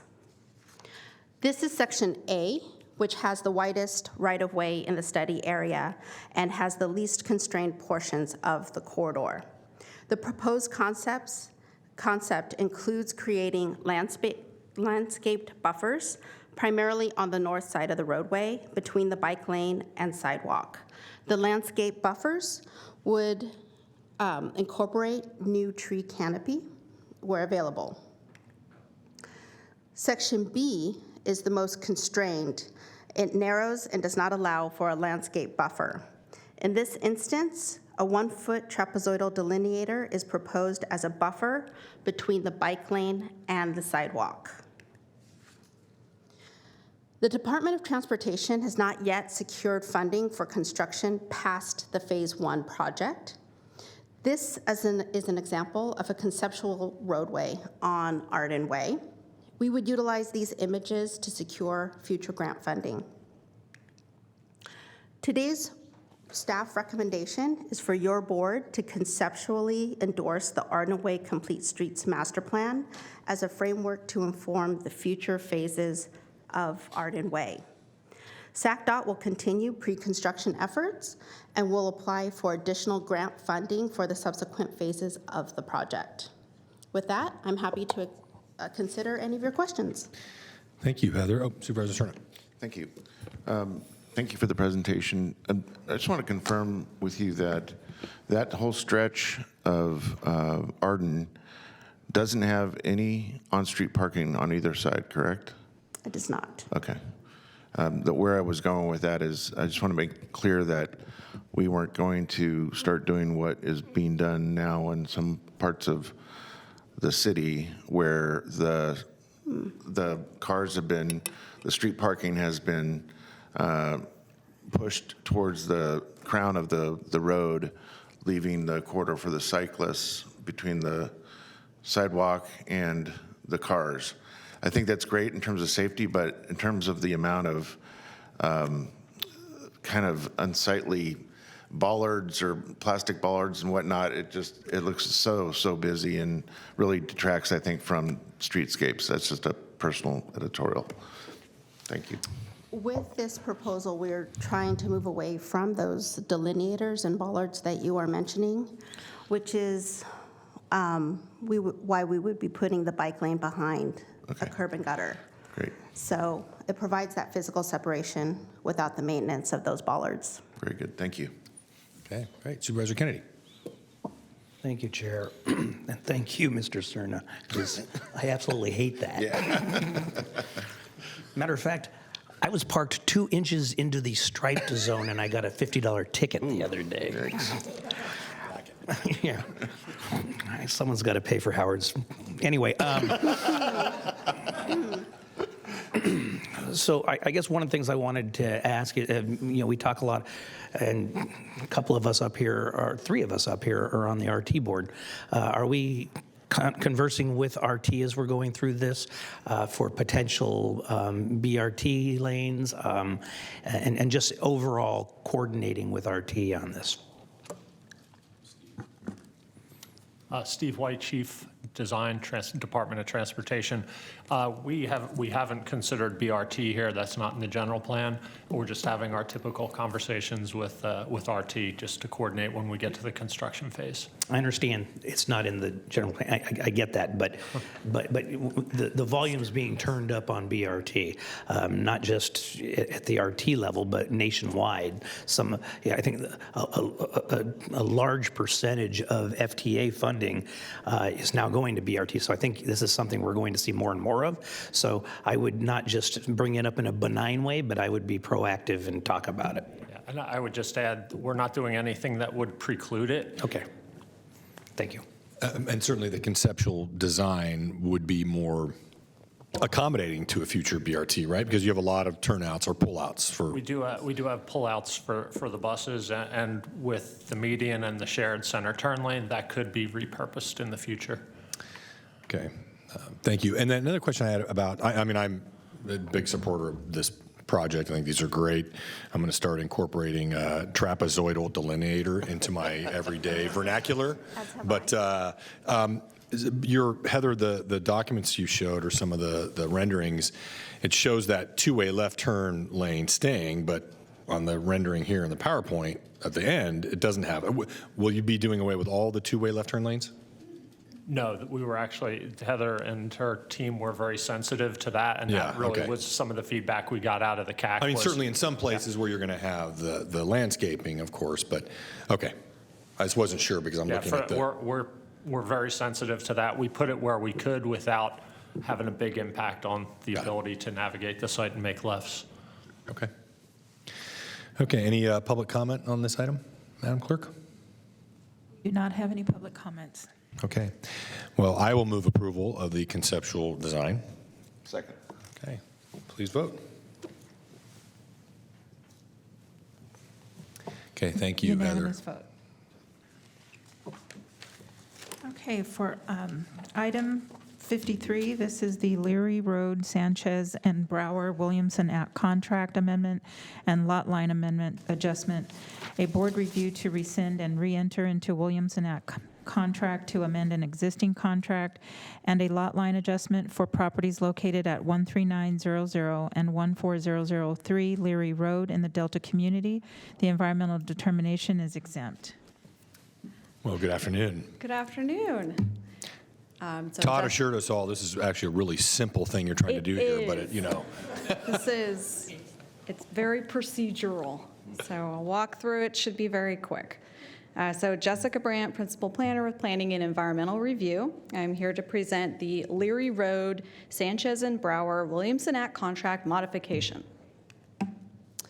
So the location of this request is in the Delta community. All of the properties that are included are off of Leary Road. The nearest intersection is Leary Road and State Highway 220. The sites are primarily used for agricultural purposes, and there are 4 Williamson Act contracts that coincide with these parcels. The community context, for the most part, properties in and around the project are agriculturally zoned, AG 40 and 80. There are some ag res parcels to the south. So site and entitlement history, there is currently an application in with our surveyor's office for a boundary line adjustment between the Leary and the properties owned by the Sanchez family and the Brower family. The lot line adjustment would result in updated property lines, which would better respond to the physical environment and would be more conducive to farming. The primary dividing line would be modified to follow more or less Leary Road. After the review of the boundary line adjustment, planning staff did determine that existing Williamson Act contracts that covered the property would also need to be modified in order for the boundary line adjustment to move forward, which is why we are here today. We also determined that at least one property would result in split zone. There is an existing split zone issue out there. This wasn't necessarily going to increase that issue. It's actually going to reduce it to one property instead of a couple of them that are out there right now. But we felt it was important to bring that to the board's attention and consideration, as split zone property creation is something that the board has to sign off on. Here's an aerial photo. It's a little busy, but you can see with the pink is the boundary of the properties that are involved in the boundary line adjustment. The red would be the proposed parcel lines.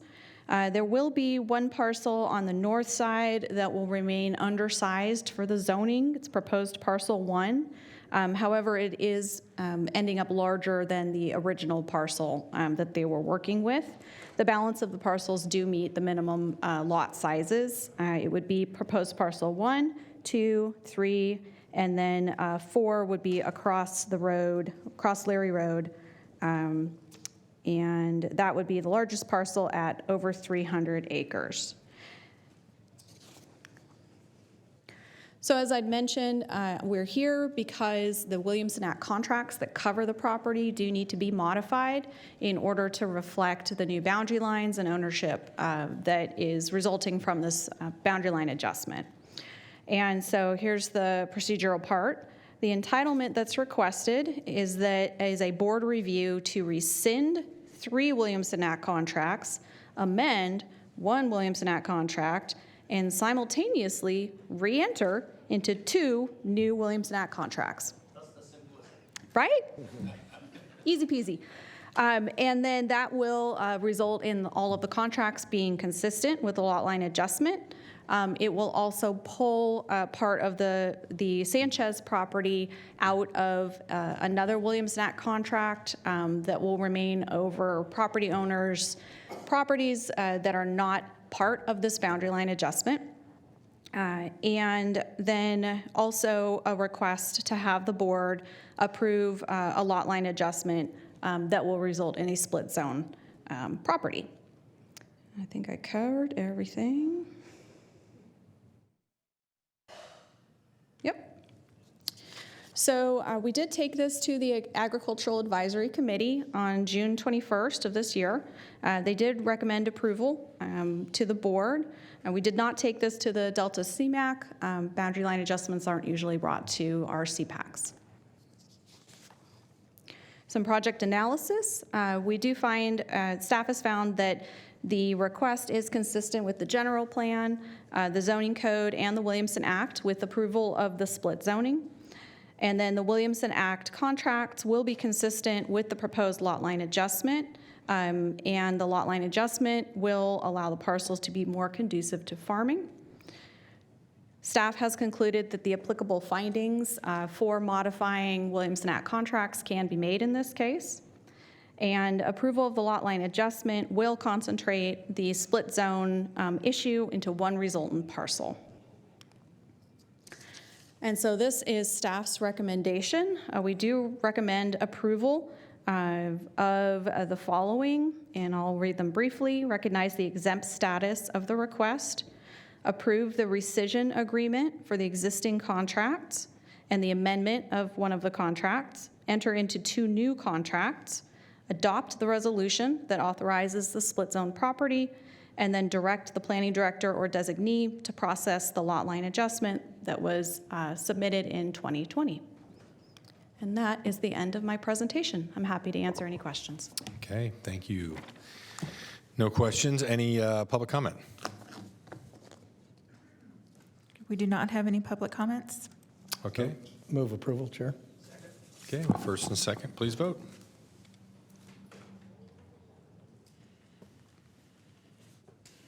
Unanimous vote. Okay, that'll bring us to item 54. Okay, this is the authority to establish pooled authority in the amount of $1,237,906 to support weather response programs and services to include motel vouchers, cooling and warm centers, and weather respite centers.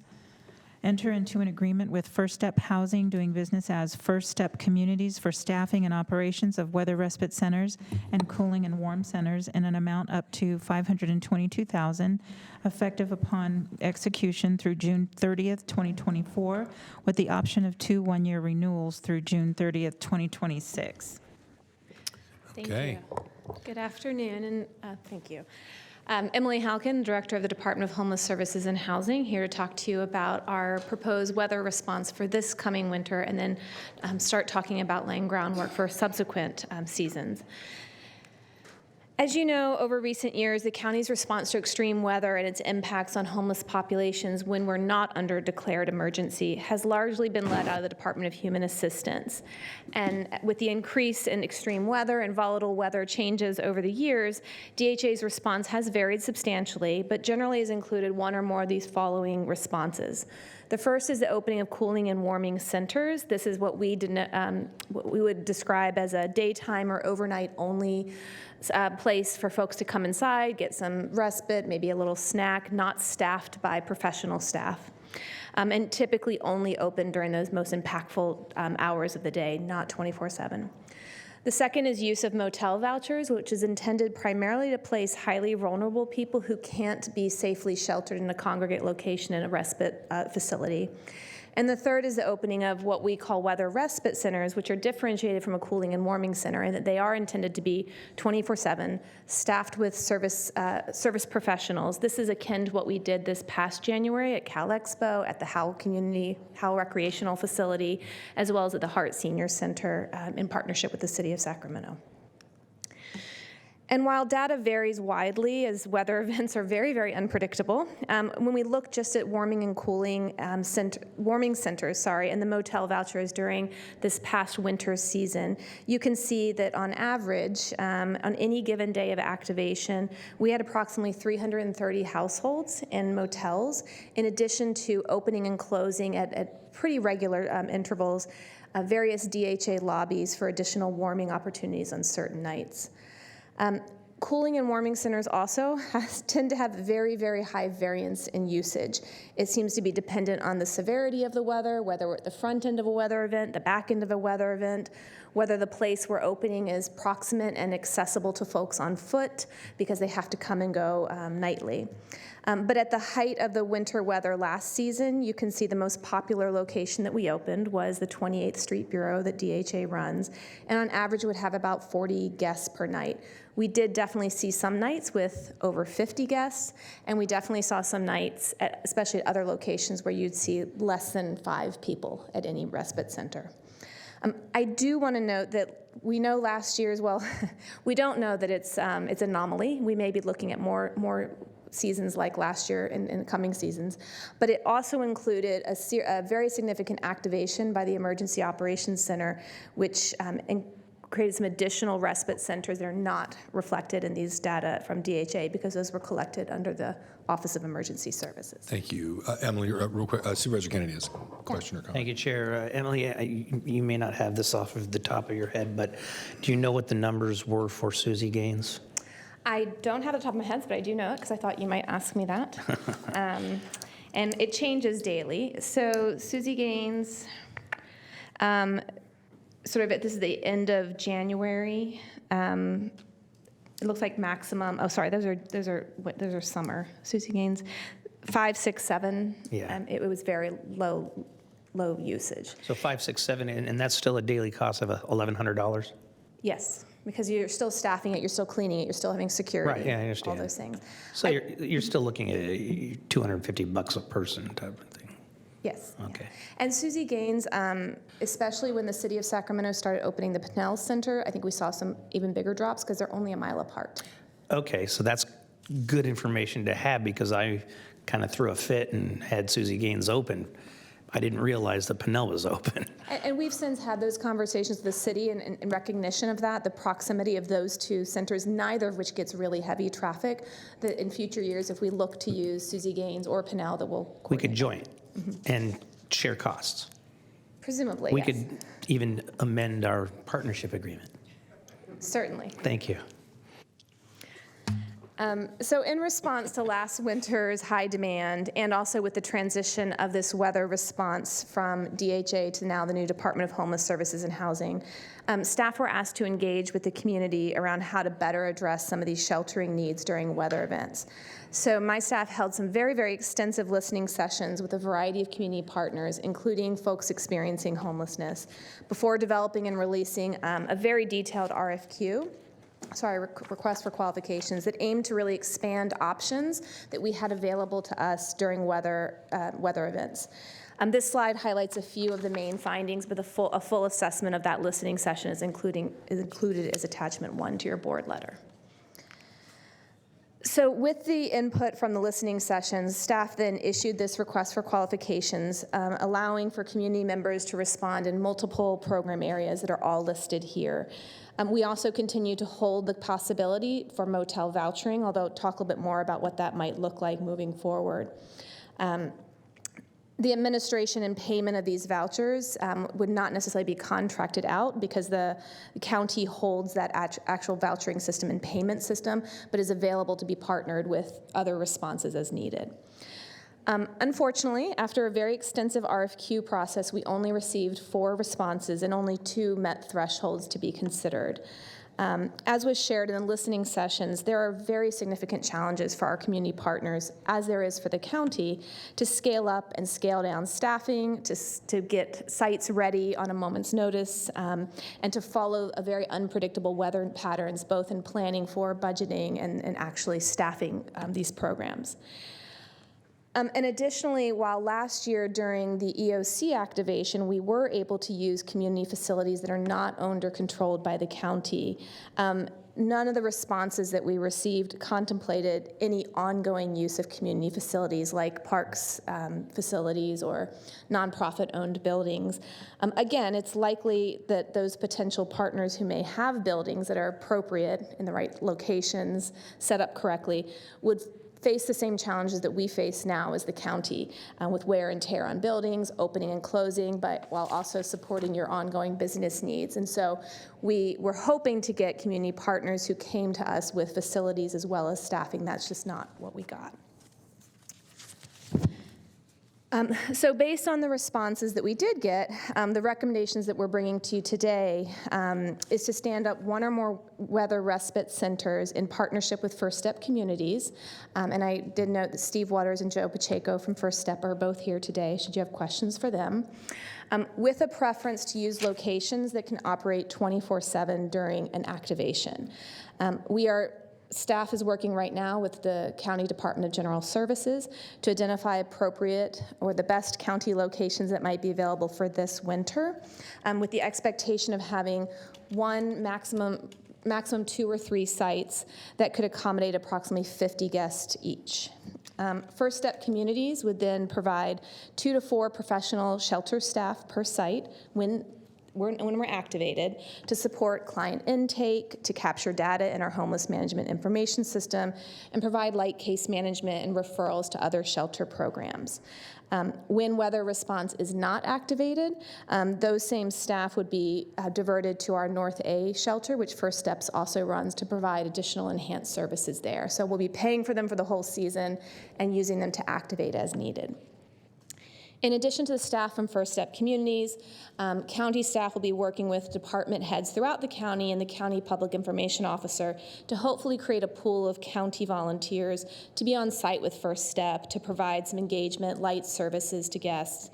In years past, you may know that operations was almost entirely done by county volunteers, most of them coming from the Department of Human Assistance. And we'd like to extend and expand this opportunity for other county staff to participate. This is a little hard to read, so I apologize, but under this recommendation, this slide shows then when would we activate. Again, this is all outside of an activation by the Office of Emergency Services, and compare it to the City of Sacramento. In recent years, we've worked very collaboratively with the city's Department of Community Response to coordinate our response, to coordinate transportation and communication, as weather is very difficult to track and predict and can change with very little warning. And so as you can see in this matrix, our current practice in the winter months especially does align with the city. So we would expect, to Supervisor Kennedy's question, that on those days when we would activate weather respite in the winter, the city would also be doing so as well. You will see as we move into the summer months, you see more differentiation between us and the city, and so we still have some more work to do with how that might look if they're activating and we're not, or vice versa. Should the board approve staff's recommendation today, this will signify somewhat of a change from past practices. I want to make sure that we're very open about, especially the practices from the last 2 winters, which were a little bit more extreme, but could be approaching our normal. We do think that by having 1 or 2 known locations that are predictable and hopefully 24/7 that we can activate based on weather conditions will create a little bit more transparency and predictability for the public at large. That certainly is one of the things that was lifted up very frequently in our listening sessions, is the time that we had to notify people, and the changing locations made it very difficult for people who might want to access shelter to do so. This will also mean, however, that with the budget moving more towards these 24/7 respite centers, less of the budget may be available for motel vouchering to be added on. We will be prioritizing, as we always have, motel vouchering for those most vulnerable with medical fragilities that won't allow them to be sheltered safely in a congregate facility. But we do recognize that over the past few years, motel vouchering, especially last year, became the go-to, and many guests really, really appreciated that option. And so this would be a shift from that. And importantly, today's recommendation is, because of the response we got and some work we still need to do, is really only addressing this upcoming winter season only. It does rely on county facilities, some of which may be available this winter and not in subsequent years. So we will need to continue to work on this for a sustainable and scalable approach, not just for subsequent winters, but also looking into the summer months, which create a whole different host of needs. And so in conclusion, today's action will allow us to implement some new services this winter, which we are excited about. We're happy to have the partnership of First Step Communities, but we still have work to place this work in the overall way that the county is addressing homelessness. As you know, this is an evolving and ever-changing issue, and while we are working really hard towards sustainable sheltering and housing such that these crisis interventions are not as needed, we do need to have a reliable engine to be able to scale up and scale down in these emergencies. Weather is continually finicky and seems to be becoming more so that way. And so we're anticipating and trying to plan for seasons like last season becoming more of the norm and less of the exception. Therefore, it's likely that the need for respite, shelter, and services such as these to mitigate extreme weather is going to only grow. And in this conversation, our options, we're going to have to continue to have this moving into the summer and subsequent winters. So me and my staff are going to continue to work with our community, explore ideas maybe other jurisdictions have implemented, and looking forward to continuing this discussion with the board on how we best protect those living outside during extreme weather. With that, I'm happy to take questions, and I said Steve and Joe are both here if you'd like to hear from them. Thank you, Emily. I'll have a couple questions. First, Supervisor Kennedy. Thank you very much, Chair. I don't know, Mr. Waters, this may be a question for you or Emily or both, but I'll start with Emily. And how are we doing as far as sustainability of our contractor network? We're pretty heavily taxing now first step communities, and there's a big one coming on, as we know. CityNet is doing a fantastic job as well, but I'm concerned that we are overtaxing a very small pool of contractors, and we've seen this happen in the past and end up being a problem. Yeah, so I definitely share your concerns. I would love for Steve to comment. A few comments from me on that is that, yes. By the way, Mr. Waters, that is not a reflection upon your abilities. It's just, we've been down this road. Yeah, I think overall we're seeing that in social services. I hear from my colleagues in behavioral health the same stretch. It is something that as we look forward to budget season, we're trying to think about that as well. In particular to weather, in years past, as recently as 3 or 4 years, we had 1 or 2 other providers in addition to First Step who often were available to help us in times of need. They didn't respond, and we did reach out to ask because they're good, trusted partners. And much of what you said is the reason why, is that their staff are just taxed and drained. There's so many demands on this sector. So right. I don't know if Steve wants to add anything. I would just briefly add that first, thank you for your concern. I want you to be solvent in 2 years, okay? We're heading into our 9th year, and our growth has been pretty steady, but it's been very controlled.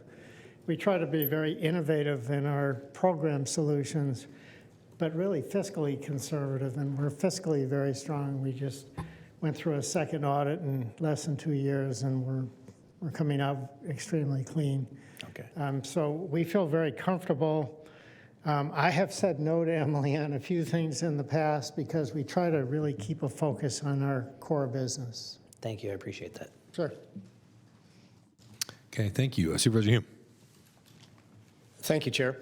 I apologize. Well, first of all, let me back up and say I appreciate all of the work that staff has done to this point and how we've handled things. The extreme weather events are more than just an exercise in humanity. I mean, in some cases, it's a matter of life and death or preventing serious responses to the cold or the heat. So thank you for everything that we have been doing. But I just want to wrap my head around kind of brass tacks of what we're talking about here today, which is not any increase in funding. It's simply a reallocation, how that funding will be applied, specifically to say that we will handle weather respite in a different way than sort of going to motel vouchers as being the first. Yes, exactly. So the amount of money considered in this board letter, which is about 1.3 million, just under that, is the amount of money that was budgeted last year. I do think we spent more than was budgeted. What we are asking is to partition off 522,000 specifically for First Step to support it, keep the balance in a pooled authority so that we can activate motel vouchers if needed and or expand other options as they become available. But yes, this is not a growth. This is the money that was allocated last year and DHA is now moved over to DHSH. Okay.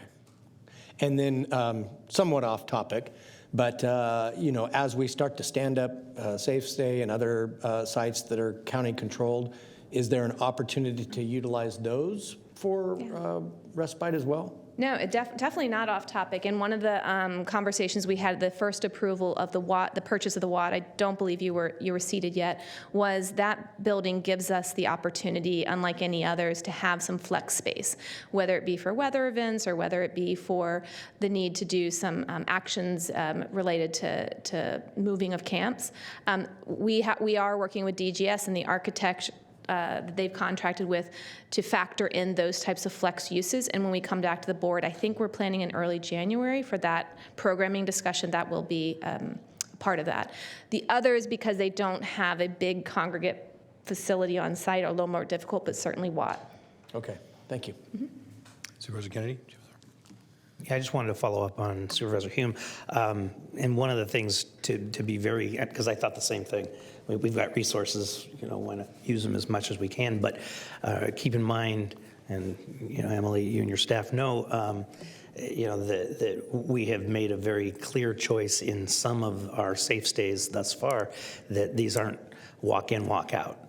So it would make it very difficult to operate the way we're operating and use those as respite centers.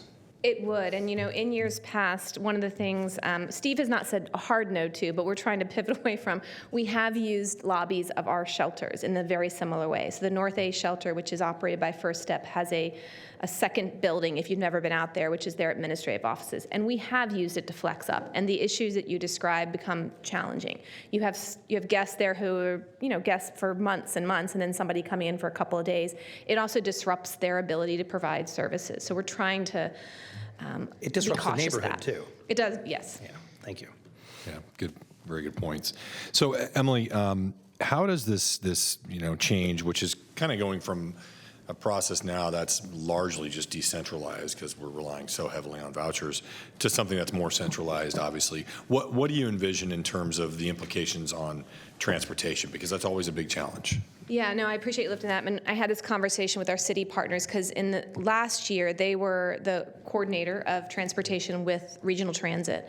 And they have indicated they plan to sustain that as their responsibility. And because our thresholds match up, we should be able to rely on Regional Transit for individuals transporting themselves. We also, within all our contracts for our outreach workers through Sacramento Community Health Works, they also have funding to allow for transportation of guests. Certainly any location that is not easily accessible by bike or foot creates transportation issues, but we're really hoping that by having a site that is 24/7, and so theoretically, usually when we activate, it's not just one night, it might be 2, 3, 4 nights, that people only need to get there once and leave once.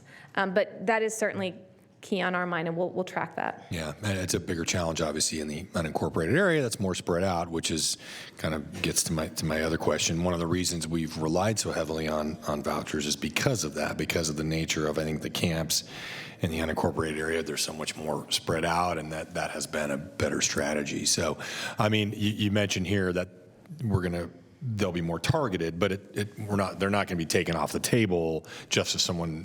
Right, Okay. They won't be. And vouchers, certainly guests tend to like that a lot, but it also creates a logistical Right, issue where absolutely. we're not controlling the resource. So for example, this past winter, the Christmas week was activated. Well, getting a hotel at Christmas the week, the couple days in advance is really difficult. So we don't even control the capacity that's available at any point in time. And so it can become very, very challenging logistically as well.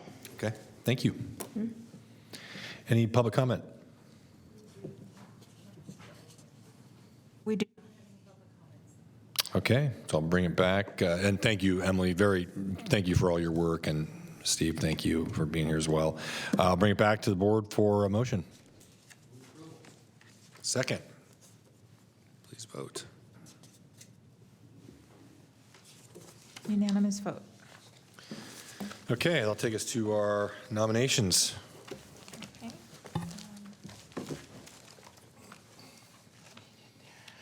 That would be item 55. You are continuing to November 7th, the Cemetery Advisory Commission, Community Review Commission, First Five Commission, and the North Highlands Foothill Farms Community Planning Advisory Council.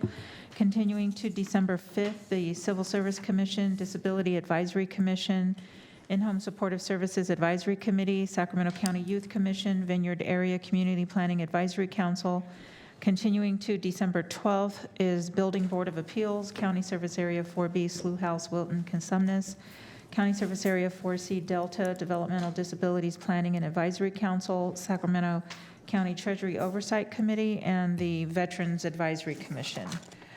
Today we have Children's Coalition. Chiefs recommend nominating Madison Sheffield and continuing the remainder to December 12th. Thank you. Sacramento County Behavioral Health Youth Advisory Board. Supervisor Kennedy. Yes, I'd like to nominate, I'm going to say Ms. Nuru Bates because I'm not about to butcher her first name. Okay, I gotcha. And then Supervisor Hume. Continue to November 7th. Thank you. Okay, Sunrise Recreation and Park District, Chair Desmond, or I'm sorry, Supervisor Frost. Please continue to December 12th.